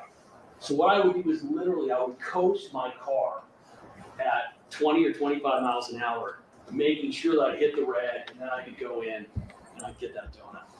And I bring this up because passing up that donut was extremely difficult for me. Very, very hard.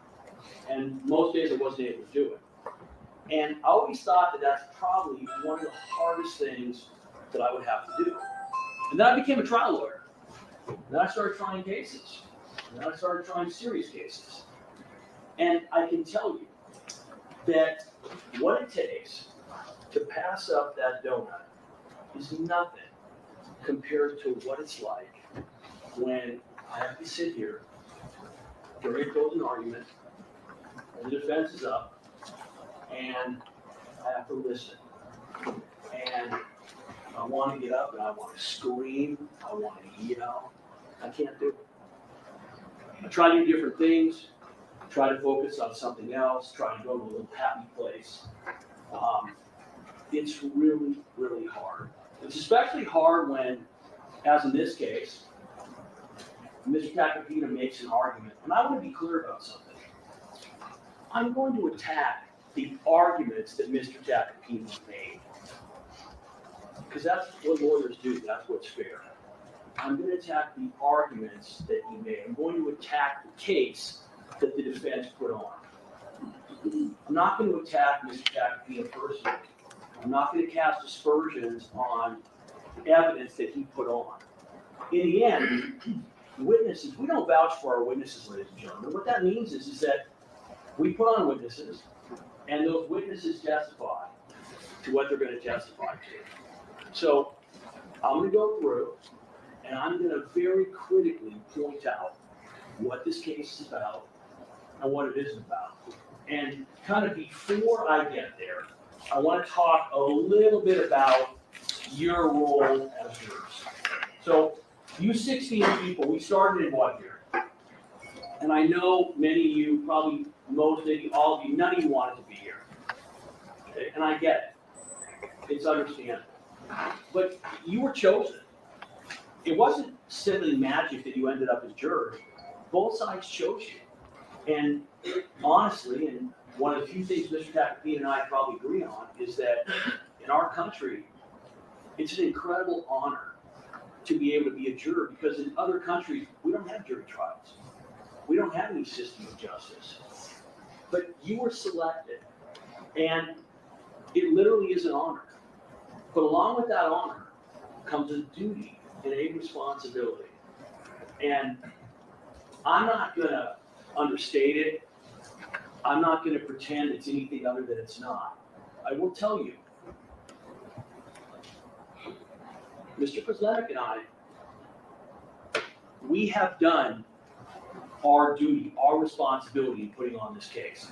We have given you a case, and we have proven it beyond a reasonable doubt. It's going to end up going into your hands, and I'm going to explain to you what the evidence demonstrates and what the verdict in the case should be. Some of you might be saying, wait a minute, I don't understand why we had a trial. Because let's face it, no matter how much the defense wants to talk about how this is all about Relli's credibility, it isn't. It's on video. What's amazing about this case is how little in the end Relli's credibility for anything that matters in the case is really an issue. Now, it certainly could have been an issue. There could have been a defense in this case. There could have been, where the defense put on evidence and they said, hey, listen, Relli, you can't see it, but Relli, when he came, had a weapon. And he said, I'm going to kill you. And the defendant at that point in time pulled a gun to defend himself. And the situation ended and Relli followed. And he threatened again, and he pulled out another gun. And that would have been difficult for us to counter, not because it's true, but because the evidence that you would have been given would have been much more problematic, much more difficult. That's not the defense they chose. The defense they chose, and I'm going to get into this in a little more time and more detail, but I want to make sure you all understand it right off the bat. This case comes down to one issue and one issue only. They are saying it's a prop gun. If it's a prop gun, he is absolutely not guilty of the charges. Not because he didn't pull it, not because he didn't fire it, but because under the law, if it's not a real firearm, it's not a violation of Penal Code Section 245, and it's not the personal use of a firearm. Oh, wow. Now, here's what's interesting. Now, again, I'm going to explain this in more detail. Mr. Tacopina got up here and he says, absolutely, hey, listen, he did not have a real gun. It's a prop gun. But it's still self-defense. That's not true. If it is a prop gun, there is no self-defense. And the only way you can get to self-defense in this case is you have to find, one, that it was a real gun, which it clearly was a real gun. There's no question there. It was a real gun. The prop gun is a figment of the defense and the witnesses who testified to it. You have to find that not only is it a real gun and that it was fired, but that the defendant was defending other individuals or himself, and that the force that he used was necessary. And ladies and gentlemen, he wasn't defending anybody else. The force was not necessary.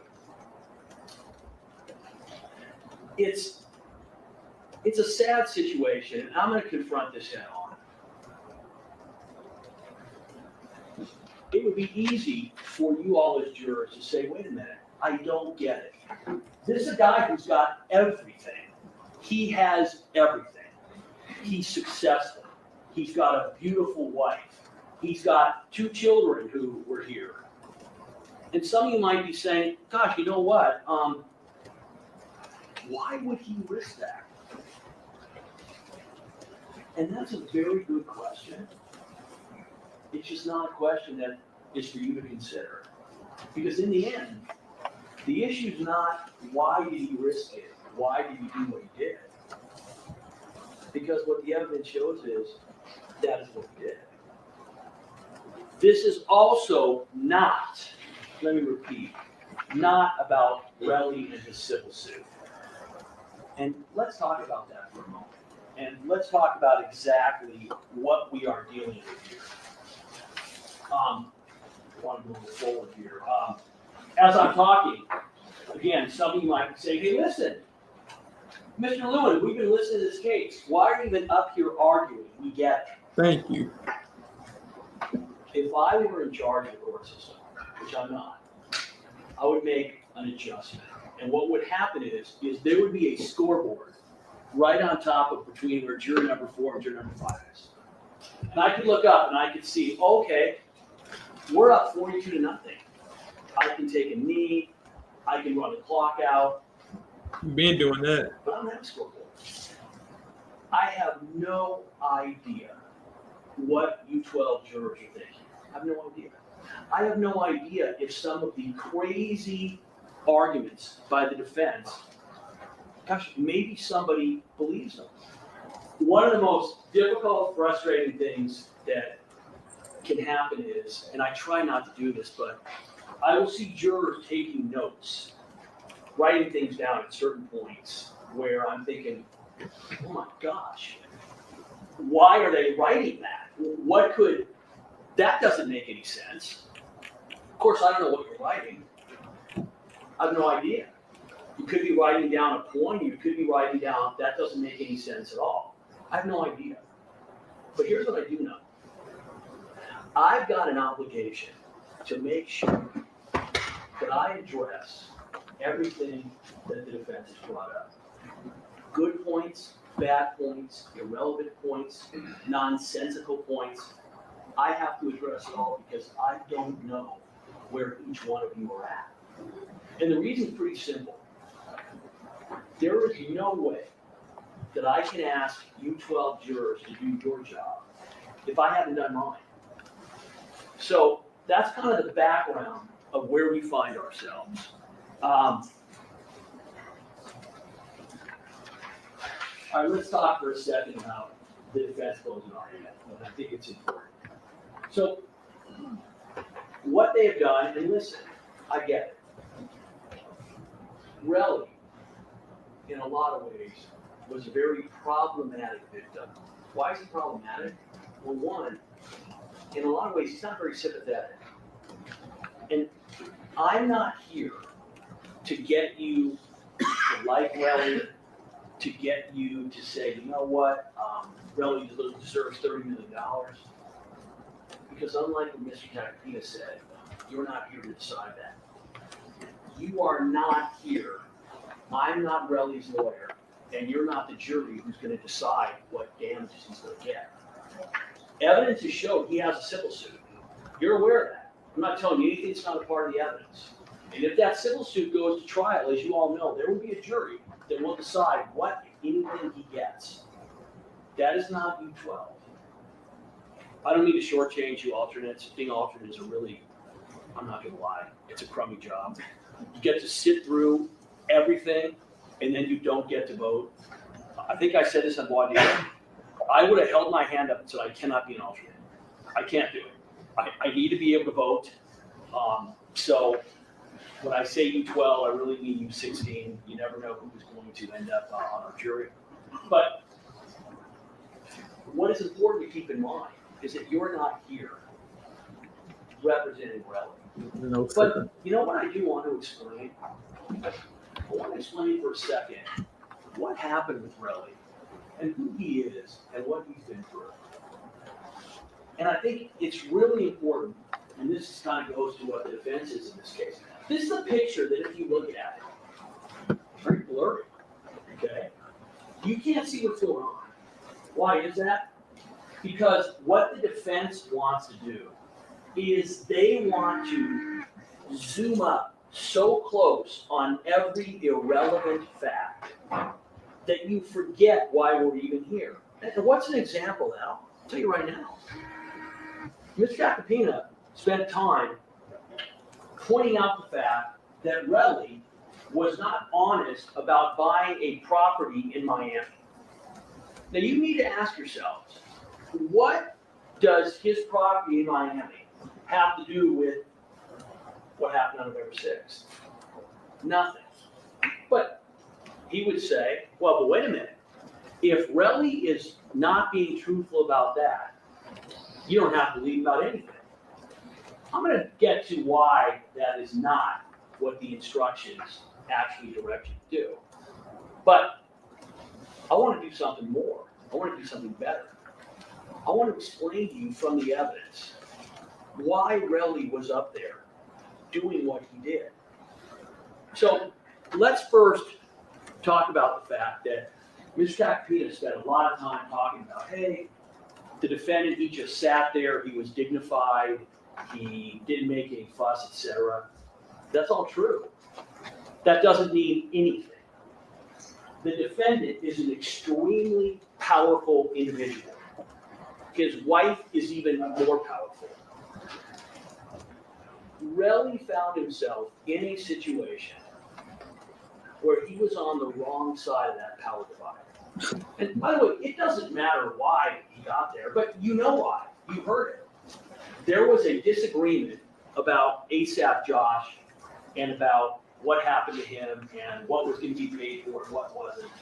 And what's important is that Relli and the defendant had a disagreement about it. That's what happened. And because of that disagreement, and because of ego, this is what happened. Now, some of you might be saying to yourselves, well, wait a minute. I mean, in the end, what really happened in this case? Okay, it wasn't a prop gun, obviously. The evidence demonstrates, and by the way, we don't have to prove that Relli got shot. The reasonable inference from the evidence is that he's got a wound on his hand that he didn't have beforehand.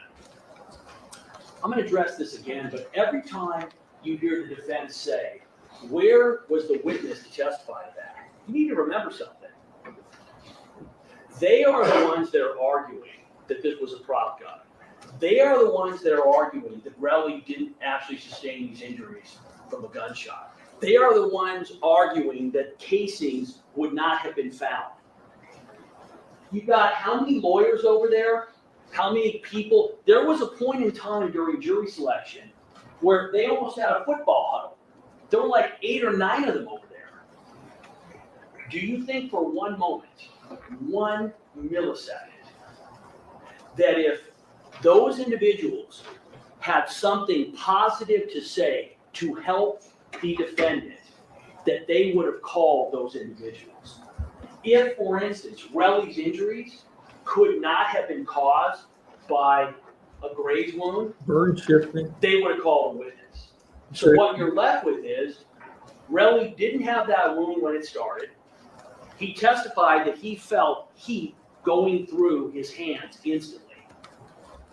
So the idea that, well, it's a minor wound, and that's true. But we're not here to talk about the consequences. I want to really point out something that's really important. This was 10 p.m. on a busy Saturday night in the middle of Hollywood. And what happened? And you know this. I'm going to go through this evidence at length.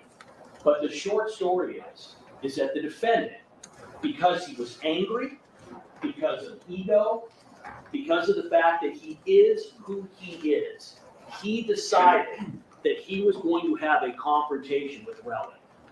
That's what happened. We'll go through the video.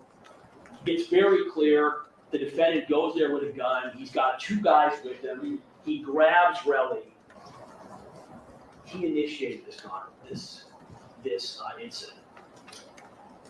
And what I don't think is being addressed enough, and Relli talked about it, is that, remember, Relli has no idea before this is happening.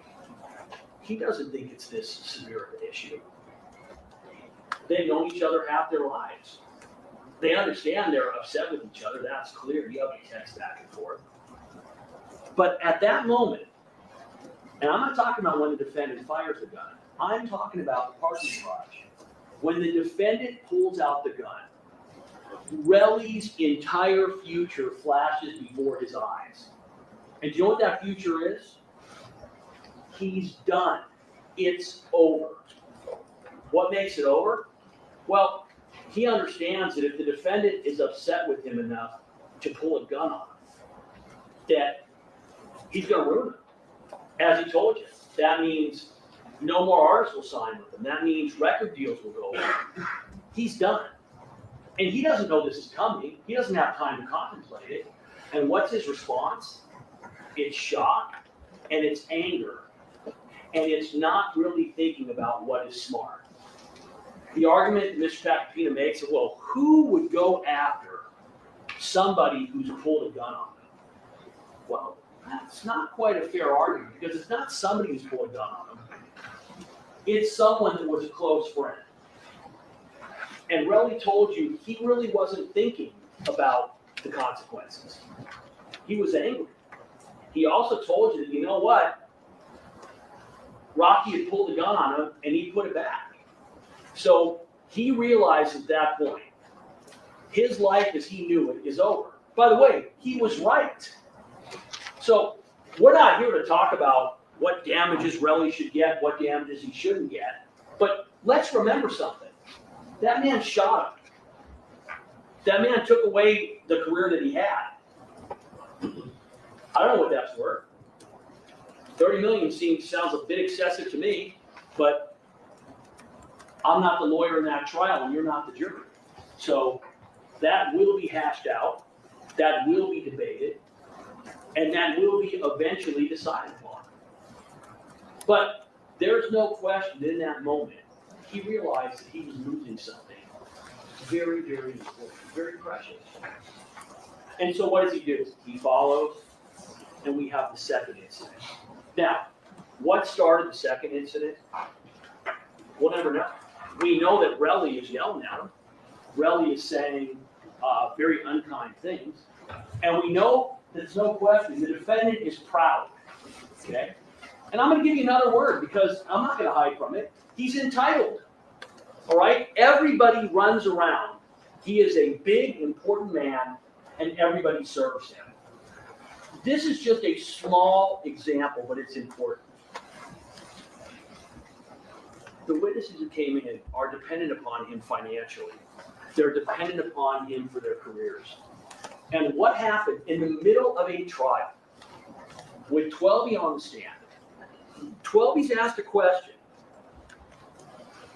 Has anyone ever seen or heard a defendant yell out to a witness in front of the jury, "Don't answer that"? That's what happens when you have a lot of power. And no one has ever told you, you know what? You can't do that. So why did the defendant, why did he take out the gun and fire those shots? I don't know. But you don't have to figure that out either.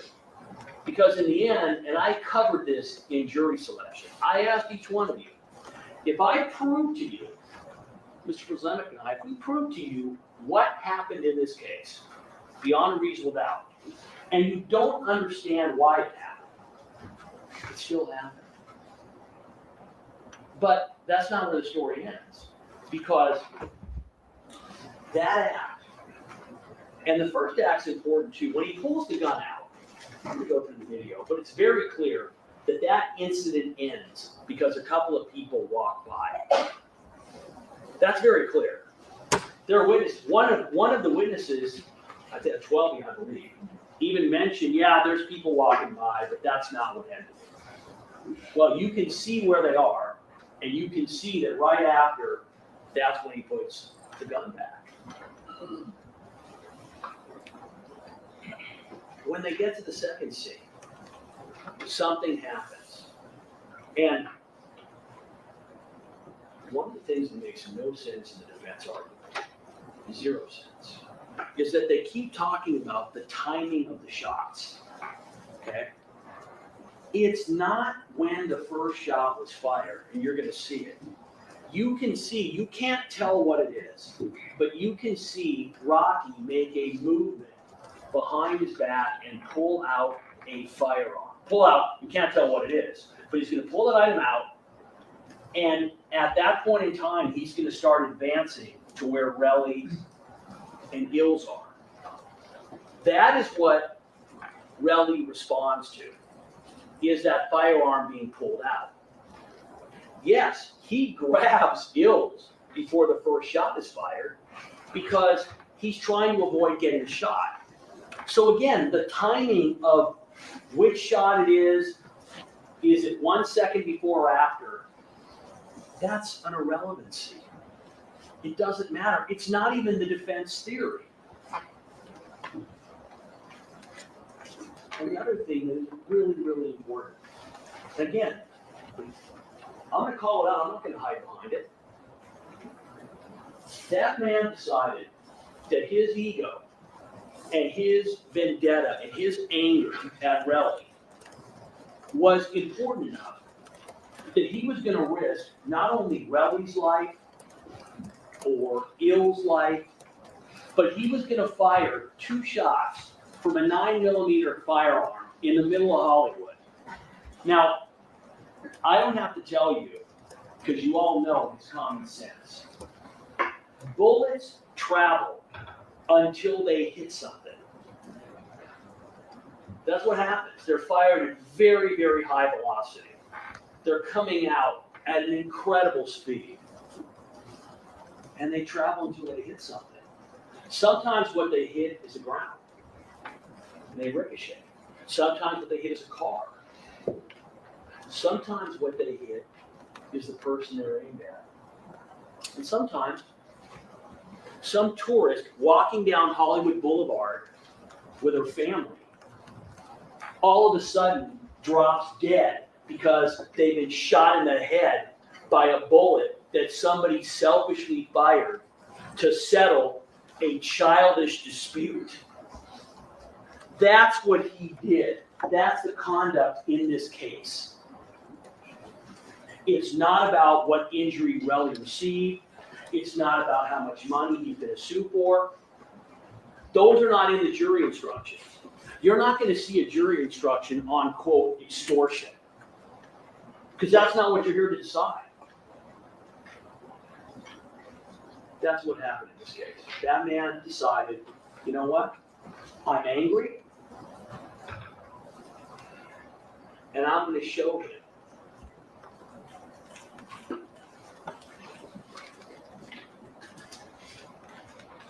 The defense argument, as I listened, it was almost like Mr. Tacopina took off in a plane with no flight plan.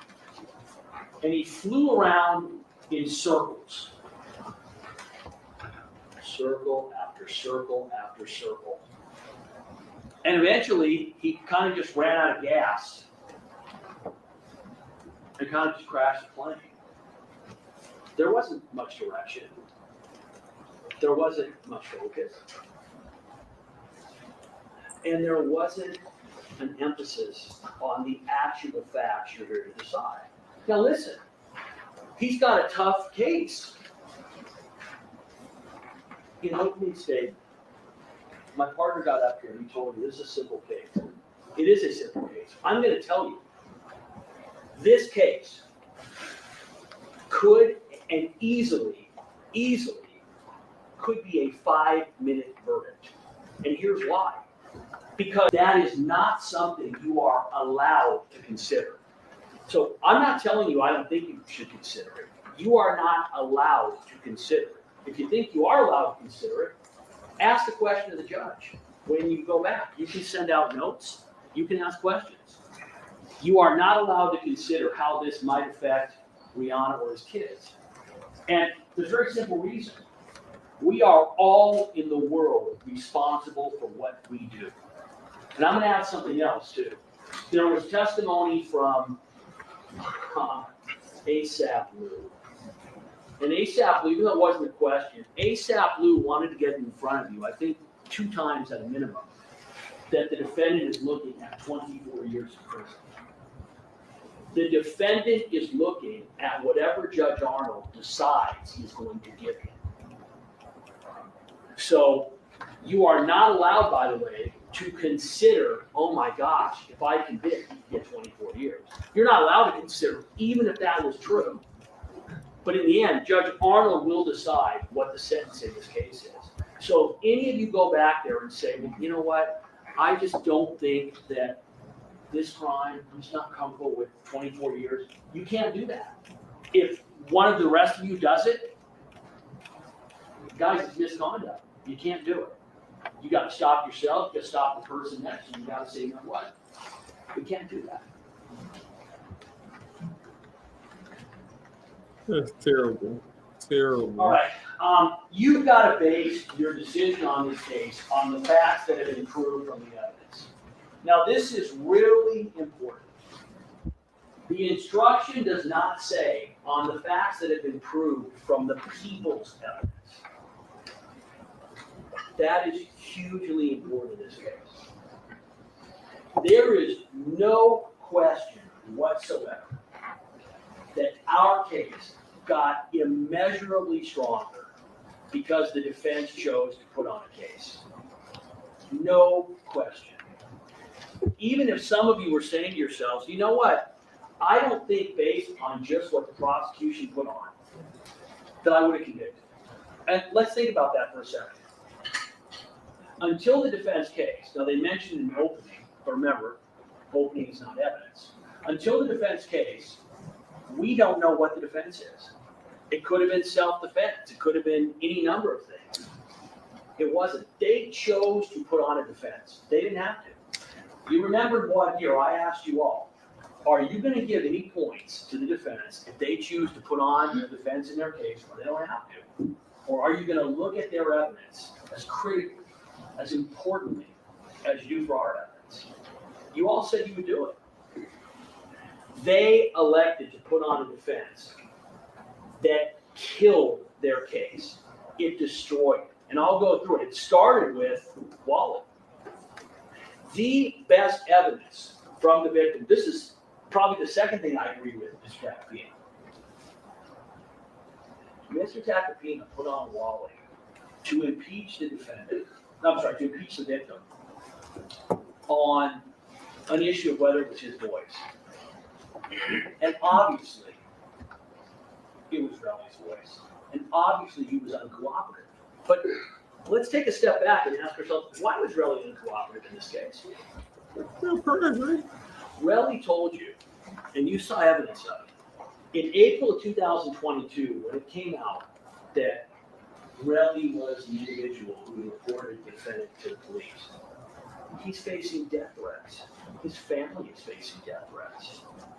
So he is up there not wanting to answer any question about his family. He doesn't even want to give his girlfriend's name. He doesn't want to say where he lives. He doesn't want to identify anything about Miami. You got to ask yourselves, first of all, is it understandable why he didn't want to answer those questions? Of course it is. You have to ask yourselves, Mr. Tacopina repeatedly asked those questions. Listen, that's his right as a lawyer. He can certainly do that. But it was very clear that the result of that, if not the intention, was to get Relli upset, to get him agitated, and to shut him down. And that's what happened. But even more importantly, none of those questions, none of those answers matter. And what's amazing is the defense, their witness, they put on the evidence from Wally, which is some of the most crucial evidence in the case.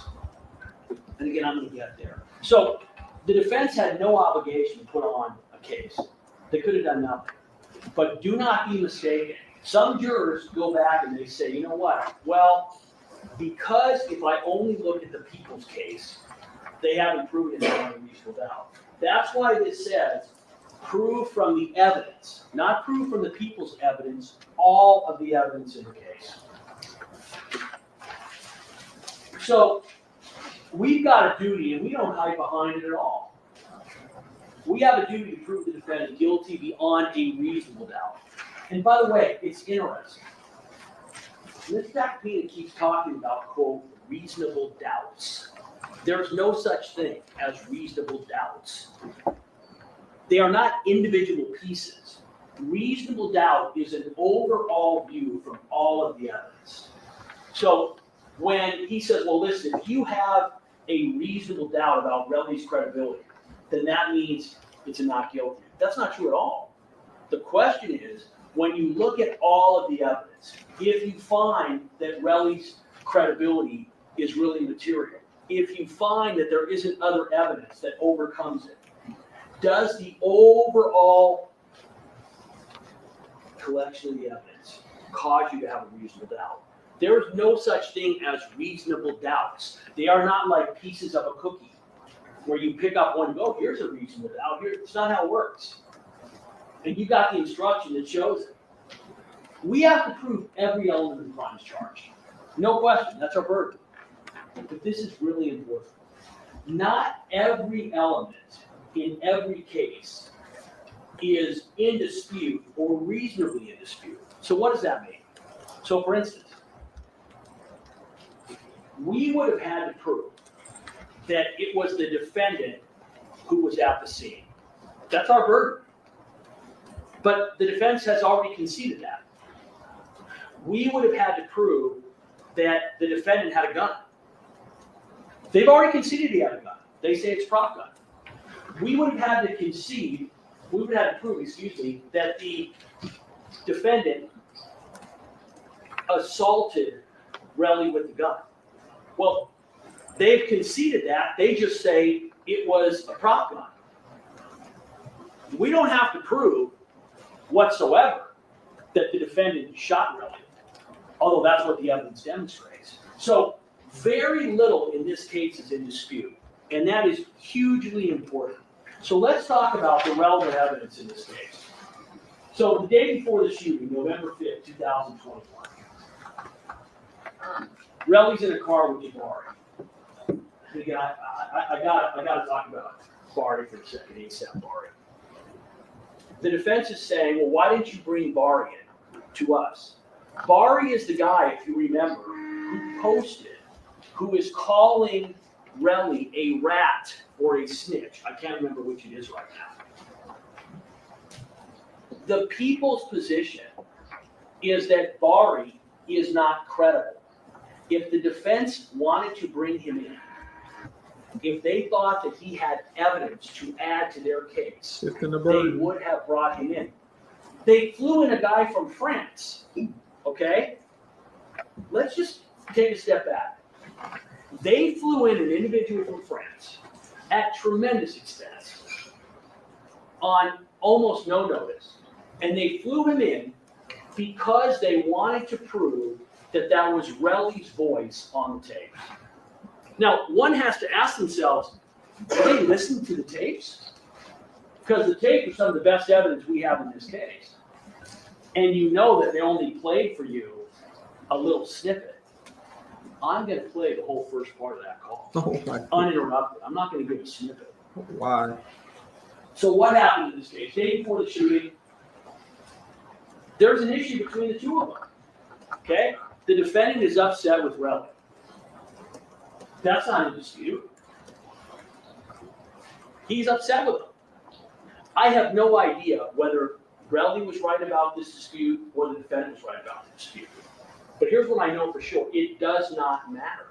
It's not an issue for you to even consider. If let's assume that Relli paid for every part of ASAP Josh's funeral. Okay? The most expensive funeral in the history of mankind. He paid $20 million for the funeral. Let's assume that happened. It doesn't change the fact that he can't assault him with a firearm. I don't know. We have no idea who was right on this. But it's very clear it doesn't matter. But what's important is there is a dispute. And by the way, if that call did not take place, do you believe for a second that they would not have brought ASAP Bari in? And what do you think would have been the response for the defense if we would have brought ASAP Bari in, and ASAP Bari would have lied the same way that Twelby lied, and Wally lied, and ASAP Lou lied? So he's his close friend. If that guy was going to help him, they would have called him. And they have the power of the subpoena just like we do. And in fact, he's the defendant's friend. They know where he is. They're able to access him. So the fact that he's not here, do not get caught up in that game. But, again, the relevance in this is simply that they had a dispute the day before. And the defendant, who is clearly a proud individual, got embarrassed by the fact that Relli is hearing him talking about him behind his back, which, let's face it, it's not very manly, okay? It's just not. Okay. And it's clear that the defendant is embarrassed by this. He's embarrassed by the fact that Relli knows he is talking about him behind his back. And Relli doesn't like it, clearly. So this is the day before the shooting. You can see what's going on. I'm not going to repeat the language. This is what we have. And by the way, at this point in time, this is a stupid little incident, okay? The man's a multi-millionaire. Why on earth is he gonna take it to the level that he took it? I don't know, but that's exactly what he did. So what happens? Well, the day of the shooting, we know that Relli is receiving a bunch of calls from the defendant, from Ills, and from Twelby. And if you don't think that Ills and Twelby know what's going on, I got a bridge to sell you, okay? If you think, as the defense argued, that those were credible witnesses, Relli was angry and he was hostile. They weren't angry or hostile. They were just liars. Start to finish. So what happens? Well, we know shortly before the shooting, let's get to it, stop ducking my calls. Now, by the way, Relli says, hey, listen, I'm not really sure what's going to happen. And when you look at it, it looks like they're going to have a disagreement. But this is really important. Relli can kick the defendant's ass all day, okay? That's clear.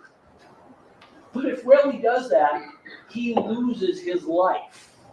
He doesn't have any interest in doing that. He knows it, the defendant knows it, everybody knows it. Even those lying witnesses, Twelby and Lou, eventually had to concede that the defendant has a lot of power in the industry. The industry where Relli works, the industry that he is dependent upon for his livelihood. So he's got not only no motivation for getting into a fight with the defendant, he can't do it. He's got to sit back and take whatever he's going to take because he's power. That's who he is. He's got power. There's Rocky and there's Relli. Rocky knows it and Relli knows it. That's just the facts of life. So what happens? We have this incident. Now, thank God we have video in this case. Okay? Because without video, we all would be in trouble. This video is very clear. And when Relli is walking, there's a couple things you want to consider. I'm going to get to this again. The idea that the defendant is bringing a gun to this meeting makes no sense at all. He's got two guys with him. He's not afraid of Relli. Relli's not looking for a fight. And you're going to see that the first action is the defendant grabbing Relli. That's what you're going to see as they're walking up. And I have this is slowed down so you can see. So watching the video again. So what you saw, the defendant grabs his arm. Now the defendant is pushing him forward. Relli is holding him back. Now this is really important. Stop it for a minute, please. Do you mind stopping it for a minute? So this is really important. Some stuff in the trial is almost funny. I would ask Twelby, so what was the weather like of that night? Man, it was cold. And Relli, he's huge. He's got muscles all over his body. They made Relli out to be the Hulk. They made that happen because that's the narrative they create. But the problem is if you watch, Relli clearly is stronger than Rocky is. He's stronger than Ills is. Yet he's letting Rocky push him back. If he had wanted to, he had his hand available to punch Rocky.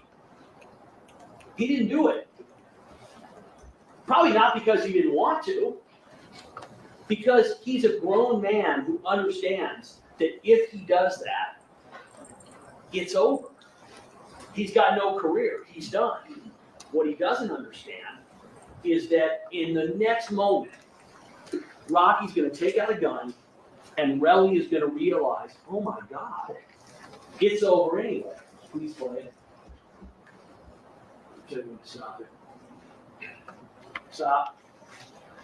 I don't know if you remember, but when I had Toby on cross-examination, and he is saying that he's trying to pull the Relli off of Rocky.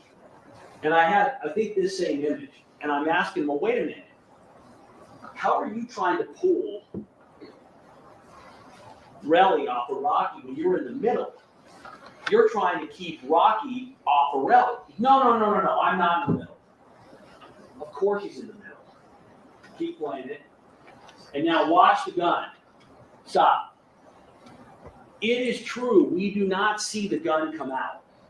But we know from before that the gun was not in Rocky's hand because we saw his hand before. Now, if you remember, what was 12's version of how the gun came out? I mean, guys, I'm not making this up. He said that Relli lifts Rocky off the ground. His pants fall down, and Relli reaches back to pull his pants up and happens to end up with the gun and what looks like his finger on the trigger.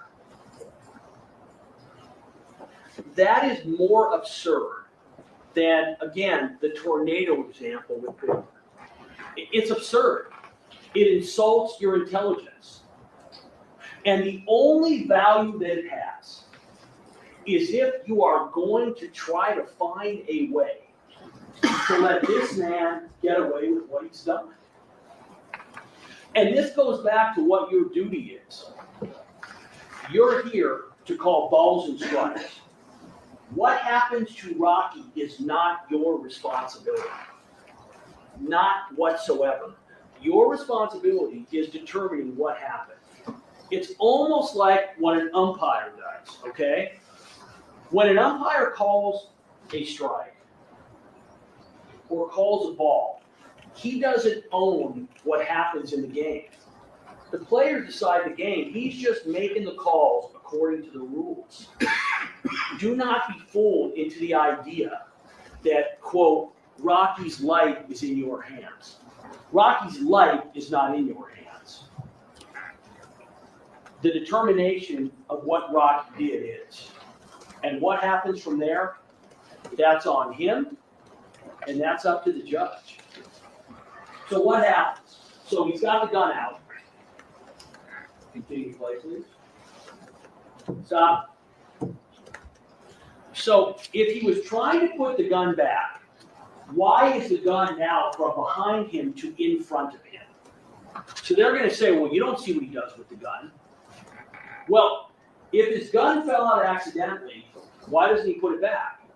Well, it's because it didn't fall out accidentally. He pulled it out, and now he's going to assault Relli with it. And the fact that you don't see the assault because of the cameras, ask yourselves, logically, he took the gun out. He switched hands. The gun is now in front of him. What's he doing with the gun? He's doing exactly what Relli said he was doing with it. And by the way, nobody said that the defendant tried to murder Relli, intended to murder Relli. You're not charged with that. So the gun comes out. Continue to play. Stop. Okay, now, if you notice, he's about to put the gun back, and you're going to see the people crossing because keep playing. So the gun went back because you see the people that are on top. They are walking from the direction where Rocky just was. Now, why Rocky put that gun away, we're never going to know. I can't prove to you beyond a reasonable doubt why he put the gun away. No one can. I can tell you that the evidence suggests clearly, it's undisputed. There's a couple of people walking right by. It's in the middle of Hollywood, and Rock's a pretty famous person. And if he was planning on shooting the gun at that point in time, that would really seem to be an ill-advised place to do it. You have to ask yourself, do you think it's a coincidence that when Rocky ends up actually shooting the gun, that the gun is shot in a place where Rocky reasonably doesn't believe anybody's watching him. He didn't know about the cameras. He knows there's a crowd of people here. So this is how the first incident ends. Okay, this is how it ends. So when we're looking at this, that's count one. That's the assault with a firearm. That's the personal use of the firearm. We don't have to prove any more than what you've just seen. Now, we do have to prove that it's a real gun. And here's what's interesting. Why are we unable to determine definitively? We certainly have strong evidence that it's a real gun based on what happens in that scene. But who is in control of that gun? And let's think about what the argument is. They're saying that's a prop gun. Where's the prop gun? How are we supposed to prove that it's not a prop gun when they've got the gun and they got rid of it? It's impossible. There's no way for us to do anything more than what we've done. So what happens at the next scene? Part two of this.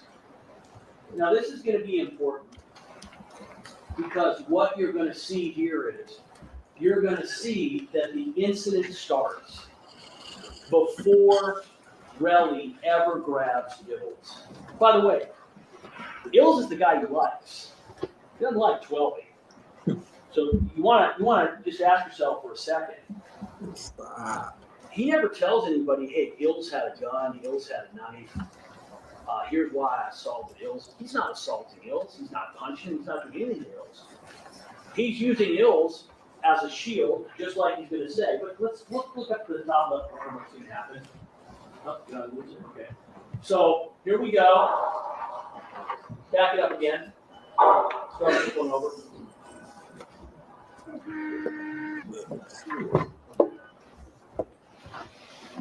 So when you're watching this, what you're going to see is not as the defense described, that Relli grabs Ills and then Rocky defends him. What you're going to see is Rocky is going to reach behind and then he's going to advance towards Relli. That is clearly when Relli sees the firearm, and that's when he ends up grabbing Ills. So the idea that, well, the gunshot doesn't happen until after he grabs Ills, it doesn't matter. Relli's responding to the fact that Rocky's pulled a gun on him for the second time. And by the way, this is a lot scarier than the first time, because now they're by themselves, and clearly Relli is concerned he's about to get shot. Now, I'm going to get to it and I'm going to address it, but this doesn't even begin to cover the idea that their defense is not just this was a prop gun, which is absurd. It's an absurd defense. Their defense is it's a prop gun, and Relli knew it was a prop gun. And even though Relli knew it was a prop gun, Rocky pulled it on him to scare him, even though by their own admission, he knows it's fake. And you can see Relli running around, and you can see what 12 does, and you can see what Rocky does, and no one is acting like it's a prop gun because it isn't. So let's watch it. Boom, guns out.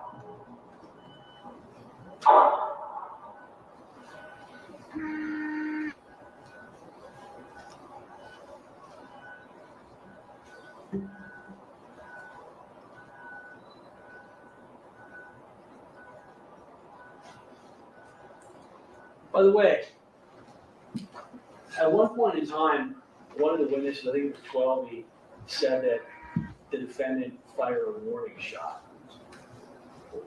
You don't fire a warning shot with a prop gun, it doesn't fire anything. Also, you can see that on that shot, the defendant has the gun out, facing forward, appearing to target Relli. And by the way, he moves into a better position in between the shots. And the only reasonable conclusion you can reach reads from that is that he is trying to get a line of fire on Terell.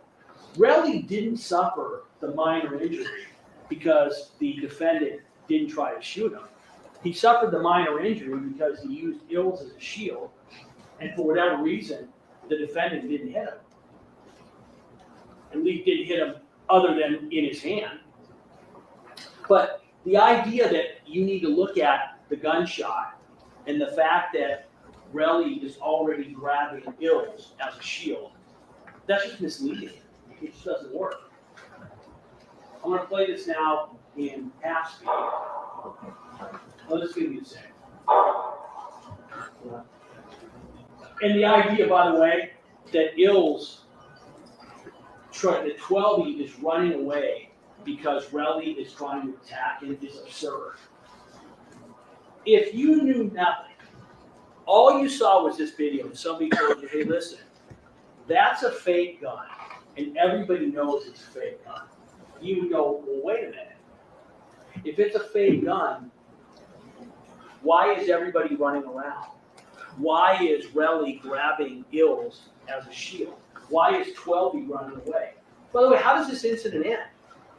This incident ends not because the defendant voluntarily says it's over. 12E literally is blocking him and pushing him away. The defendant is fired up. He's angry. We don't know what was going to happen next, but it's not as if the defendant decided on his own, you know what, I'm done. 12E pushes him away. So this is a close-up. And again, this is a little bit harder. This is going to be played at half speed. I got it. It's going to be played at half speed. Again, we already know that we've got. By the way, the only thing that Mr. Tacopina did not accuse Relli of was planting the nail on the seat. And I was waiting for it. I was waiting for him to say, Relli planted the nail. He was trying to get me. So we know who we have, defendant, 12E, and we've got, which is hard to see, we've got I can't see nothing. Relli and ills. So what happens? You watch for yourself. You're going to see Relli reach and then move. When Relli reaches and moves, I'm sorry, when the defendant reaches and moves, that's when the gun is out. He keeps mixing up Relli and the defendant. Sorry. Maybe really is the defendant. Who knows?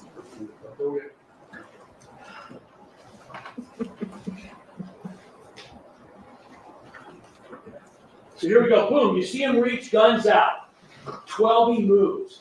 Relli is running, trying to get behind ills. He's not beating ills. And what is Rocky doing? He's running around, trying to get a shot, and he's going to fire. And when he fires a second time, the gun is outstretched, aiming at Relli. And now look, there's 12E grabbing him and making the defendant go away. That's how this thing ends. Again, and I understand it. You guys don't want to believe that this man who has everything, is going to give it all up for this. I get it. But that's a decision he made. I didn't make it for him. You didn't make it for him. The judge didn't. Mr. Tacopina didn't. He made that decision on November 6th. And what's crazy is that apparently Relli would have been more than willing to take the money and not cooperate with anybody. And by the way, why is that? Rocky was saying, and you heard it before, he had to be on the beach. He would have been on the beach. So not only did the defendant commit this violent crime, but in the end, his attitude was, no, I'm not giving you anything. Now, that's arrogant, but it's what happened. Okay, so what happens after the shooting? Immediately, Relli understands what's going on. So we had, this was very interesting. We had the officers called, and the whole idea is, we know that this incident never happened, meaning it was only a fake gun because they didn't find the casings. But what became very clear, ladies and gentlemen, is the defense did not realize until we called our witness, started questioning Lou Levin.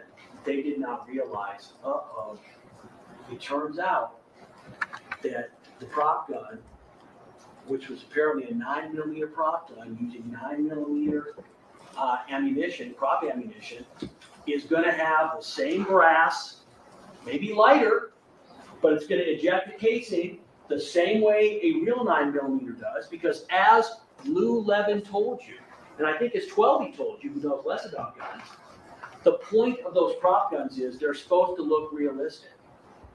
And if they don't eject the casing, they're not realistic. And any of you who've ever seen a firearm, any semi-automatic firearm, understands that in order for a second shot to be fired, unless you're going to manually take a round out and put it in, which you don't do in a semi-automatic, it's got a chamber and cycle around. That's what it does. They didn't realize that. So what happened is they spent a bunch of time talking about the incredible investigation that the LAPD officer did on the scene. I asked you during voir dire, are you going to be able, in this case, are you going to be able, if you don't have every question answered, to come to a verdict if the evidence demonstrates to you beyond a reasonable doubt that the case has been proven? Each one of you said, no, you know what, I don't need every question answered. Let me tell you a question we can't answer. I cannot tell you why LAPD did not find the casings that night. Don't know. They certainly looked. But here's what we know. They didn't find any casings, meaning if the defendant's position is correct, if the defense position was the prop gun is correct, there should have been casings there from the prop gun. They weren't. And what we know is Relli went back and he found them. And I'm going to go through and explain to you why that's credible evidence. So what happens? He goes back, he texts, and he says, hey, you tried to kill me. Okay? What are you talking about? Why are you telling people I shot at you? That's what the defendant says. By the way, the defendant's position now, their defense is that he shot at him, it was just a prop gun. So the question isn't that the defendant is lying here. He clearly is lying. He's just saying, oh no, it's a prop gun. So Relli says, you tried to set me up and take me from my daughter. He is saying, you tried to kill me. That night, in that text, Relli doesn't know we're going to trial. And what's the defendant's response? Not, hey, that was a prop gun. It's stop making shit up. So, this is what they say is the big evidence in this case. Yes, Relli decided that rather than cooperate with the police, he was going to try to get a bunch of money. Is that the honorable thing to do? Is that the good civic-minded thing to do? Of course not. Because the defendant firing his gun in the middle of Hollywood jeopardized everybody. It's not just a crime against Relli, it's a crime against us all. But Relli didn't care about that. And by the way, eventually, when there's a civil trial, I'm sure that the civil lawyers will be arguing that Relli doesn't deserve anything. And luckily, that's not my job. We don't represent Relli. We represent the people of the state of California, and we're here because the defendant committed a violent crime. We're not here asking for money for him. And I'm not gonna sit up here and tell you what he deserves. I have no idea. So what's important here is he's explaining in this text that he wants to get the money, but he's explaining why. He shot at me. Relli never, ever, ever has been inconsistent in the fact that the defendant shot him, that he got hit. Never. Sure, was he not upfront about owning property in Miami? Some of the questions, how did you make money in 2021? Is this a picture of your girlfriend? Imagine if you are sitting here on a case that is being live streamed. You got the camera here. You've already been threatened. Your family's been threatened. Your daughter's been threatened. Your girlfriend's been threatened. And now someone is going to ask the defense attorney, what's your girlfriend's name? Let me show you a picture of her for the world to see. That's a lie. What do you expect, really? He showed the picture to Relli, not to us. Okay, now we're going to get to the most important statement that Relli gives in this case. And let me tell you why it's so important. And again, some of you might be asking yourselves, why did the defense bring in this evidence?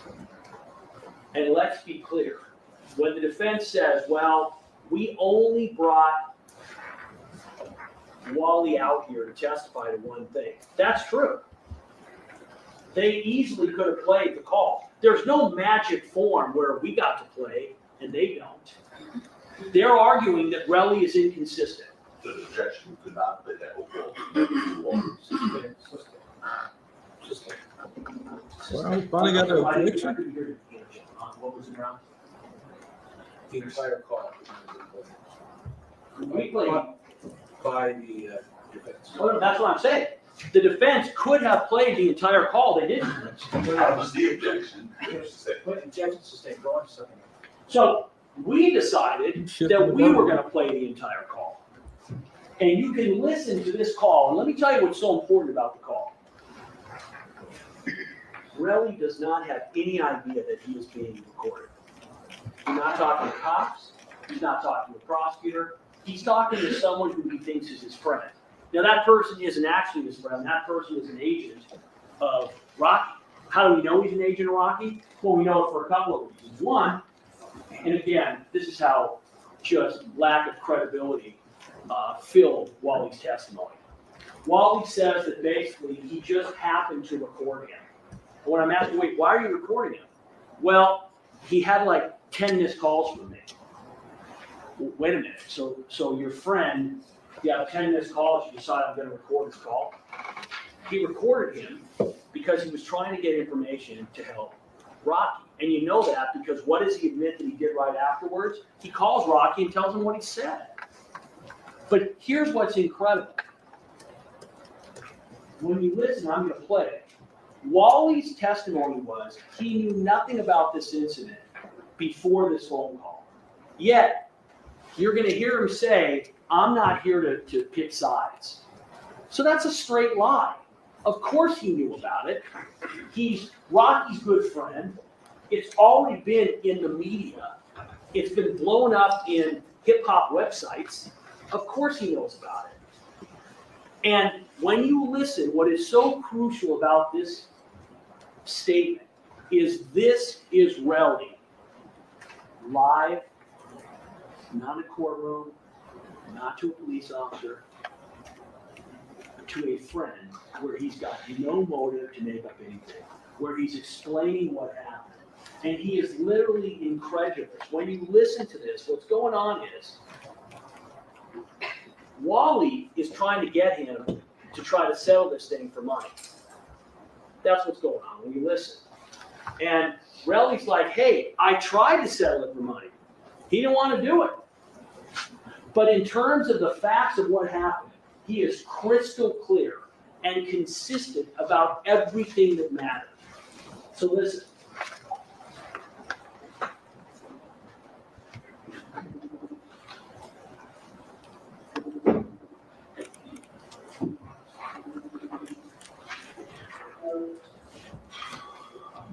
Yo, bro. Yo. Shit, bro, my bad. I don't know my girl and shit in bed, so you know.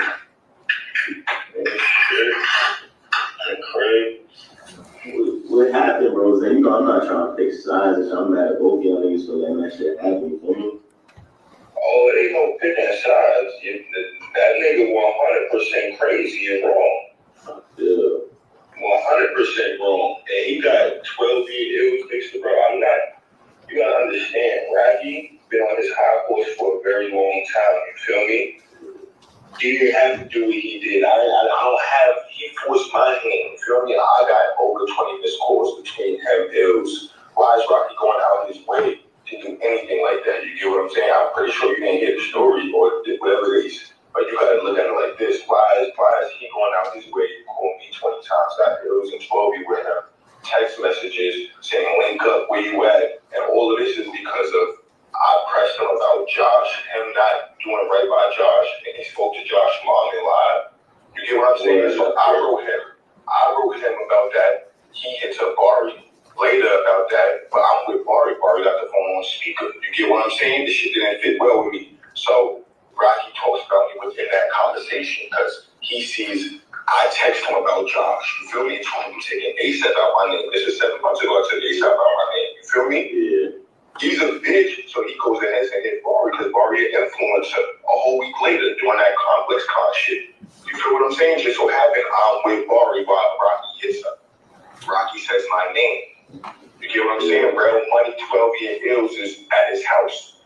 I hit Real Money the next morning, tell Real Money. I heard Rocky bitch ass tell him I don't fuck with him. Whoopie. You feel me? No fighting words, none of that. Just basically, nigga, I heard you. But in Rocky's head, he was like a bitch because Bari had him on speaker. Rocky don't know who else heard that conversation, but he know I heard him talk about me. And I told Rocky over the years, nigga, if you have a problem with me, let me know. Stop rocking me to sleep. You feel me? Boom. Next thing you know, I guess that was enough for him. He felt like a bitch because he knew I heard that conversation. I wasn't supposed to hear that conversation because Rocky I never heard him say curse words or even have that type of energy towards me. You know what I'm saying? So now I know the real him. I tell Real Money, tell that nigga fuck him. You feel me? Boom. Shit gets related to him. Next thing you know, I get over 20-30 missed calls between him, Ills, and Rocky. Text messages. I'm staying at the Lowe's. I tell him, he calls me. I finally answer because I'm sleeping. Yeah. I answered. He's like, where you at? With a slip voice. I'm like, huh? Where you at? Nigga, I'm at the W. I'm not really at the Lowe's. You feel me? You know, Hollywood Boulevard, they all look the same. You're like, no, you're not. Nigga, that's a bum-ass hotel. I'm like, huh? He said, show me outside. Okay. All of it look the same. I showed him outside. What he does, be in 5 minutes. I'm like, all right. My girl like, what the fuck is going on? I'm like, I don't know. Yeah. He calls me. Those calls me. Yeah, I got all these text messages. Bro, these niggas is dumb. You and a couple other people heard this story. Rocky out here thinking it's all sweet, but his life is really, and bro, that's what I wanted to ask you, bro. Like, why boys though? You feel me? Why take it to you know the guys? You feel me? For me? Yeah, if anything, on how the boys. Why wouldn't I, bro? He's a multi-millionaire. He blamed at me. I'm no longer on his level. Everybody turned on me. Everybody, bro. Rocky had everybody turn on me that day. Plus, what the fuck am I doing? Spin on his block and go shoot him up? Or do I cripple him? Because he's a multi-millionaire, bro. I'm not having nobody shoot at me where I'm taking him on the chin. And two, I'm not about to spin on Rocky's block. I'm already a millionaire, nigga. You get what I'm saying? So what you looking for? You think you're a black nigga? I'm teaching everybody how to get money, how to do this. Can Rocky do that? Do you have a foundation for black people? Do you have a foundation for anybody? No, this nigga's greedy. You get what I'm saying? So I can't sit here and be like, oh, how do you meet somebody like that, bro? You take away what they have, dogs. You feel what I'm saying? I'm not doing it on something like this, that, and the third, or some pokey shit. Nigga, I would have had to got a lawyer the same day because he read at me 4 or 5 times. I had to use ills as a shield or I'd be dead. I feel niggas ain't trying to like, you feel me? You not trying to end squash this shit, get some paper or something. Wait, he told me suck a dick. Boom. I hit up John the same day. Bro, that's all I had. He had nothing but time, bro. When I got the best lawyer in LA and work out my business. You feel me? He told John to stop contacting me. I sent him the piece of the bullets, sent him the text messages of him, letting him know how serious this is. You know what he said? Nigga, fuck you. So what I'm supposed to do? I accept the nigga shooting at me 4 or 5 times where I almost died, or shoot this man. Now problem with suing, of course, the severity of the case and try to kill me. So that's what he gotta read. You feel me? There ain't no way niggas just fly, like, you feel me? No paper, no nothing, Rose, like, you feel me? Like, bro, he's a grown, he's 33 years old. He got other things talking for him. He know what he did. You get what I'm saying? He had more than enough time. This shit happened 7 months later. He wasn't trying to reach out to me. He still didn't reach out to me. legal shit was going on, boys, you know, so. That's on him. I didn't want to go about that way. I went ahead and got a lawyer. When you get a lawyer, that has nothing to do with boys. And Jabari is his friend. He might as well thank him for him not being late in the feud because but those are allegations. You feel me? He got enough, and you're part of the PR team. He would have had enough people to block that if Jabari didn't say nothing, bro. Those are allegations. Jabari made it official. Yeah, so what's the next, bro? And Jabari's getting sued too. Jabari's getting sued for defamation of character.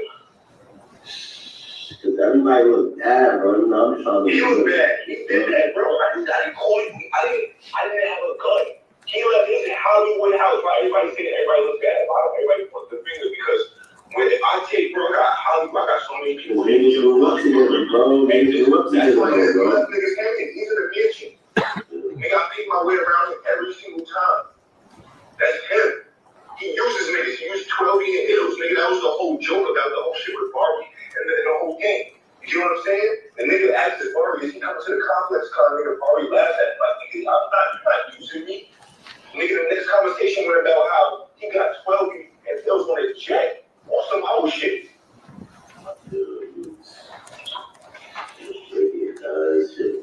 Because y'all niggas grew up together, man. Like, you feel me? Like, I made that nigga. Fuck growing up. I made that nigga.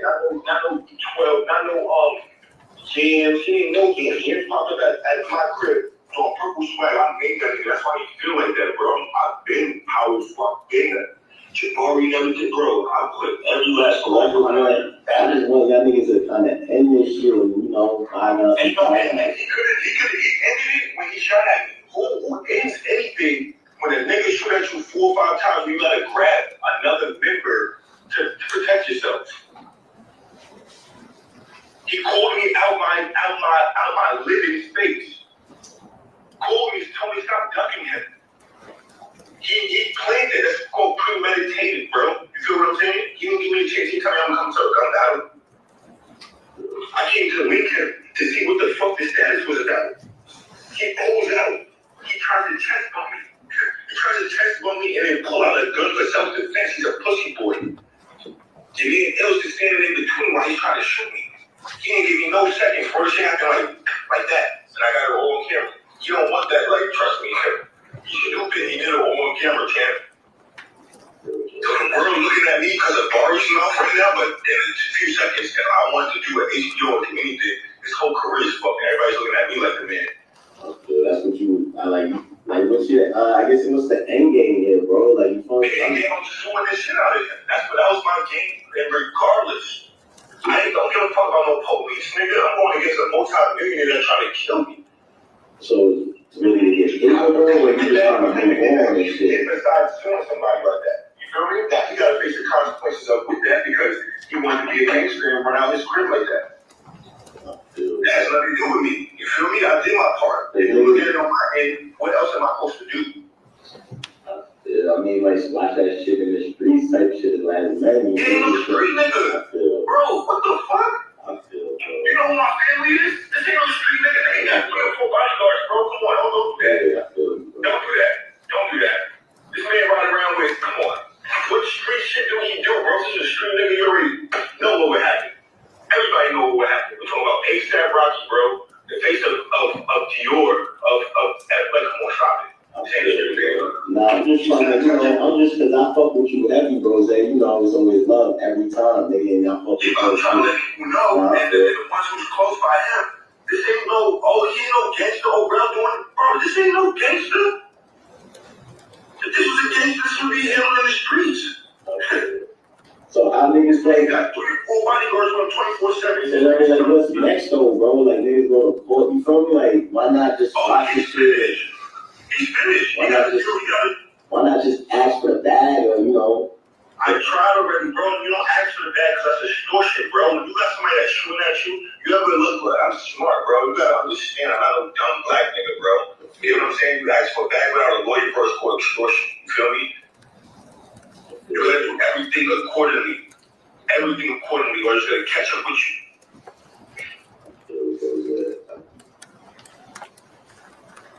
All right, folks, this time take 10 minutes. Please be outside the courtroom doors at 2:45.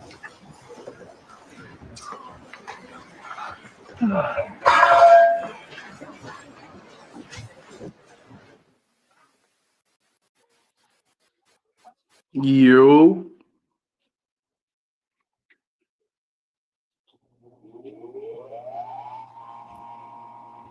What's that? How in the world do the prosecutor actually think playing that tape helps them? I don't know. I don't think it helps at all. I mean, No, it makes him look more aggressive. It makes him look like the violent one. Talking about, did you catch when he said he's not a street ninja? You know right, my family. right. And then he say, why don't handle it in the streets? Why would you say that? That don't help their case. And then he said something about Relli would beat Rocky up or something like that. And Yeah. I'm like, okay, so you're really piling on to the self-defense argument, and it was pointed out in the chat as well. I mean, And then this what really got me, man. Hey, grab this one over here, y'all. This what really got me. Why is the prosecution bringing up this man's wife and kids like that? If that wasn't misconduct in my eyes, that was inappropriate. That woman, them kids ain't got nothing to do with nothing.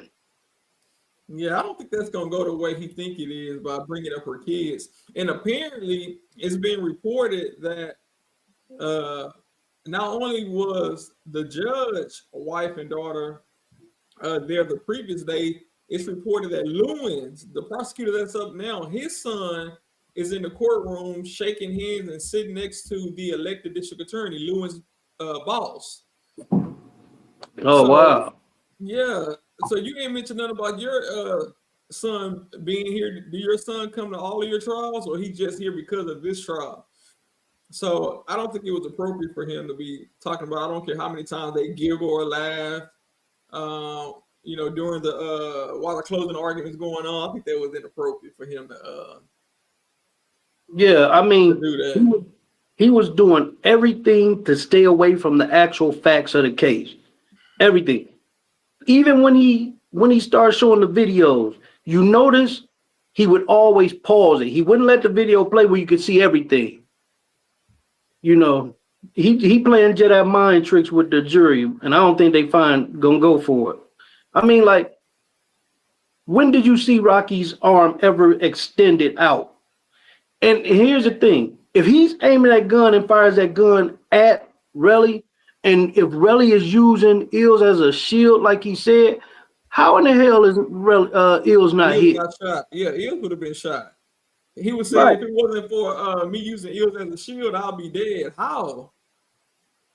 How would you be dead if the shots went towards the ground, even if, we're even assuming it's a real gun? Right. How would you be dead?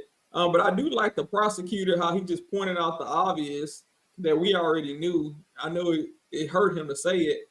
He said, he basically admitted Relli lied on the stand, because he said that, of course, Relli said the tape wasn't real, but he said, of course, that's Relli.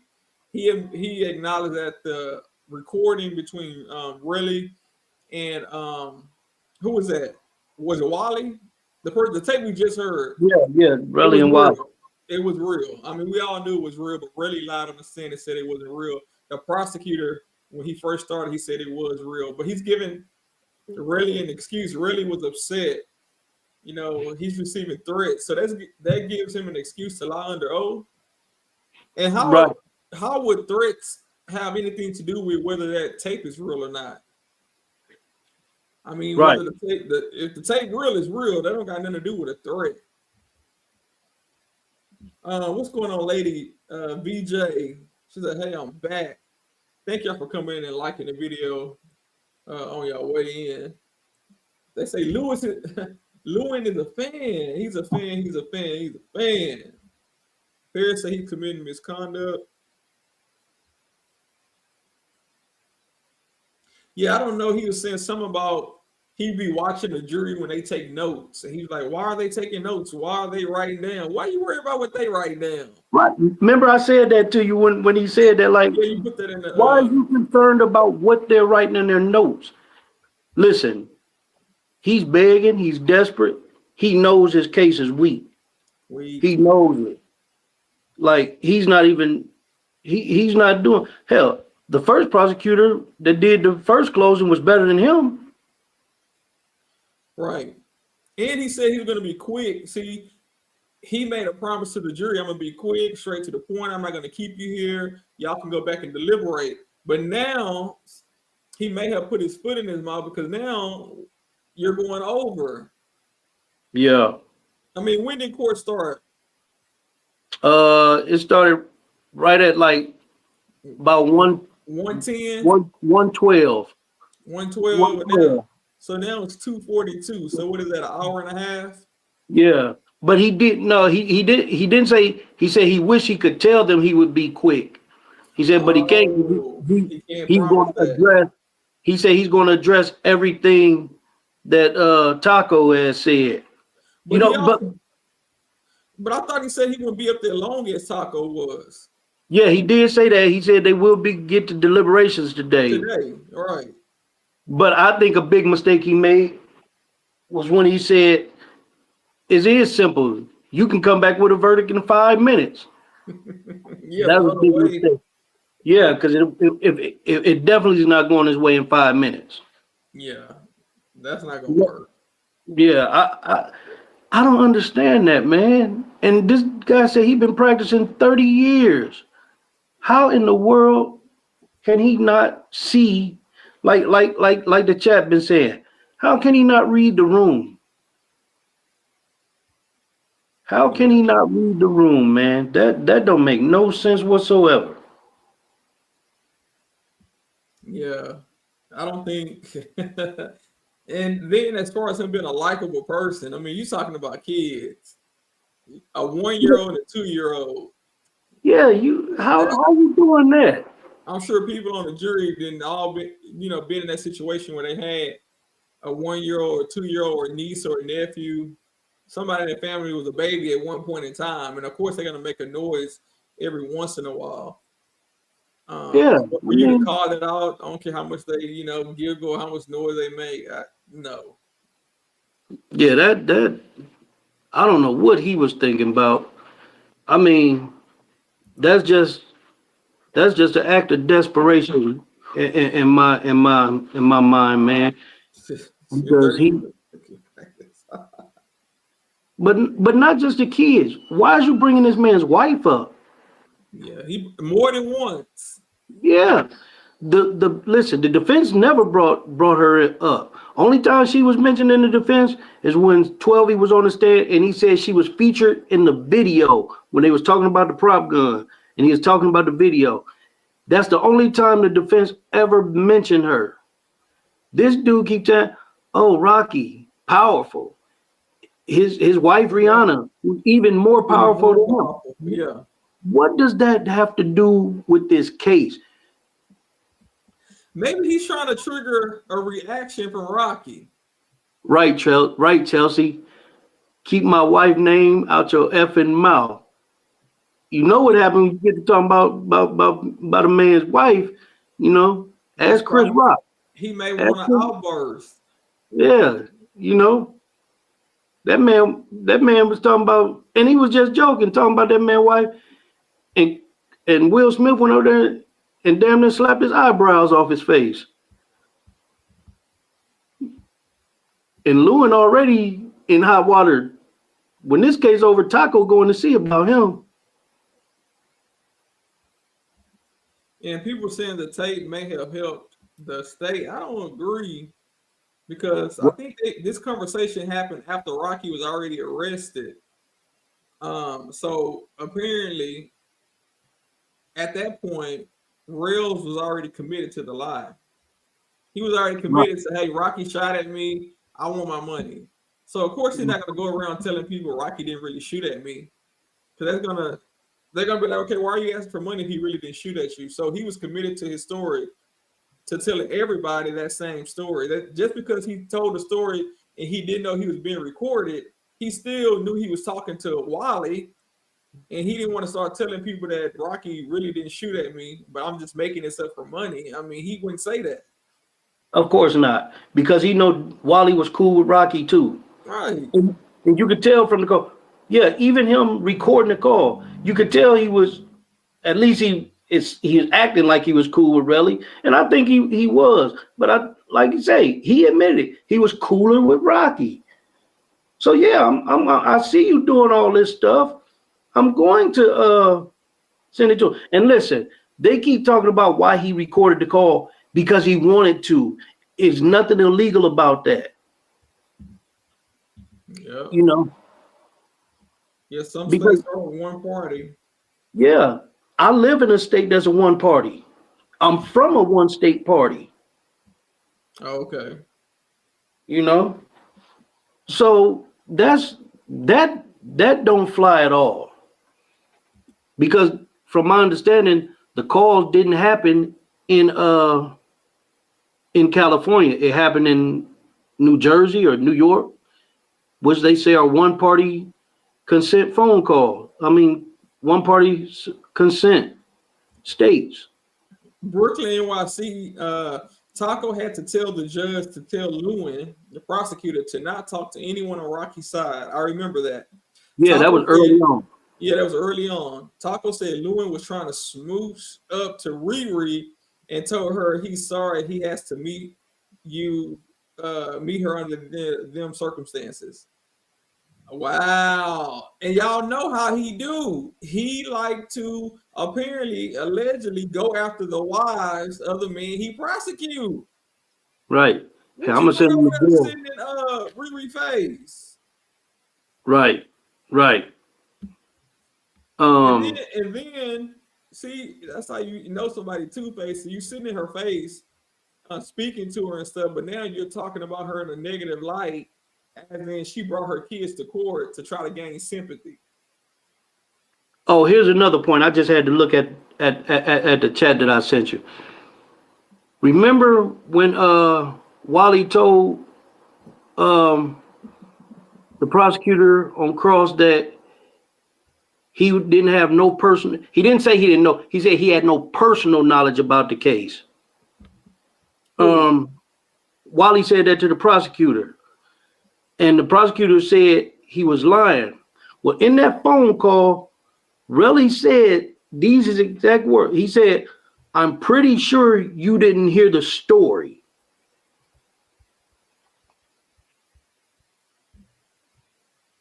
Oh, I think we lost him.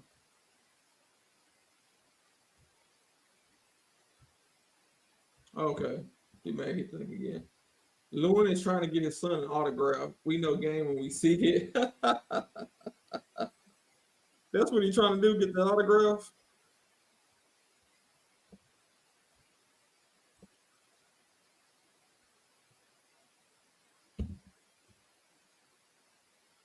Yeah, you're a fan. I'm with Joe Taco. Prosecutor, stay away from the fan. In your argument, Mr. Lewin, you made reference to Rihanna being in the courtroom and the kids being in the courtroom. The manner in which you did it, I don't think was improper. However, for the balance of your argument, from here on out, there is to be no mention of Rihanna being in the courtroom or the kids being in the courtroom. Just them not being in the courtroom, like you mentioned, here's the problem, Your Honor. The defense got up at the end of the court, and they talked about the impact of this case on Rihanna. I said in the courtroom. Oh, just don't mention it. Do not mention again Rihanna being in the courtroom or the babies being in the courtroom. There'd be no mention of that. Right, I'm just trying to understand, but I can mention the issue, just not talking about being court. Mr. Tacopina, went into that, Okay, you're entitled to. I wasn't No trying to- mention. I wasn't of trying to that argue being a court, I just wanted to understand what we were asking. There's be no mention. We'll do it. I told y'all that was inappropriate. Yeah. And that's good the judge told me about it, so Try to be very, very careful. they're allowed to be there. And you can't say they are there to gain sympathy from the jury. That's so inappropriate. There's no evidence that they're there to get sympathy. Even though we can speculate that's the reason, there's no evidence that that's why they're there. What time did you go to?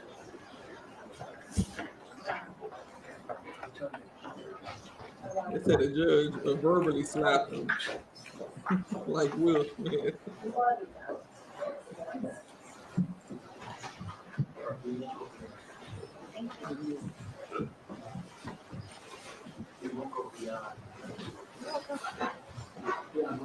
But they said nothing about his son being in the courtroom.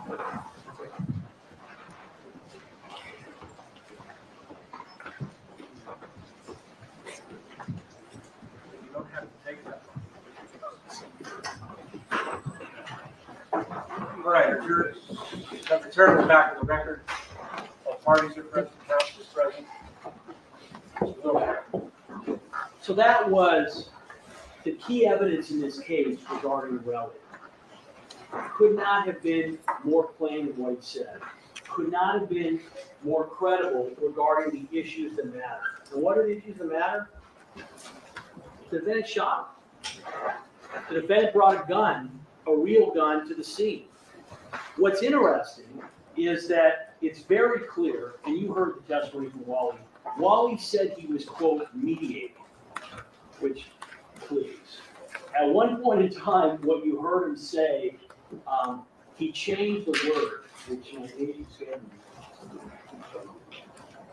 Also, I'll think of it in a second. This is what happens when you get on the board.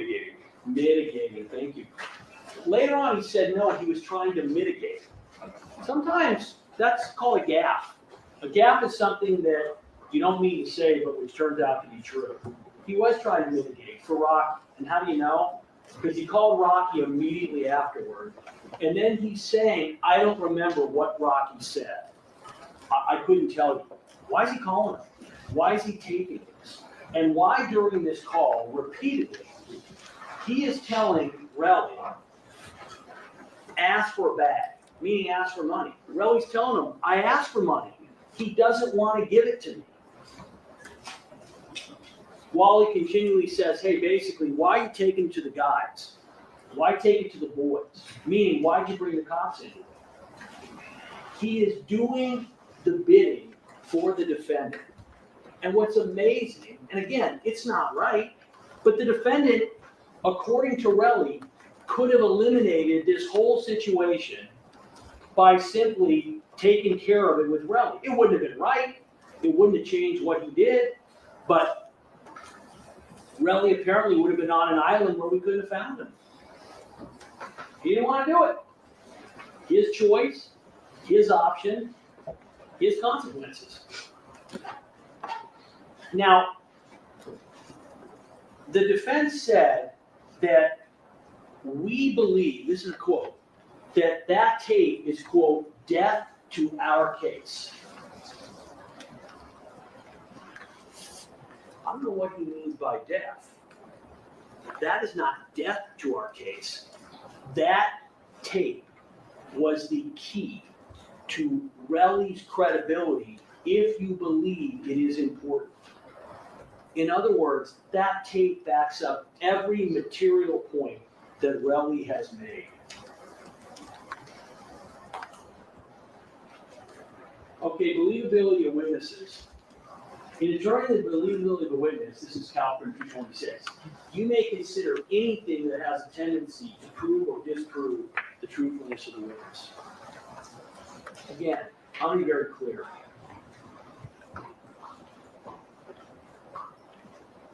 $12 and ASAP Lou came in there, and they repeatedly lied. Just about almost everything. I'm not gonna go through all the inconsistencies. 12E didn't want to concede that he's reliant on the defendant. Didn't want to admit that he's talked to the defendant.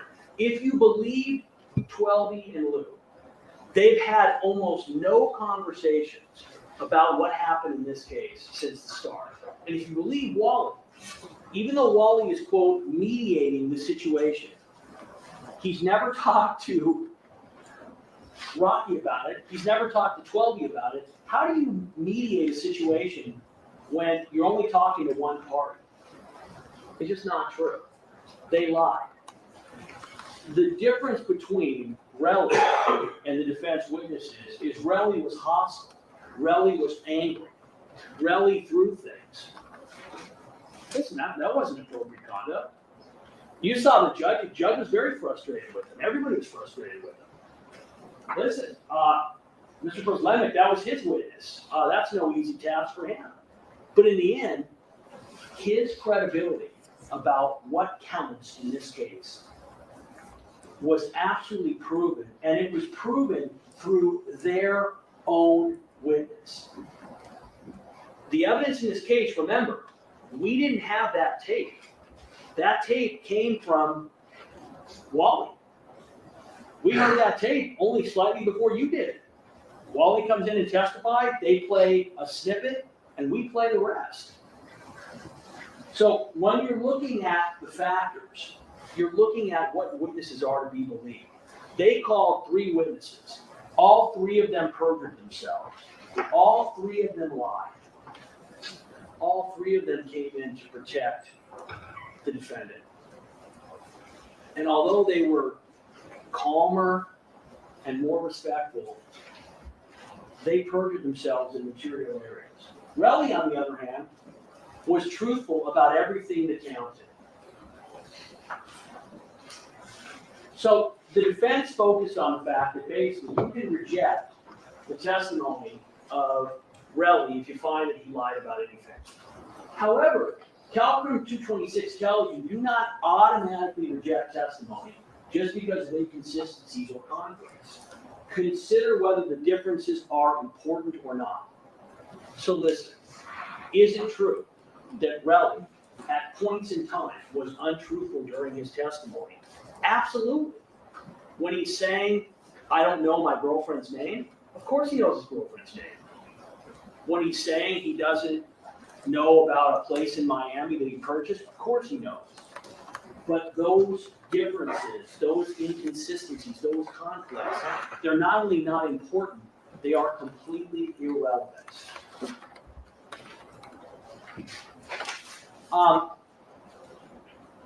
In talking about ASAP Lou for a second, I'm going to come back to that. Okay, let's talk about the injuries to Relli's hand.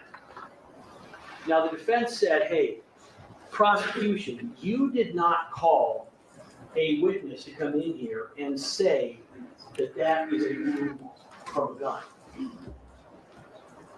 How is somebody going to be able to come look at an injury and tell you where it came from? Now, here's what you have to ask yourself. If there was something about that injury that was inconsistent, where it could not have come from a firearm. Is this an exhibit? It's not evidence. I believe this is the correct exhibit. Is this the incorrect? Oh, you know what? Hold on, let me back it up. That's my fault. I have the wrong picture. Excuse me. It's the same. Let me change it. Thank you. Okay, this is the correct exhibit. So we're still talking about the injury to the hands. And you know, without question, that if there was an expert who could come in here and testify, you know what? Those injuries could not have come from a graze wound. They would have called that witness. And again, how do you know? Look at the team that's standing over there. He's shifting the burden. Look at the fact that they called in Wally. To the purpose of calling Wally, bring him out from France for thousands of dollars, obviously, was to simply impeach Relli with the fact that it was his voice. So if there was a medical professional who could come in here and tell you, well, that didn't come from a gunshot, you would have heard from them. And the failure to call a logical witness is something you can consider, and you should consider.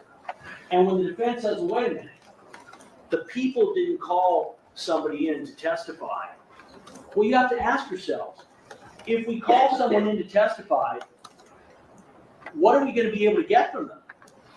Do you think common sense, you don't have to be an expert, who can look at an injury like this and say, yeah, that came from a bullet? You can't. You can look at it and go, okay, could it be a graze wound? Sure. So if the defense had an expert that was going to say what they wanted, you would have heard from them. Okay, let's talk about Gills for a second. This was, again, the defense went all in on a couple of things. One of the things that went all in was that if there were casings at the scene, LAPD would have found them.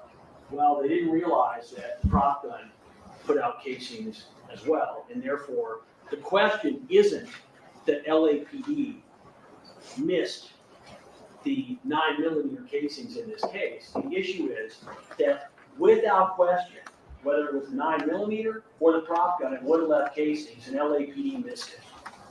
Why? We'll never know. Why did Relli find it? Well, he had the advantage of knowing exactly where it was. Same thing with Ills.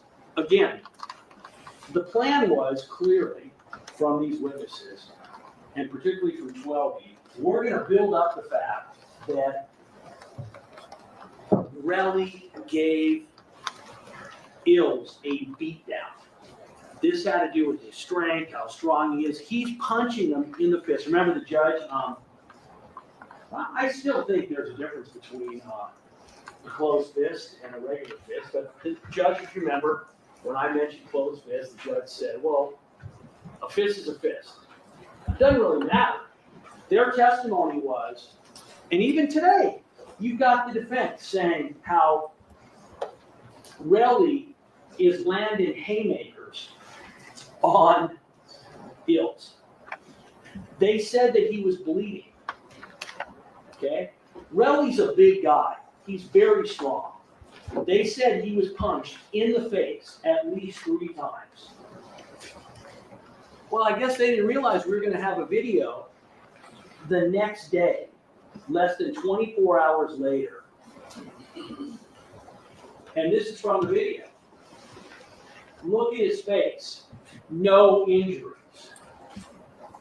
No injuries. Nothing. 0.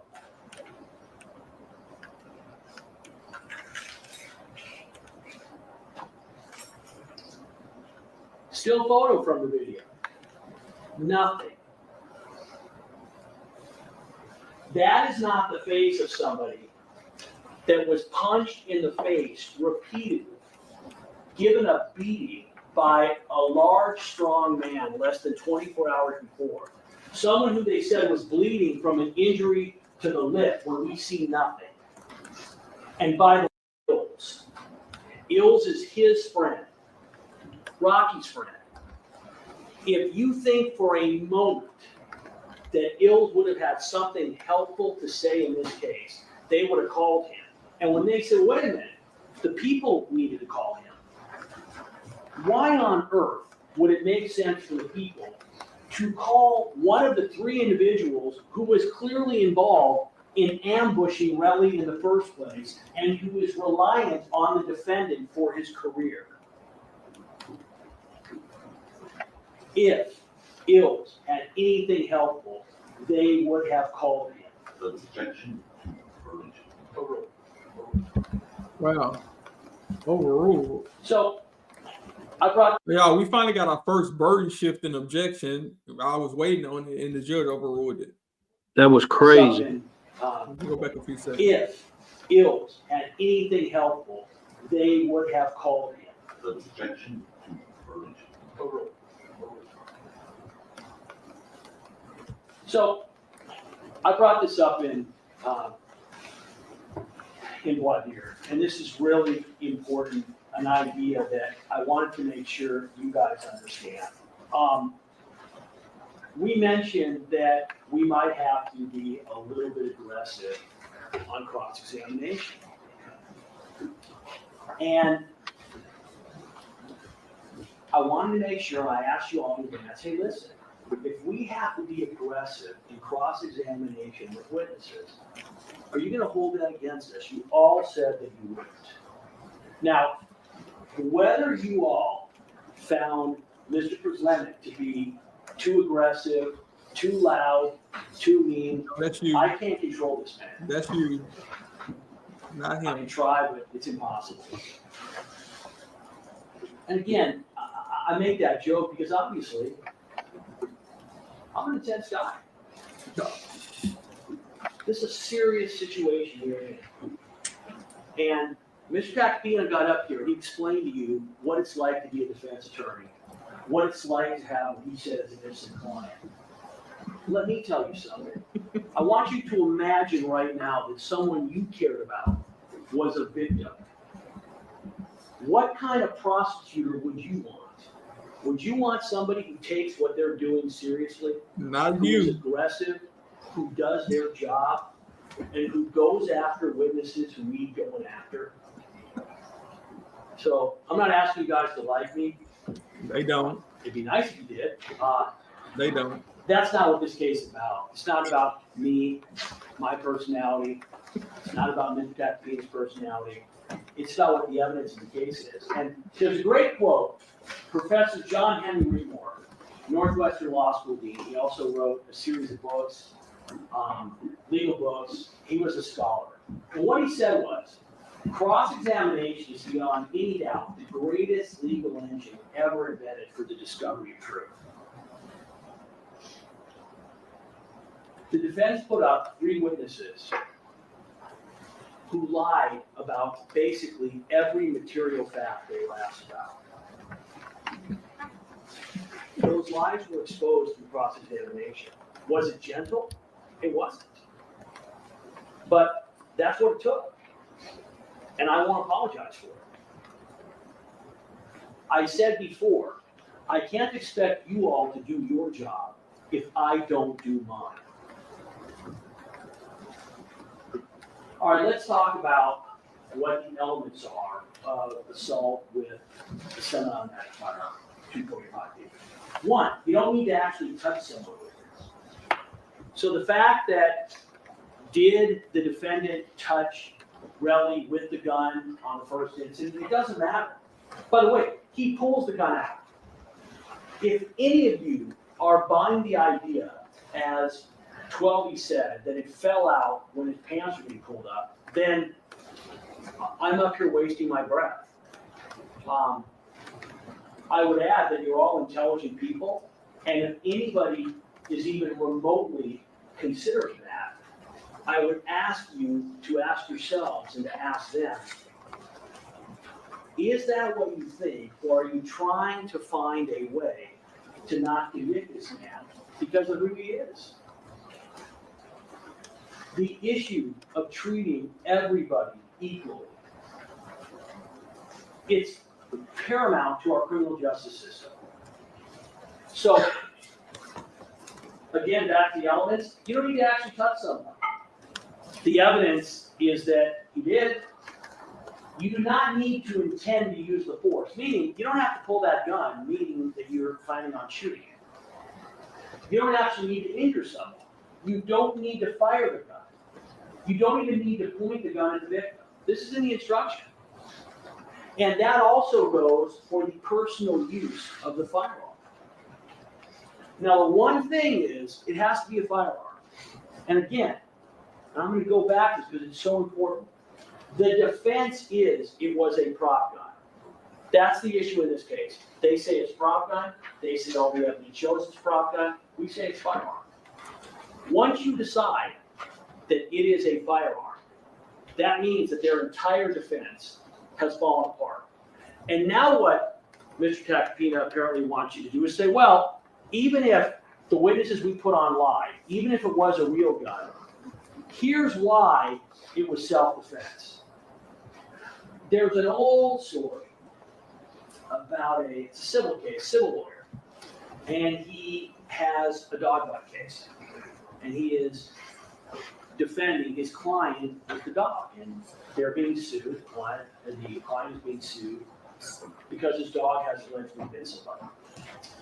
He gets up and closes an argument, and he says as follows: "Hey, listen, my client's dog, there's no way he could have done any kind of damage to the plaintiff because he was on a leash.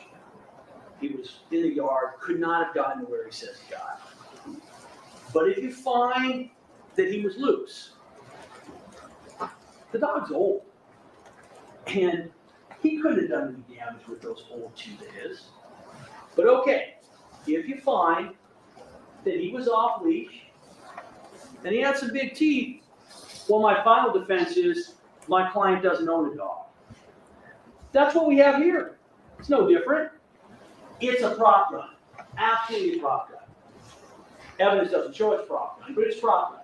But if you find it's not a prop gun, here's why Rocky fired a real gun in self-defense.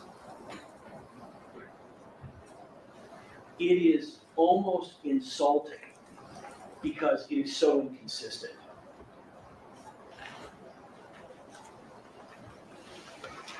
So when a defendant equips and positions himself to carry out a battery, he has the present ability required, even if some steps remain to be taken.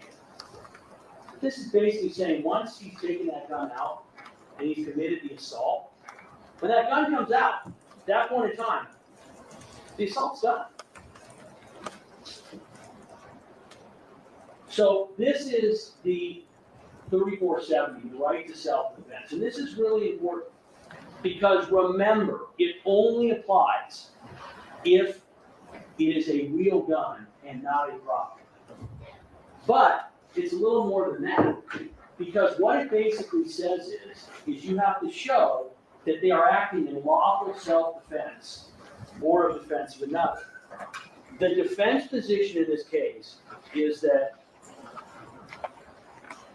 the defendant was acting to protect Relli and Gills. But it's more than that, okay? So basically they're saying that defendant believed that he, Gills, and Twelby were in imminent danger, okay, of suffering bodily injury. And by the way, and you all know this, if someone is in danger of being touched unlawfully, you can't shoot them, okay? You don't have to actually go through jury instructions to figure that out, okay? If I go and I slap one of you guys, you can't shoot me.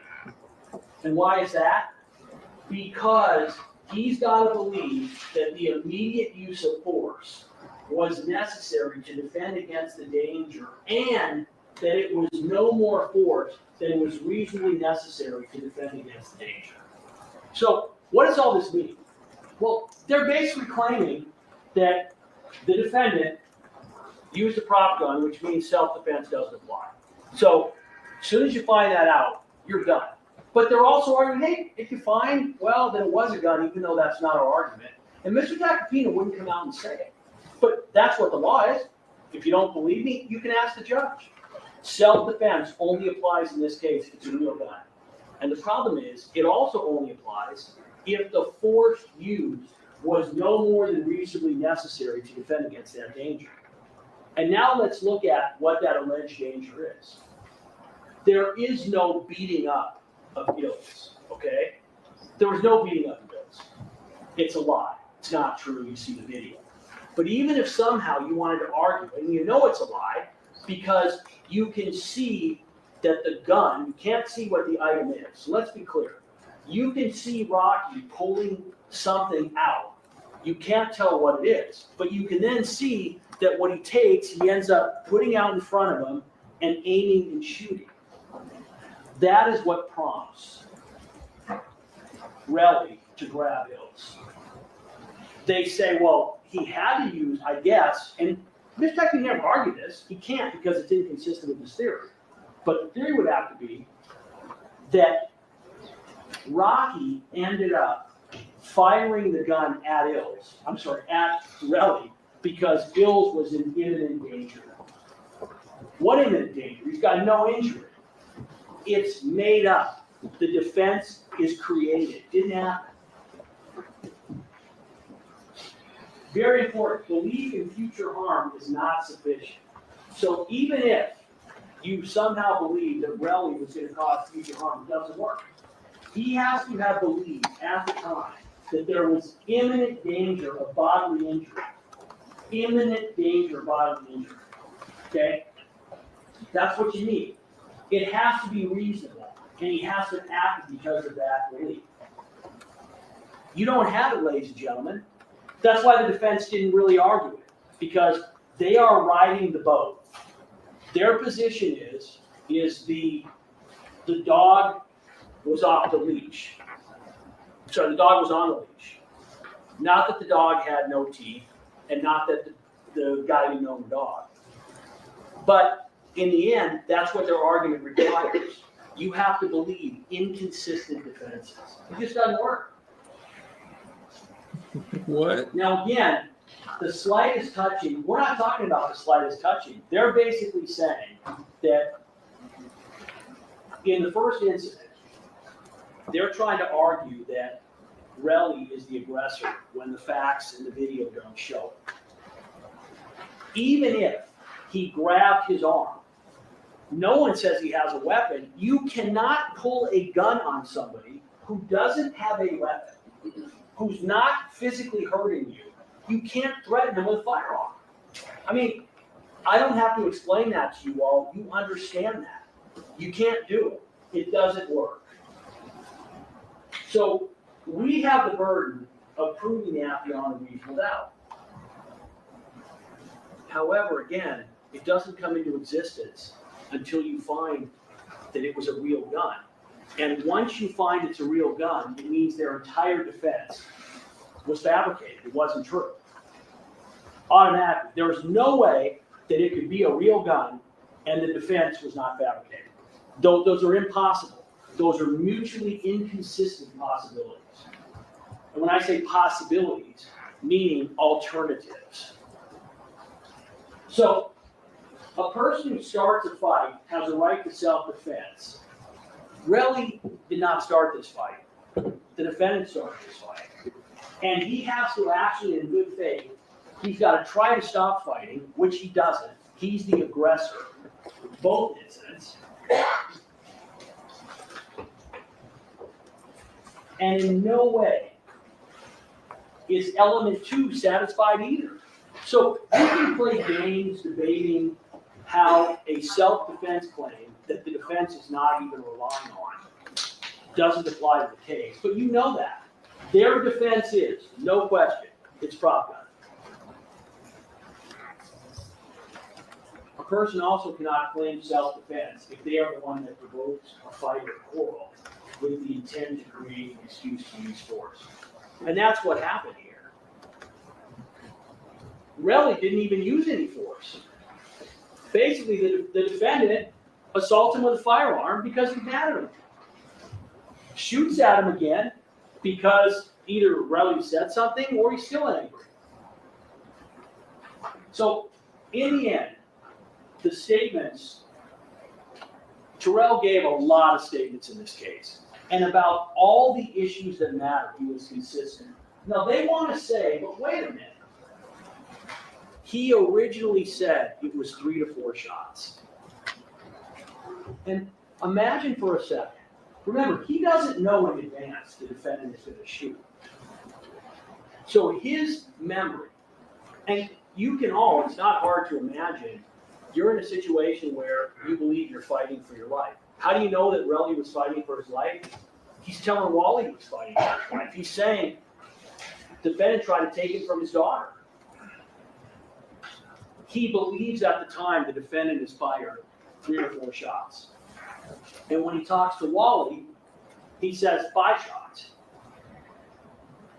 That doesn't matter. That's not a question of credibility, and here's why. If Relli were making this up, and remember what they're saying.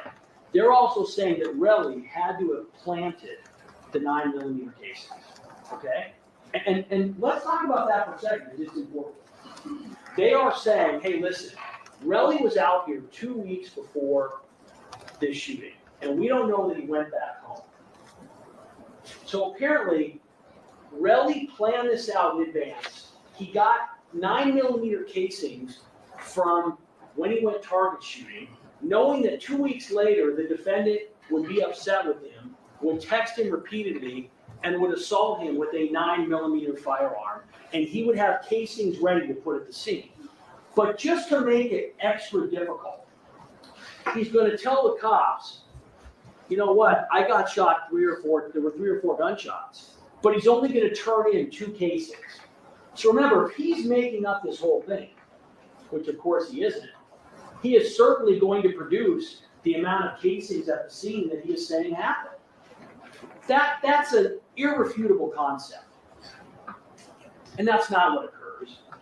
And the idea that somehow Relli is Nostradamus and knows all these things are going to happen. And let's look at what had to occur. It's 10 p.m. on a Saturday night in Hollywood. Relli doesn't live here. We know from ASAP Lou, he can't go out and buy ammunition. He doesn't have a gun. So he certainly could not have, after this incident, bought a gun, fired the ammunition, and dumped it at the scene. So that means that he's carrying around 9mm casings just in case the defendant assaults him. It's absurd. Then they say, well, wait a minute. You know that it's made up because look at the magazine that's found at the defendant's house. And now we go back to ASAP Lou. Listen, ASAP Lou, Preslemic, he really covered it pretty accurately. He's a Swiss Army knife of assistants, advisors, security stuff. You need a personal assistant, lose your guy. You need someone to give you advice on security, lose your guy. You need someone to come over to stay for a search warrant, lose your guy. You need someone to help you get a prop gun, lose your guy. You need someone to get rid of that prop gun after an incident where that prop gun will prove you to be innocent, lose your guy. Lou's version of what happened is nearly impossible. What is that version? And this is really important because remember, we didn't find out about it at the time. So here's what we know. The evidence in this case that you have, and I confronted the witnesses, is that 12 testified that what he told the defense, what was in the statement we were given, was that the defendant decided to carry a prop gun because he had been the victim of home invasions and violence. Let's just look at that for a moment. Nothing about any particular incidents. And then he gets on the stand and he starts testifying about all these incidents. But he says, oh, well, I told them. I told them about it. I think I told them. I guess I don't know. These alleged incidents of prior violence. And supposedly there's a security person. Just think about this for a moment. 12 testifies that the defendant and he were stabbed at a club with a knife. That there's been a crazy stalker inside the defendant's house. That he's been the victim of other violence. And we're to believe that a security consultant said, hey, you know what you should do? You should carry a fake gun. Because individuals who are going to, and by the way, a home invasion, defense counsel, wait a minute, it's different when you're at your home. That's what 12 said. Those were his words, home invasions and violence. Someone comes in your home. How is a prop gun going to help you? How is a prop gun going to help you against anybody?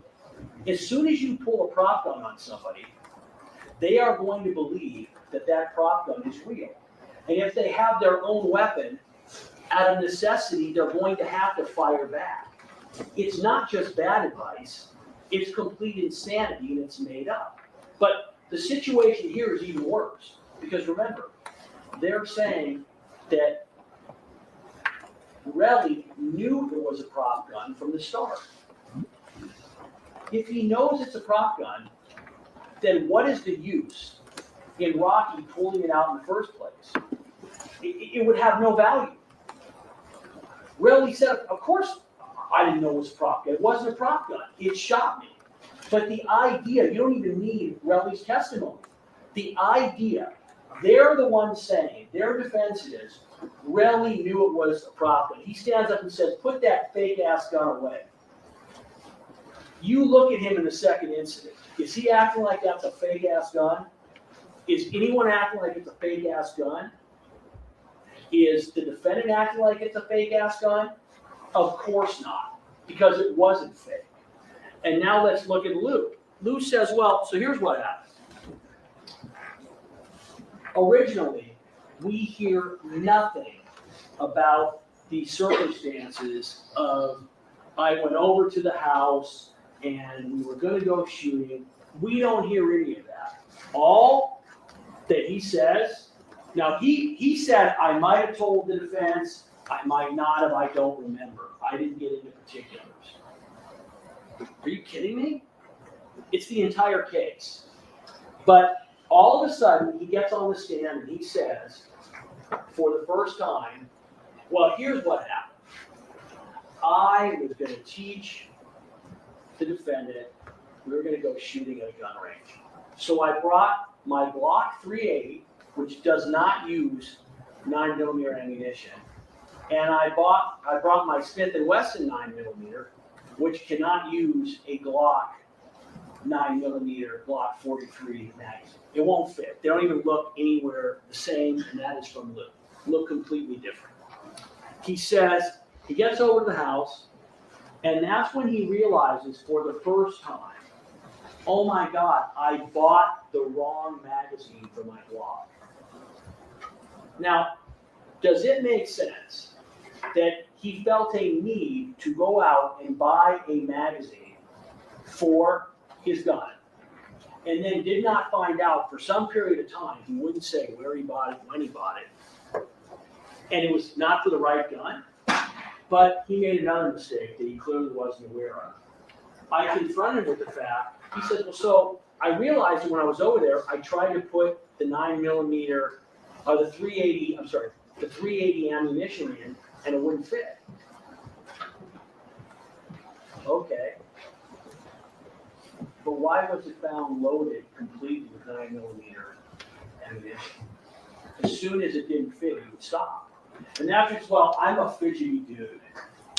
I'm a fidgety dude. So while I was drinking, I was fidgeting, just loading a gun, loading a magazine for a gun I don't have and the defendant doesn't have. They spent a lot of time telling you, well, wait a minute.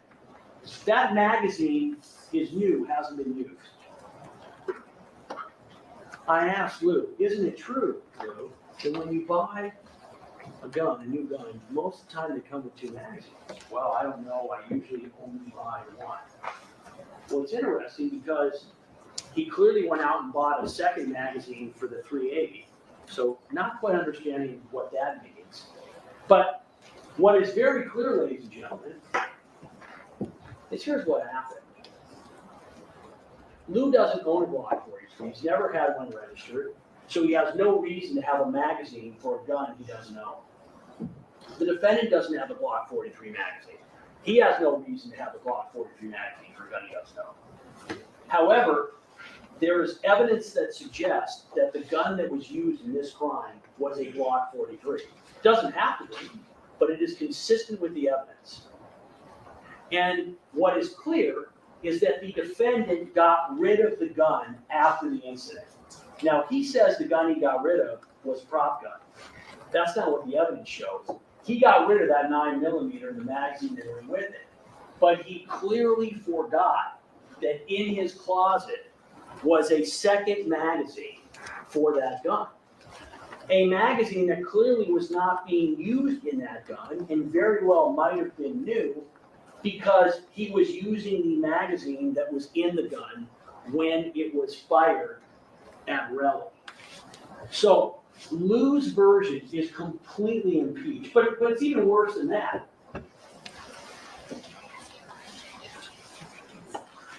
So they apparently have this information. 12E and Lou have information about this prop gun. that will completely prove that the defendant did not commit this crime. And when does it get turned over to prosecutors and police for the first time? January 20th, the day before this trial started. Now they say, oh no, but actually, we told them about it in August 16th or 17th of 2024. That's still almost 3 years after the incident occurred.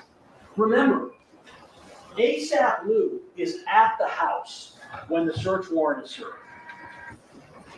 He didn't even have to go to the police. All he has to do is say, hey, you know what? That magazine, that 9mm magazine, that's mine. By the way, it was a prop gun that he had. Nothing. You know why he didn't say it? Because he hadn't made up the defense yet. That's why. Do you know why 12 didn't say anything? Because he hadn't made up the defense yet. That's what the evidence shows. And then what happened? Literally on February 9th, the morning that Lou was going to testify, we are given information. Oh, it turns out that Lou gave the gun to somebody in New York. And that's why they don't have the gun. Now remember, we're finding this out on what is basically the last day of the trial. We don't have the ability to get that person. But the defense, that's someone they've known about all along. Where is he to testify about this gun? They're saying we have to bring this person out here when there's no reason to believe that anything that person is going to say is true. But we're supposed to bring that person out here who we don't even know exists to prove that it's not a prop gun. That it's not a prop gun when that's their witness. Do you not think for a moment that if that witness could have withstood cross-examination, they would have brought him out here? Of course they would have. And how do you know that any of this is true? Because you're instructed on it. So the defense spent a long time attacking me, primarily me, attacking Relli. Where is the instruction about evidence that I ended up fabricating? It says if the defendant tried to hide evidence or discourage someone from testifying against him, that conduct may show that he was aware of his guilt. What does that mean? That instruction is because the defendant, by his own, meaning the defense admission, through their witnesses, is that the defendant got rid of the prop gun, the piece of evidence that would demonstrate that he's innocent of these charges, that he got rid of that gun after the incident. The judge isn't going to give that instruction unless that instruction is something you can consider. Not going to do it. What does it say? If the defendant tried to hide evidence or discourage someone from testifying against him, that conduct may show that he was aware of his guilt. If you conclude that the defendant made such an attempt, it is up to you to decide its meaning and importance. However, evidence of such an attempt cannot prove guilt by itself. So in other words, just because the defendant got rid of the gun, that's not enough to prove to you by itself that the defendant is guilty of these crimes. But when you put it with everything else, it is a huge piece of evidence. If someone other than the defendant tried to create false evidence, provide false testimony, or conceal or destroy evidence, that conduct may show the defendant was aware of his guilt. But only if the defendant was present and knew about that conduct, or if not present, authorized the other person's actions. Circumstantially, the evidence suggests that ASAP Lou and 12 and Wally are not doing this on their own. The evidence, the direct evidence from Wally is that he talked to the defendant immediately afterwards, their conversation. The idea that ASAP Lou and ASAP 12 were not having repeated conversations about this incident strains any even idea of reality. You all know that's not true. Of course they talked about it. Obviously, it's a huge incident that occurred. So that is an instruction you were given. It doesn't say anything about Relli. There's no instruction like that for Relli in this case. Flight. If the defendant fled immediately after the crime was committed, that conduct may show that he was aware of his guilt. What does that mean? After the incident, guys, the second incident, he takes off. If it is in fact, if it was simply a prop gun, why is he running? Why is 12 running? Why are they getting out of there? Why are they getting rid of the gun? I mean, I'm trying to argue to you guys, why is the sky blue? And I hope that when you're listening to it, I hope you're all understanding this is not a complicated, complex case.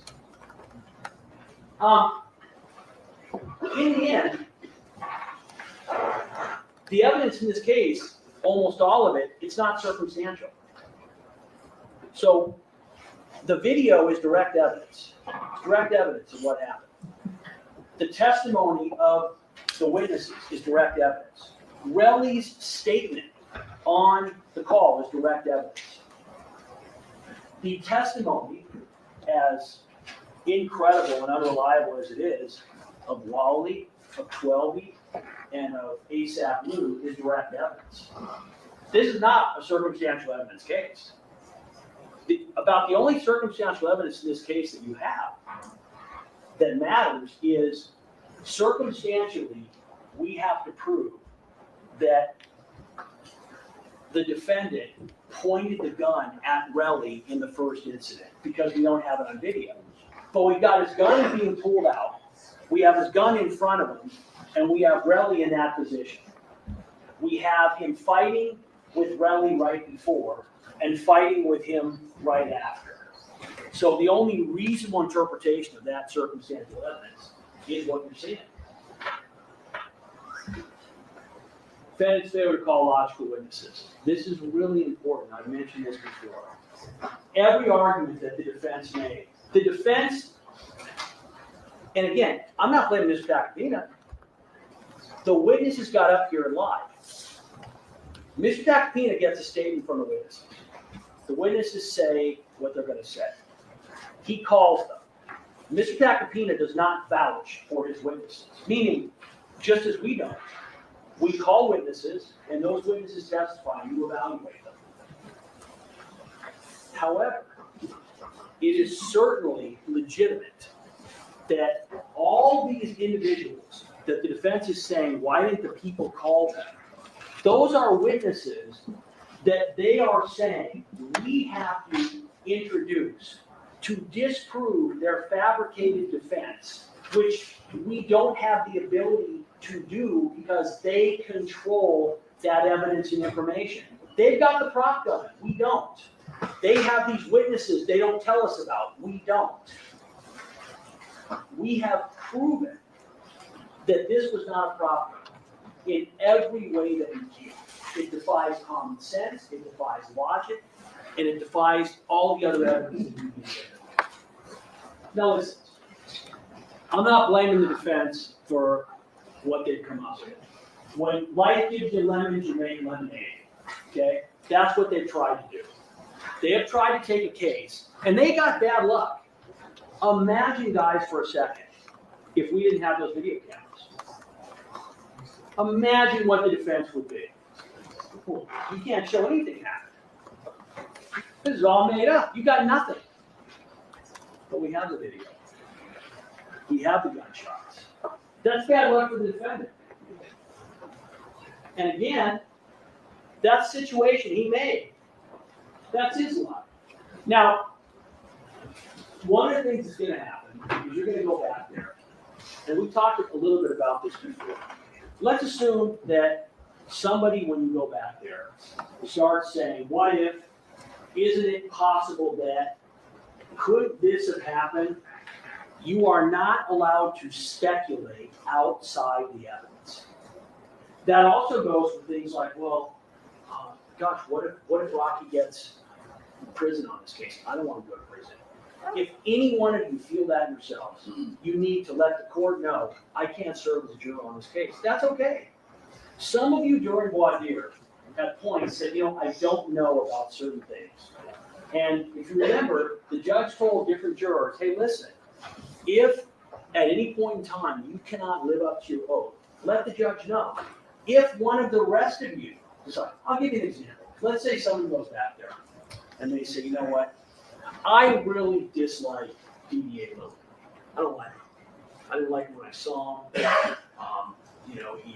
He's obnoxious, etc. Whatever. If that is what you are basing your verdict on, it's improper. It's misconduct. If someone says, I'm never going to convict on a case because I don't like Lou. If it's you and you can't get past it, you need to report yourself to the court. If it's someone else, they need to. We don't know if misconduct happens unless you let the court know about it. So if people, yourself, others are not living up to their responsibilities, you need to let everybody know. That goes the same for the celebrity issue, okay? The defendant should not be convicted because he's a celebrity.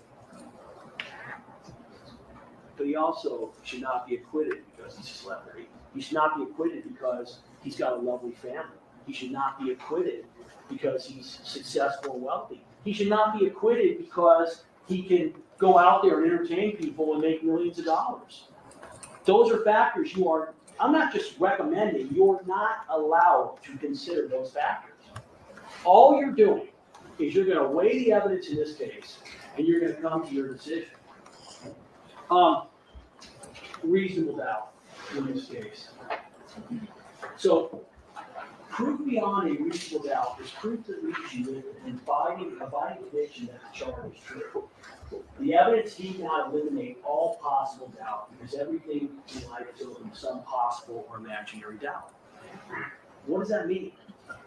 Well, it simply means that you're going back and you're going to look and you're going to say to yourselves, okay, here's the case that people presented. The people that presented evidence that the defendant used a real gun. Have we proven that it was a real gun? Not just from our case, but from the evidence that the defense put on as well. They've argued this is a prop gun. And when anybody goes back there and says, well, wait a minute, I don't like Relli, I don't find Relli credible. The problem is, what do you need to find Relli credible about? The evidence is they're admitting it's him. They're admitting it's a gun. They're admitting he fired it. They're admitting that's him at both locations.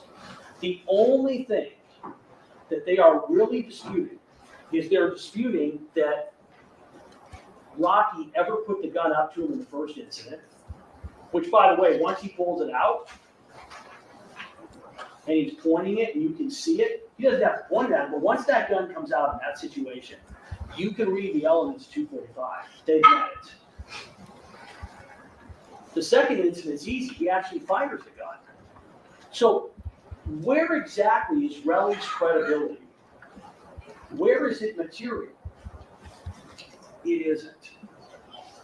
They have put Relli on trial in this case because in the end, he is a very convenient target. Legally, it doesn't work. Commonsensically, it doesn't work, but that's what they've argued. You can come and should come to the conclusion in this case, beyond a reasonable doubt, based on the video and based on the defense in this case. But if you need Relli's credibility, the best evidence you have comes from Wally, their witness, and that tape. That's the only thing you need to listen to. Any testimony in court, that's in court. Everyone knows why we're in court. That is the one piece of evidence coming from the defense where there's no argument that Relli knew he was being taped. There's no argument that he had any incentive to be untruthful. And you listen to him and you know what he is saying is true. He is shocked. He is basically telling Wally, dude, I tried to get money from him. He didn't want to give me any money. Why'd you bring the boys in? He won't give me any money. He tried to kill me. He tried to shoot me. No question. By the way, Wally never mentions it's prop gun. because the defense had not been thought of yet.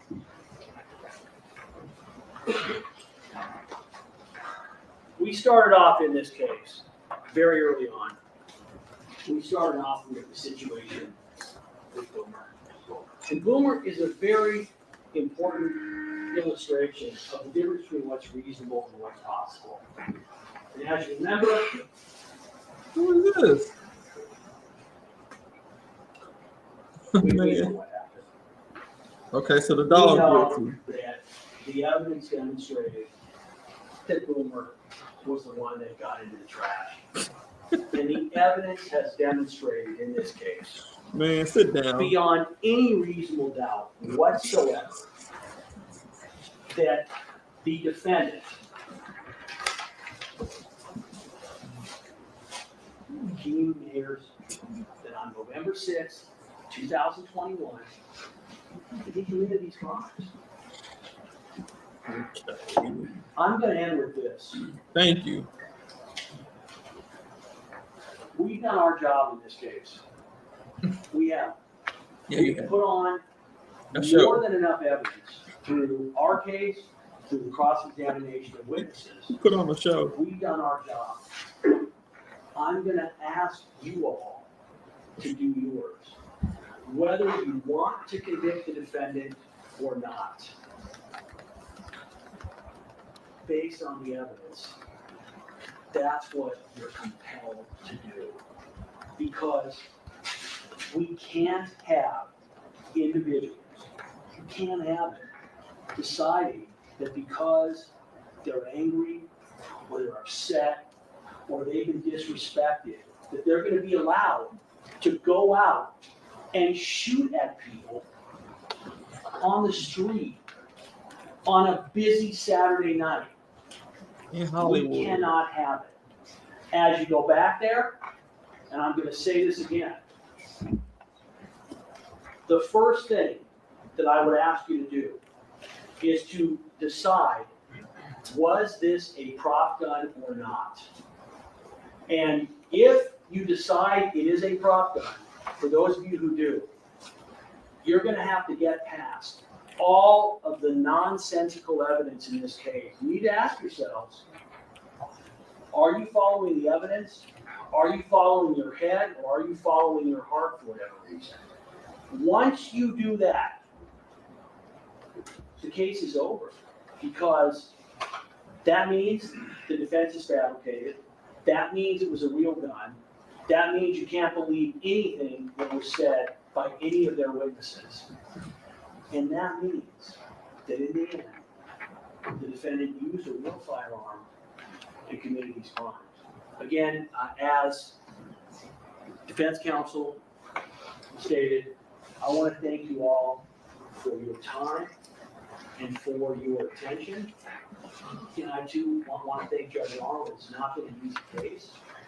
And I want to ask, to the best of your ability, when you go back there, you pretend that he's not ASAP Rocky. You pretend that he's just a guy named Rakim Mayers. And you treat him the way you would treat anybody else who was accused of these crimes with this evidence. And when you return a guilty verdict, that is not on you. That's on him, because that is what the evidence has demonstrated. Do not let anybody tell you that you own his conduct. He owns it. On November 6th, he made a very foolish decision, an illegal decision, a criminal decision, a decision that could have hurt individuals far worse than what happened. And it's your job and your responsibility to hold him accountable. Because if we're not going to hold privileged people accountable, who are we going to hold accountable?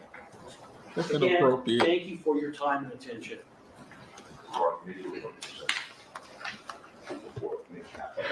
Well done.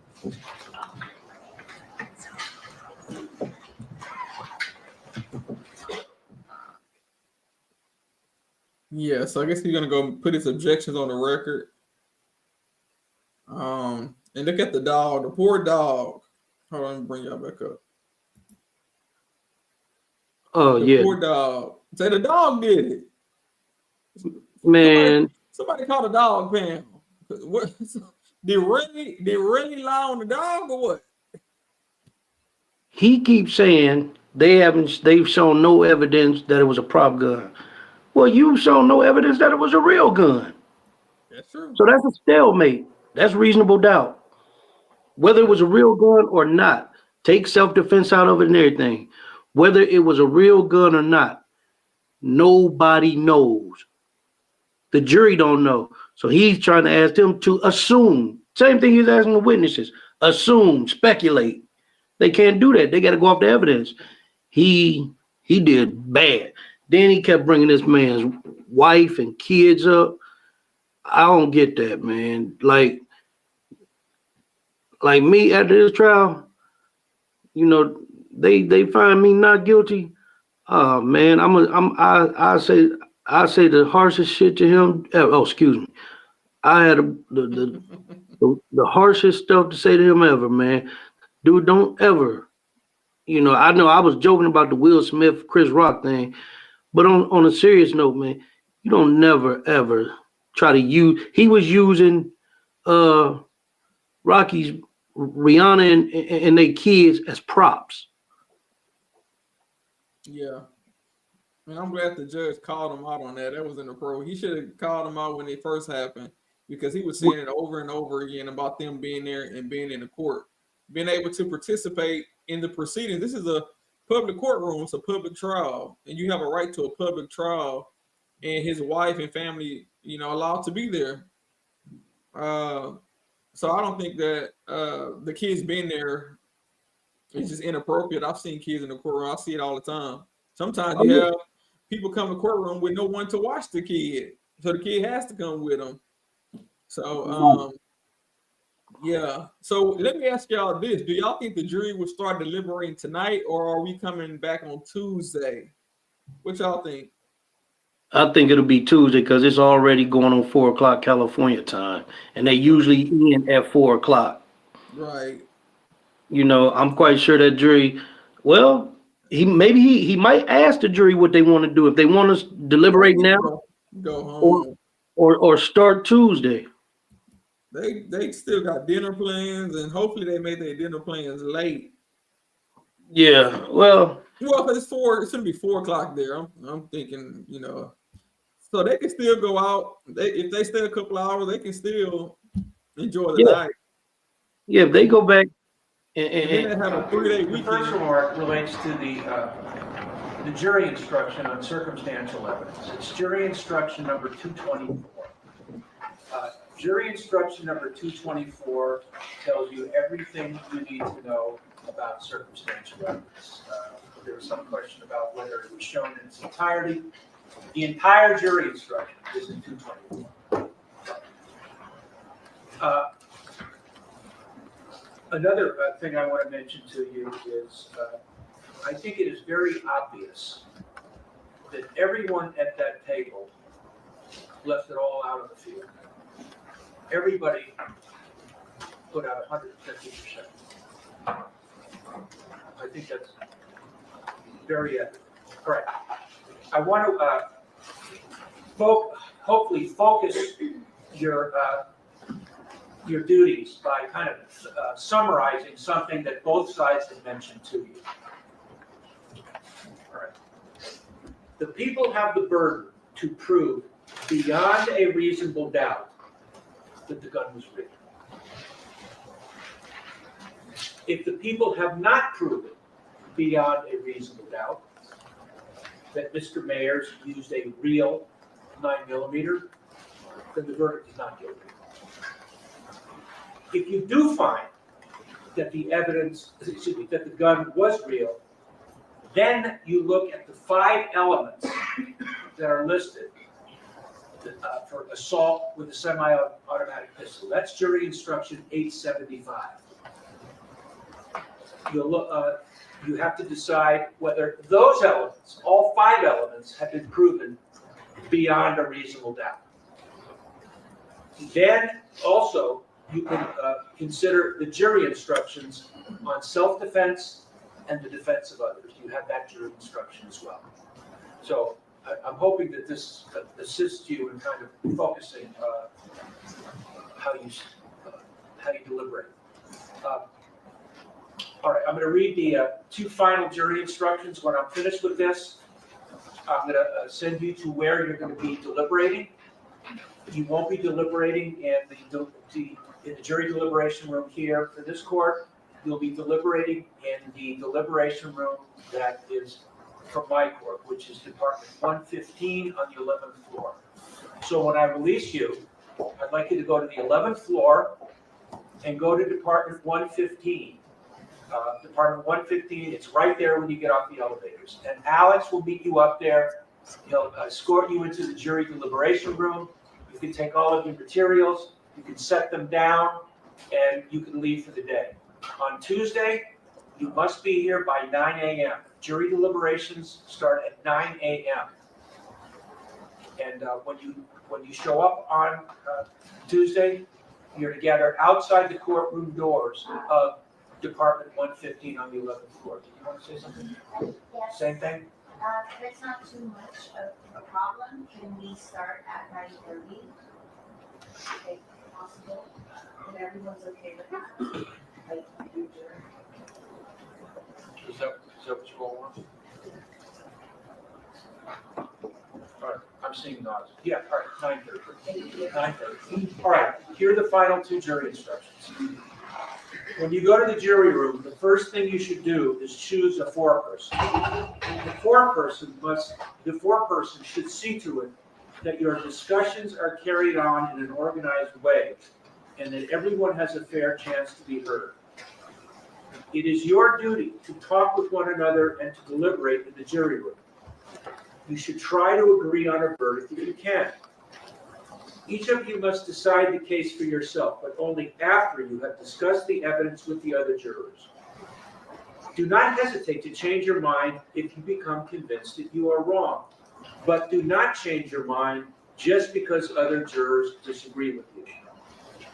Keep an open mind and openly exchange your thoughts and ideas about this case. Stating your opinions too strongly at the beginning or immediately announcing how you plan to vote may interfere with an open discussion. Please treat one another courteously. Your role is to be an impartial judge of the facts, not to act as an advocate for one side or the other. As I told you at the beginning of the trial, do not talk about the case or about any of the people or any subject involved in it with anyone, including but not limited to your spouse or other family or friends, spiritual leaders or advisors or therapists. You must discuss the case only in the jury room and only when all jurors are present. Do not discuss your deliberations with anyone. Do not communicate using social media during your deliberations. It is very important that you not use the internet in any way in connection with this case during your deliberations. During the trial, several items were received into evidence as exhibits. You may examine whatever exhibits you think will help you in your deliberations. These exhibits will be sent into the jury room when you begin to deliberate. I made arrangements for a screen, a projection screen to be brought into the jury deliberation that's actually bigger than that. So if you want to review the videos, you'll be able to do that. We're going to need a clean computer though, they can use. You've got to connect the computer to the projector, which is connected to the screen. Mark, our audio visual guy, he can show you how to do that if necessary. If you need to communicate with me while you are deliberating, send a note through the bailiff signed by the foreperson or by one or more members of the jury. To have a complete record of this trial, it is important that you not communicate with me except by a written note. If you have questions, I will talk with the attorneys before I answer, so it may take some time. You should continue your deliberations while you wait for my answer. I will answer any questions in writing or orally here in open court. Do not reveal to me or anyone else how the vote stands on the question of guilt or issues in this case unless I ask you to do so. Your verdict on each count and the special finding of the firearm allegation must be unanimous. This means that to return a verdict, all of you must agree to it. Do not reach a decision by the flip of a coin or by any other similar act. It is not my role to tell you what your verdict should be. Do not take anything I said or did during the trial as an indication of what I think about the facts, the witnesses, or what your verdict should be. You must reach your verdict without any consideration of punishment. You will be given verdict forms. As soon as all jurors have agreed on a verdict, the foreperson must date and sign the appropriate verdict forms and notify the bailiff. If you are able to reach a unanimous decision on only one of the charges, fill in that verdict form only and notify the bailiff. Return any unsigned verdict form. To the alternate jurors, the jury will soon be deliberating, but you are still alternate jurors, and you are bound by my earlier instructions about your conduct.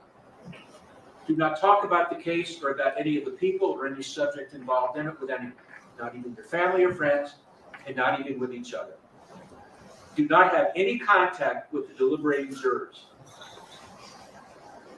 Do not decide how you would vote if you were deliberating. Do not form or express an opinion about the issues in this case unless you are substituted in for one of the deliberating jurors. Will the clerk please swear the bailiff? Yes, Your Honor. Please raise your right hand. Thank you. If you solemnly state, they will take charge of the jury and keep them together. You will not speak to them yourself, nor allow anyone else to speak to them on matters connected to this case, except by order of the court. When they have agreed on a verdict, you will return into court. Furthermore, they will take charge of the alternate jurors, keep them apart from the jury, whether delivering them cause, until otherwise instructed by the court, so help you God. Thank you. All right, the case is now yours. Alex is going to meet you on the 11th floor in front of Department 115. He will escort the 12 of you into the jury deliberation room. You can put your materials down, and then you can leave for the day. Remember, 9 o'clock Tuesday, 9:30 Tuesday, please be outside the courtroom doors, not here, Department 115 on the 11th floor. The four alternates, I'd like you also to go up to the 11th floor now, and what I'm going to want you to do is to give Deputy Bennett your contact numbers. I assume you all have cell phones?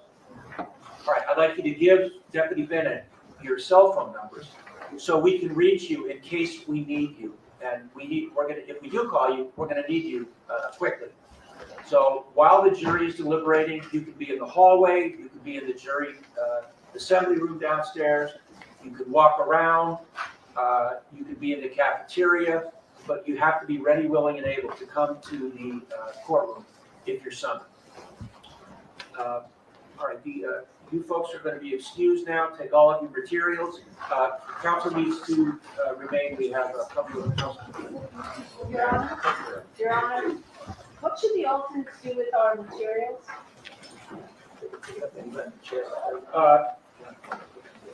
Yeah. You can leave those. We have the chairs upstairs in Department 115. You can just find a spot and you can leave them there. Everybody take all your transcripts, notes, notebooks. All right, let me see if we're at the end. We're all caught up.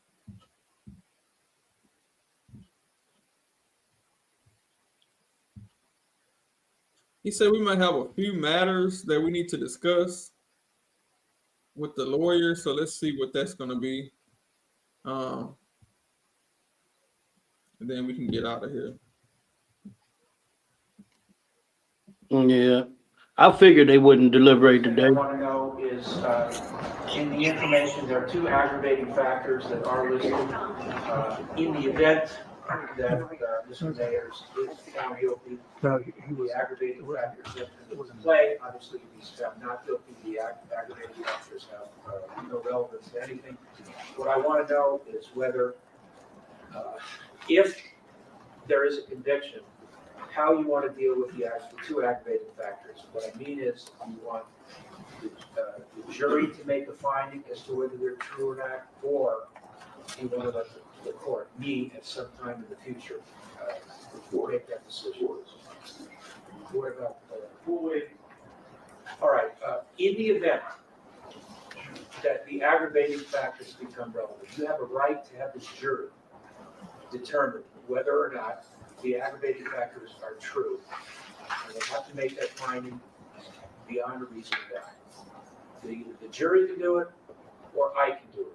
Whether the jury does it or I do it, the standard of proof is proof beyond a reasonable doubt. Now, Mr. Tacopina has stated that I can make that decision rather than the jury having to make that decision.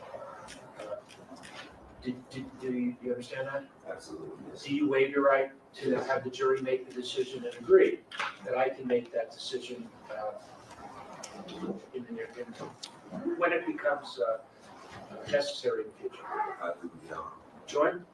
Yes. All right, the next question is readback. If there is a readback, request for readback of testimony, what I want to know is whether both sides are willing to waive their presence and agree that the court reporter can go into the jury deliberation room and provide the readback of testimony. However, both sides will know what that readback is before it's ever provided. Don't do it. No. We'll find that also in agreement with what's going to be read to them. Any communication from the jury, No. whether it's a request for readback or a question, will be given to both sides before any response is given to the jury. If there is a request for readback, all of you will know what the request is and will hammer out what readback will be provided. With that, then we have no problem with the court reporter on that. All right, again, Mr. Mayers, you have a right to be present for the readback of testimony. What would happen is, the readback of testimony would happen in open court. And you would be there, your lawyers would be there, the prosecutors would be there, and I would be there. In the alternative, you can waive your right to be present. So what would happen is, if there is a request for readback of testimony, the testimony would be provided, but it would be the court reporter going into the jury deliberation room and providing the readback, the testimony that is requested. And you won't be in there, your attorney won't be in there, prosecutors won't be there, and neither will I. Do you understand? Do you waive your right to be present? John? Yes. All right, the last thing is, I thought that 1 hour call would be appropriate, meaning that if the jury summons that they have reached a verdict, that the verdict would be read an hour after they have made that notice. Do you have any response? Do you think it needs to be more than that, less than that? I mean, no, it should be fine. I mean, obviously, no, it should be fine. Oh, that reminds me. Mr. Mayers, well, under the circumstances, Mr. Mayers needs to be here within 1 hour also. Yeah. All right. People, do you think 1 hour is sufficient? That's fine. If we could, an hour and a half would be easier, but if the court wants an hour, Well, I can make it, 90 minutes would help us. I'm guessing. I'm fine with that. I don't care. That's fine. Once 90 is fine. all right, we'll do 90 minutes, and if everybody can gather before that, okay? But it'll be 90 minutes from the time that we're notified that there is a verdict. What I said to the jury, that all of you left it all in the field, I mean that. You all put out 150%. So you did your clients proud. All right, anything else to say? Just one thing. So during the PowerPoint presentation by the people, they played the video from 1616 East Del Mar, and I can't be certain of this, but it appeared to us that the sound of the first shot was played earlier on the video they showed to the jury than the one that they presented in People's Exhibit 15. So just before we leave here today, if we can just look at the PowerPoint presentation to confirm that the video was the same video admitted as People's Exhibit 15 would be fine. If the shot was actually moved, if they modified that video in some way, we'll have to figure out some type of remedy, but I just wanted to clear that. Good point. Down to the council and go through, I think the court certainly in its authority, in ruling that that is an insignificant issue. The court has seen the evidence that's been presented, so I'll leave it up to the court. The jury has the exhibits, so I'm going to deny that request. Your Honor, if there was evidence on it's not an insignificant issue as to whether or not the shot occurred before Relli went to Hills. It's a significant issue in this case. In fact, the people now are letting us look at it, particularly after they tried to present an exhibit of knuckles that weren't in evidence. It's disconcerting. The court's not going to let us look at it. It is what it is. All right. I think that showing the exhibit of Relli's knuckles, I don't think that was intentional. It was an oversight. Mr. Lewin said it was an oversight. It was a mistake. We're all human beings. We make mistakes. The jury has the exhibits. The exhibits are what matters in this case, not the PowerPoint presentation. Where's Mr. Deputy? There he is. Oh, there he is. That's what did you want to bring anything up? No. Does Lover get anything? Mr. Lewin? No, just a reminder on the Yeah, I forgot that. Thank you. All right, well, the record. That's a wrap. Thank you.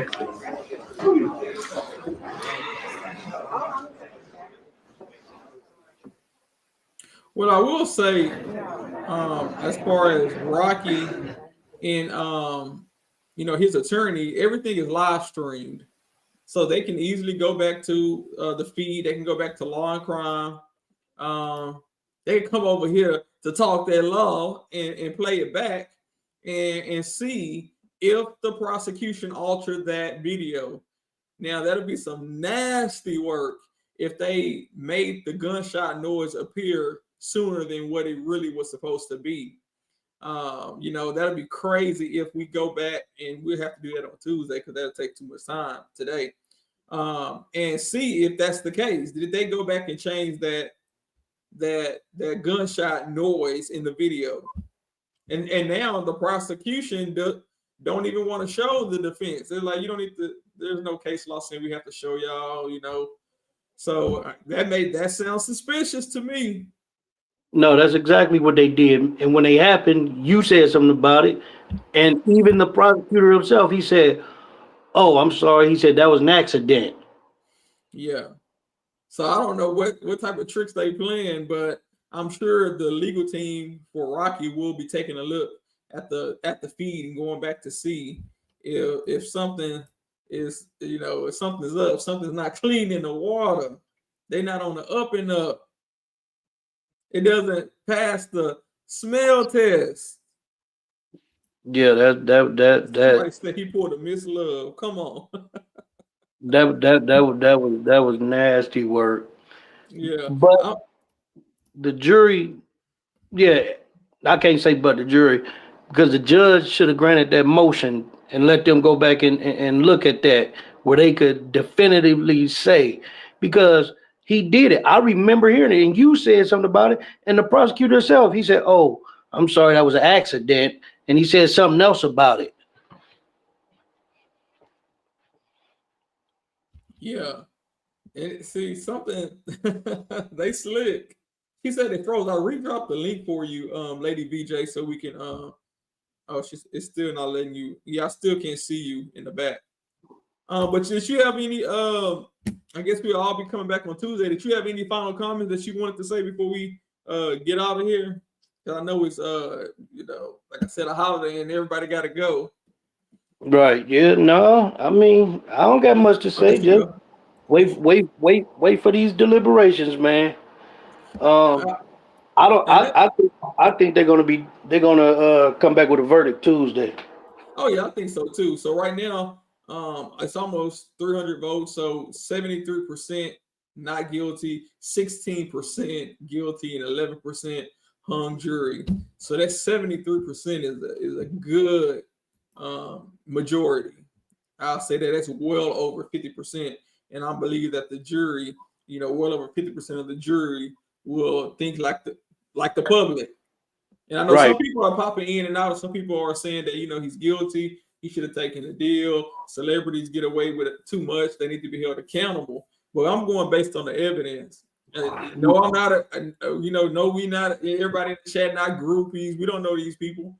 I don't know none of these songs that they got. I'm just going by the law and based on the burden of proof that the prosecutors have to prove. The prosecutors have to prove Rocky did it. Rocky doesn't, it's not the opposite. Rocky don't have to prove like, hey, I didn't do it. It doesn't work that way. So that's why, based on the evidence that I've seen so far, I'm siding, in my personal opinion, with the not guilties. Let me say this real quick. I know you want to say something, Lady VJ. Let me say this, man. I get tired of people always telling somebody else what they should have did. You can't tell nobody else what they should have did. He should have took a plea. You're not in that man's shoes. I mean, people need to stop that, telling other people what they should do. Right. Clean up your own house before you try to come clean up mine. Come on. And sweep around your home front, though. Come on. Yeah, I mean, that bothers me. That there, everybody knows what's best for the next person, and a lot of them don't know what's best for their own self. There you go. What's going on, Lady VJ? How you feel about this? Hey, well, as far as guilty or not guilty, I just feel like, and if I were sitting in the jurors, one of those seats, you just kind of lost me. Like, as far as the guilty verdict, it was done after Relli for me. And then the rest of the way, to me, it was a waste of time. If I were the juror, I mean, it's all the way not guilty for me. And I'm in agreement with Princess, because you never know. I mean, it's obvious that they have a history, right? And I understand the brotherly love, or, sibling type love and all that. But like this right here, it's a whole not guilty for me, period. And the lawyers cut up. Now I couldn't really type or do a whole lot because I was in the classroom, but I don't think the state proved their burden. I mean, they did not prove a whole lot of things. And what he said, I mean, you already said that a couple of hours the other day. It was very repetitive to me and more of a waste of time. That's why I was like shaking my head. And then the dog analogy or whatever the case, like, come on, my guy. Yeah, somebody said that's nasty word. Now the dog, we're gonna go to the dog pound. And then I'm telling you, because I mean, we can go with that. I mean, I can go with that. You got some nerve. But anyway. Here's what I want to say about that. Oh, I'm sorry, V. Yeah, I'm okay for now. I digress for a minute. Here's what I want to say, because when I see stuff like that, my mind start working overtime. Are you comparing this man to a damn dog? Man, I just said I digress. The nerve. Man, listen, that's the most racist thing you can possibly do. Man, the gall of these people, Love and her Pack of the Wolves. I mean, really? But even with Love, I understand I didn't agree with it, but I understand what she was trying to do. Like they a pack of the wolves, he the leader of the pack. I understand that. I didn't agree with it. Then she got to talking about the Jungle Book. But this dude put an actual picture of a damn dog up there. Are Yeah, you he trying put a to picture compare, up. are you trying to compare this man to a dog? You know, and that's the thing. The system try to break down, and I'm finna say it. I don't care who don't like it. Because that got me heated. I'm glad you said that. The system has a real problem with young black men becoming wealthy because they don't want them to be better than them. You know, like we that right there, that was dirty. The judge, I mean, Yeah. really, it ain't on the judge. Taco should have objected to that just to put it on record. Man, what does a dog have to do with this case? Because everybody I seen on that video was humans. I didn't see no dog nowhere. I can't with that. Like, out of all of this, you want to end with that? He might have put that up. It was a lot. He Huh? might have put that picture up during jury selections. Sometimes they use circumstantial evidence if nobody's home. But it's still a bad look because it appears that the jury already seen it, so he was like bringing it back as a close, but it was inappropriate then and it's inappropriate now, you know. Very. Because if That's it. people can take it it can be took the wrong way. Right. Period. It's only that's the whole. It's inappropriate. Yeah. Period. Point blank. And I'm gonna say this because you just said that people could take it the wrong way, but the people that could take that the wrong way, or maybe not taking it the wrong way, is people that look like Rocky, look like y'all, look like me. You know, that was kind of a slap in the face. You know. Yeah. But he gonna have some questions to answer. Why is you flying to New York sleeping with a dead man's wife that you get put in prison and lied? Taco called him out. Oh man. The Ninth Circuit said that he called him a liar. Said the Ninth Circuit. The Ninth Circuit. I don't know if that would be state court in California or if that's Ninth Circuit federal court. But yeah, I don't know which court it was, but anyway. Ninth Circuit. I thought the Ninth Circuit is the federal court of appeals. Yeah, that's what I think. Because like in the feds, you have district courts, you have circuit courts, and then you got the Supreme Court. Yeah, but I think the ninth is that's federal court. The lower court right underneath the Supreme Court. Right. They're right up under the Supreme. You got the district court, the circuit court, and then the Supreme Court, United States Supreme Court.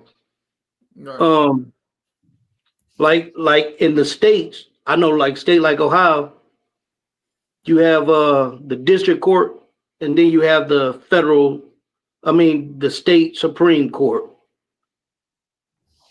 But it just depends. Sometimes you may have a district court and then you may have an appeals court before the Supreme Court. It just depends. Some courts, I guess it depends how big your state is, but most states are set up like the federal system. You have your trial court and then your first level of appeals courts and then the state Supreme Court.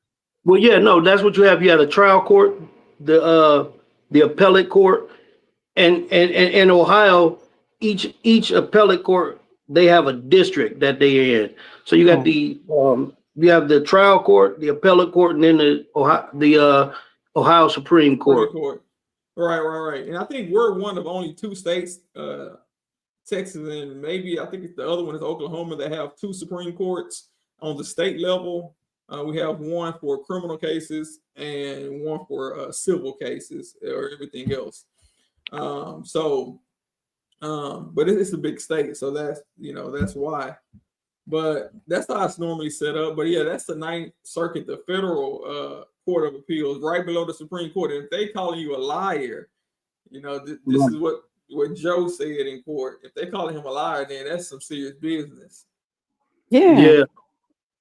Yeah. And then I like the first prosecutor's closing better than 11. Lewin, I mean. Lewin was trash. Yeah, he started off wrong He and he was wrong all the way through. Like he just he's too emotional. I think it's too much. Here- And the way they clown today on live national TV in court. What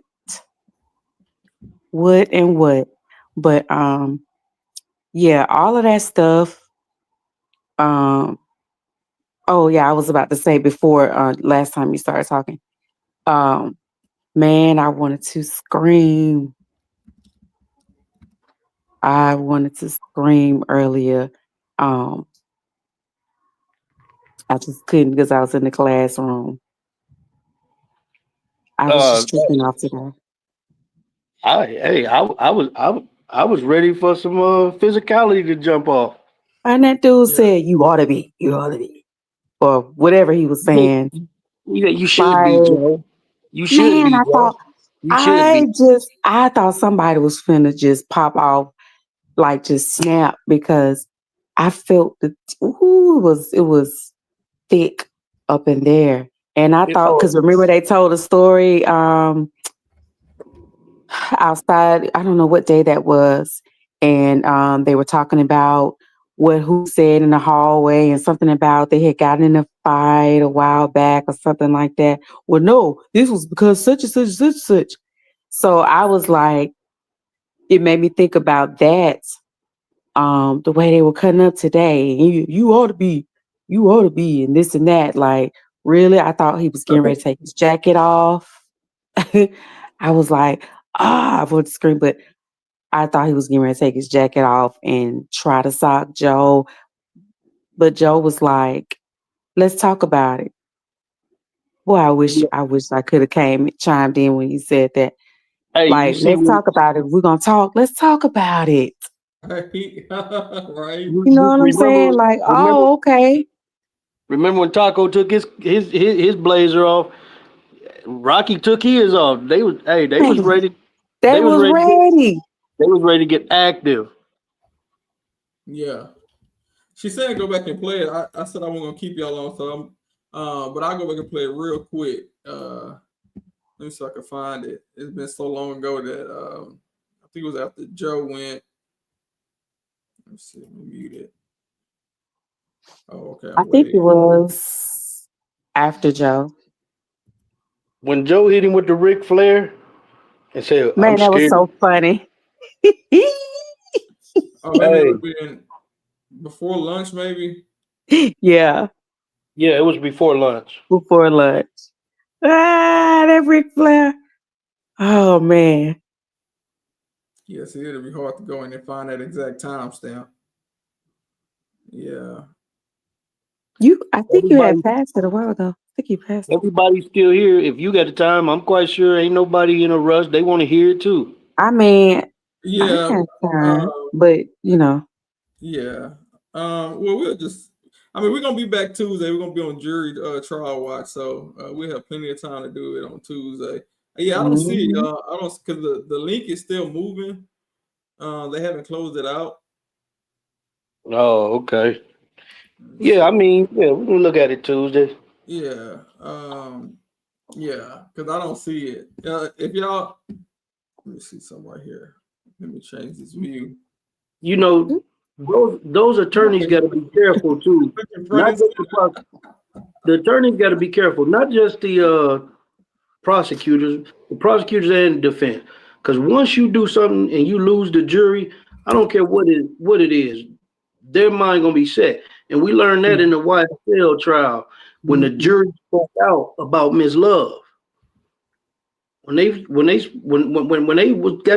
trial was over and they got to talking about her, they really didn't know. Not one of the jurors that was interviewed said they liked her. All of them said they didn't like her. She rubbed them the wrong way. And I think Tacopino kind of rubbed him the wrong way early on,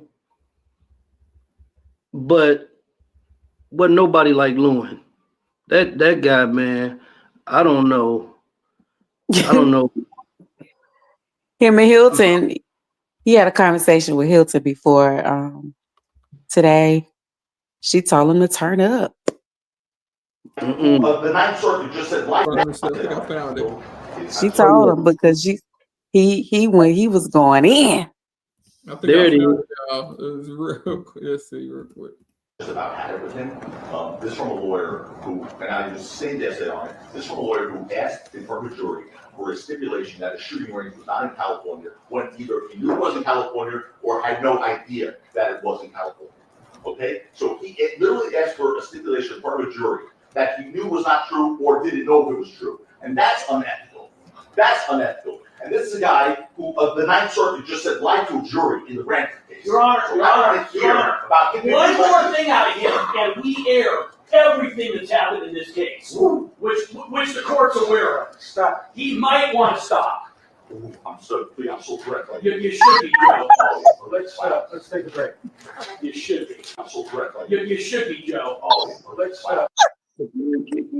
You should be, Joe. Hey, how did he describe himself? Oh, You know what he was doing? He described himself some type of way. I don't know if he said he was tough or what did he say he was? Lululemon. Joe said, Taco said, I'm so threatened. He said, you should be, Joe. You should be. Yeah. But go ahead. Like, the jury, y'all may not like me because I'm some type of way. I might be tough or He something. did. He did say that. Something He like did. that. I think he sure said did. aggressive. I think he said you were aggressive. Yeah, I'm like, what? I don't know, because you're closing, like you're supposed to be trying to convince them to be for you, not to Not in turn your them in. favor. Sorry about that, sis. Yeah, you're okay. I mean, I understand if it's not going in your favor. I'm just saying your best bet is to remain calm and present in that manner. Like the energy that he gave, if we're going off energy, that right there, that's not how you win somebody over. You have to pull in some different type of energy. That right there. No. And no, these are people, you're supposed to be professional. You know how Love got struck or whatever about her candor. When Judge Whittaker first got there and stuff like this is a mess. This is a Hold on. disgrace. Hold on, y'all. Look at that still. Look at that still shot right there. Look how Rocky looking at him. I was about to say, but Rocky needs to kind of, I put in the comments, he needs to chill out a little bit. I mean, he chill, but I mean, he needs to calm down with that whole cocky swag. Because he was all the way, he had put that blazer back on, like, yeah, I'm finna walk up. You know, it's like he got his chest out a little bit. And then he put those glasses on.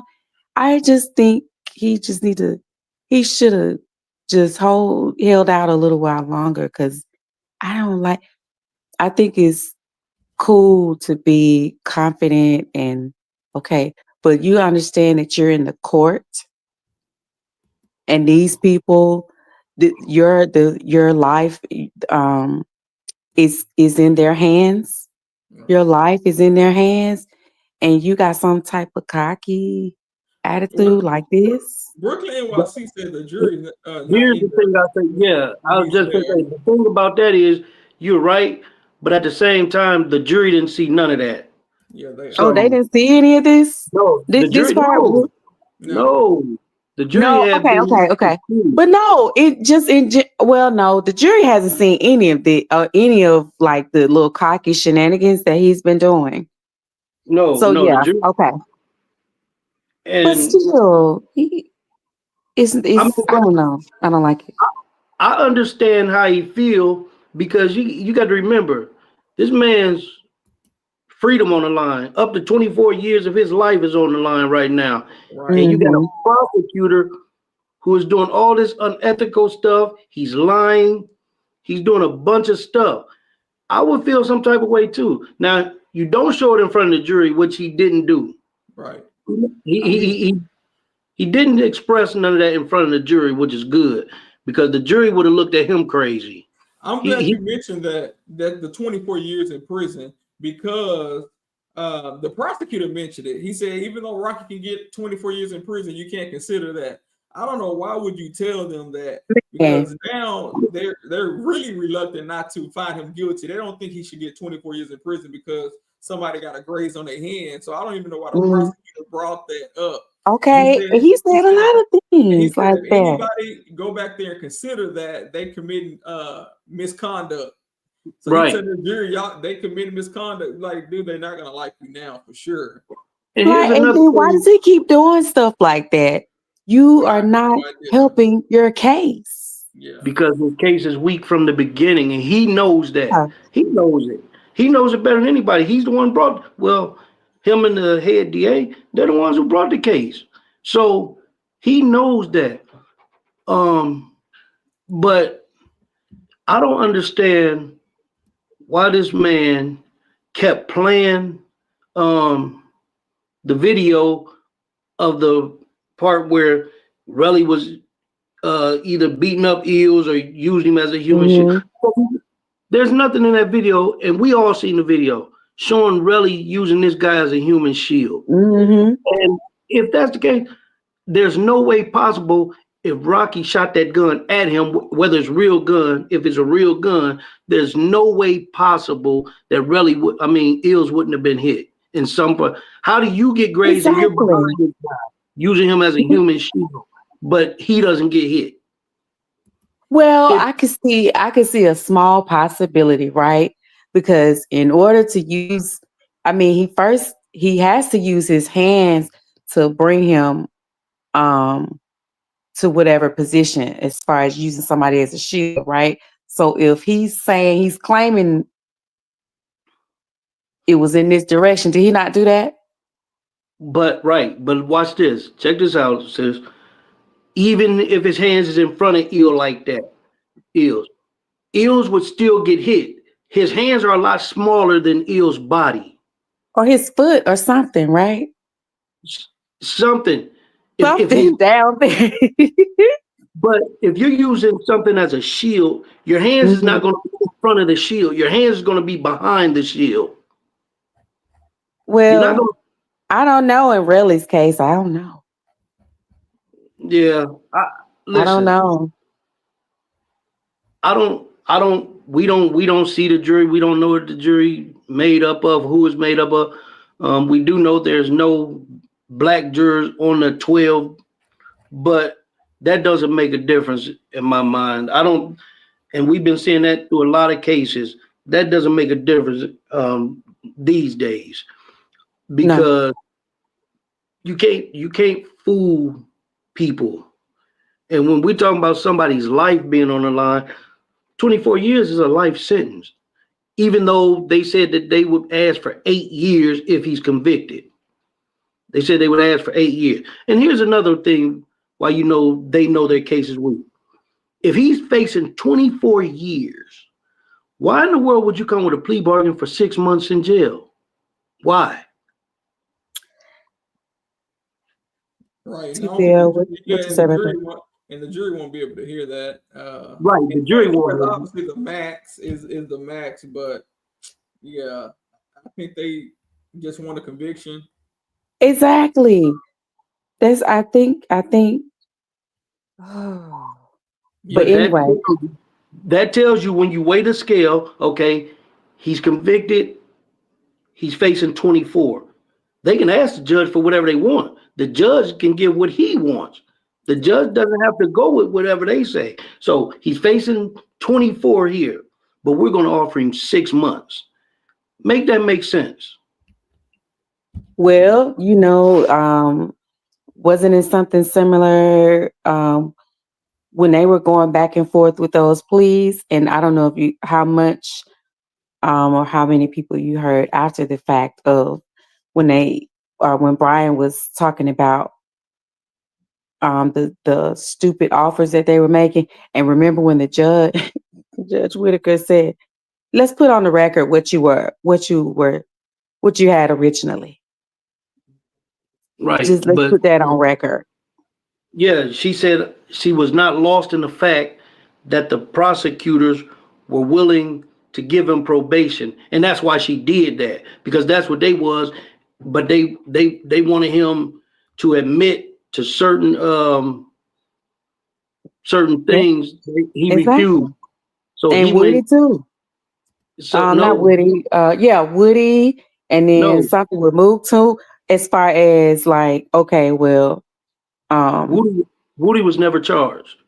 no, I'm saying, well, I know he wasn't charged. I'm talking about that time when they brought out whoever it was on the defense side, and they were like, well, did you know that such and such was dismissed or whatever?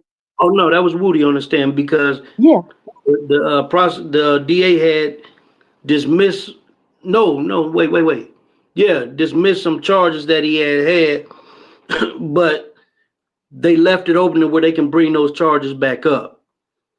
But the point is the fact that we're trying to get this to lean in our favor or whatever, the prosecution. And so they came with the 6 months. Now, at the closing or, in the last little bit, you talking something different. Right. You did this, you dismissed this all of a sudden, or you lessened these charges all of a sudden. Why? Hey, let me jump in real quick. Road Dog has a question. I'm not sure what the question is about. How they really end up at a second scene if Rocky was going to shoot him. I mean, that's something else. That's something else for the jury to look at. Yeah. Okay. This man pulled a gun on you. You didn't use it. Then they flee away from you. Right. And you follow them. That I think that's going to stick heavy on the with the jury too. Why do you follow this man if you know he has a real gun? And the other person has a knife. I don't care if y'all was cool or not. If somebody I'm cool with pull a gun on me, I'm not finna follow you. Right. I think he would be a great author. Right. Because he knows how to be. He's a great fictional creator. I mean, all throughout, like he has come up with so many dumb theories, asking the jury to make sense, or referring it to common sense. Use your judgment. I'm sure you can. I'm sure you can know that. I'm sure that you come on. This And I don't dude think is that's that well with the jury either. Talking about use your common sense. Like, to me, that sounds like you think they're not as smart as they should be, or they're not as smart as you. Use your common sense. I don't think that's a good thing to tell a jury. Yeah. I mean, I've seen all type of different strategies. It factors into play, but just the way he said it didn't just really ring a bell. The presentation. Are y'all gonna be around on Tuesday? Oh, definitely. Okay, so maybe we can talk about it while the jury deliberates on Tuesday. We can go through it a little bit more in depth. Since we're gonna have time while they deliberate, I don't know if it's gonna take them an hour or two, so that'll give us something to talk about while we wait on them. Right. But I do thank y'all for coming and and giving us y'all good commentary as usual. We're over the 7.5 hour mark, but I definitely appreciate it for sure. And if y'all can't come back Tuesday, stop by and we can. Oh yeah. Are you gonna put a notification up? Oh yeah, So I need a notification. Okay. Yeah. And I might even send a message as well through the community tab. You'll get it. Okay. Yeah. All right. Have a good weekend, guys. Okay. Have a good night.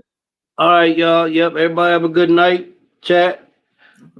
Y'all have a good one, bro. We'll see you Tuesday, man. Okay. All right. Take it easy. Right. Okay. All right, y'all. Thank y'all for hanging in here with us. I know we're over the 7.5 hour mark. Hey, it was good. I thought it was gonna be a shorter day, but hey, you know, sometimes you got to do what you got to do. Yeah. Oh yeah. Yeah. No problem. Yeah. Yeah. Thank y'all. Thank y'all. Thank y'all to the new people that subscribe to the channel, the people that like the video, and all of y'all comments. Also to Mr. Princess Jones and Lady VJ for coming up and hanging out with us. Definitely appreciate it. He said it's TTL after dark. But yeah, so we'll be back on Tuesday. We're gonna wait and see what's going on Tuesday. We're gonna go from there. He said he got a restaurant to get to. Let's go. But I definitely appreciate y'all. Good chat, everyone. Yeah, for sure. And we're gonna see what happened. Real quick, let me do the poll. Close that out, see where we at. 74% not guilty. 15 guilty, 10% hung out of 327 votes. So hey, the majority is in Rocky's favor, and I'm talking about the general public, not just the people that's popping in and out that voted. Yeah. So we're gonna see what happens. Thank all of y'all once again. But let me give my legal disclaimer. No legal advice intended. I'm a lawyer, but I'm not your lawyer. I'm just here to talk their law. Thank all of y'all so much. I'll see y'all on the next one. Everybody have a good night. And again, happy Valentine's Day. Let's go.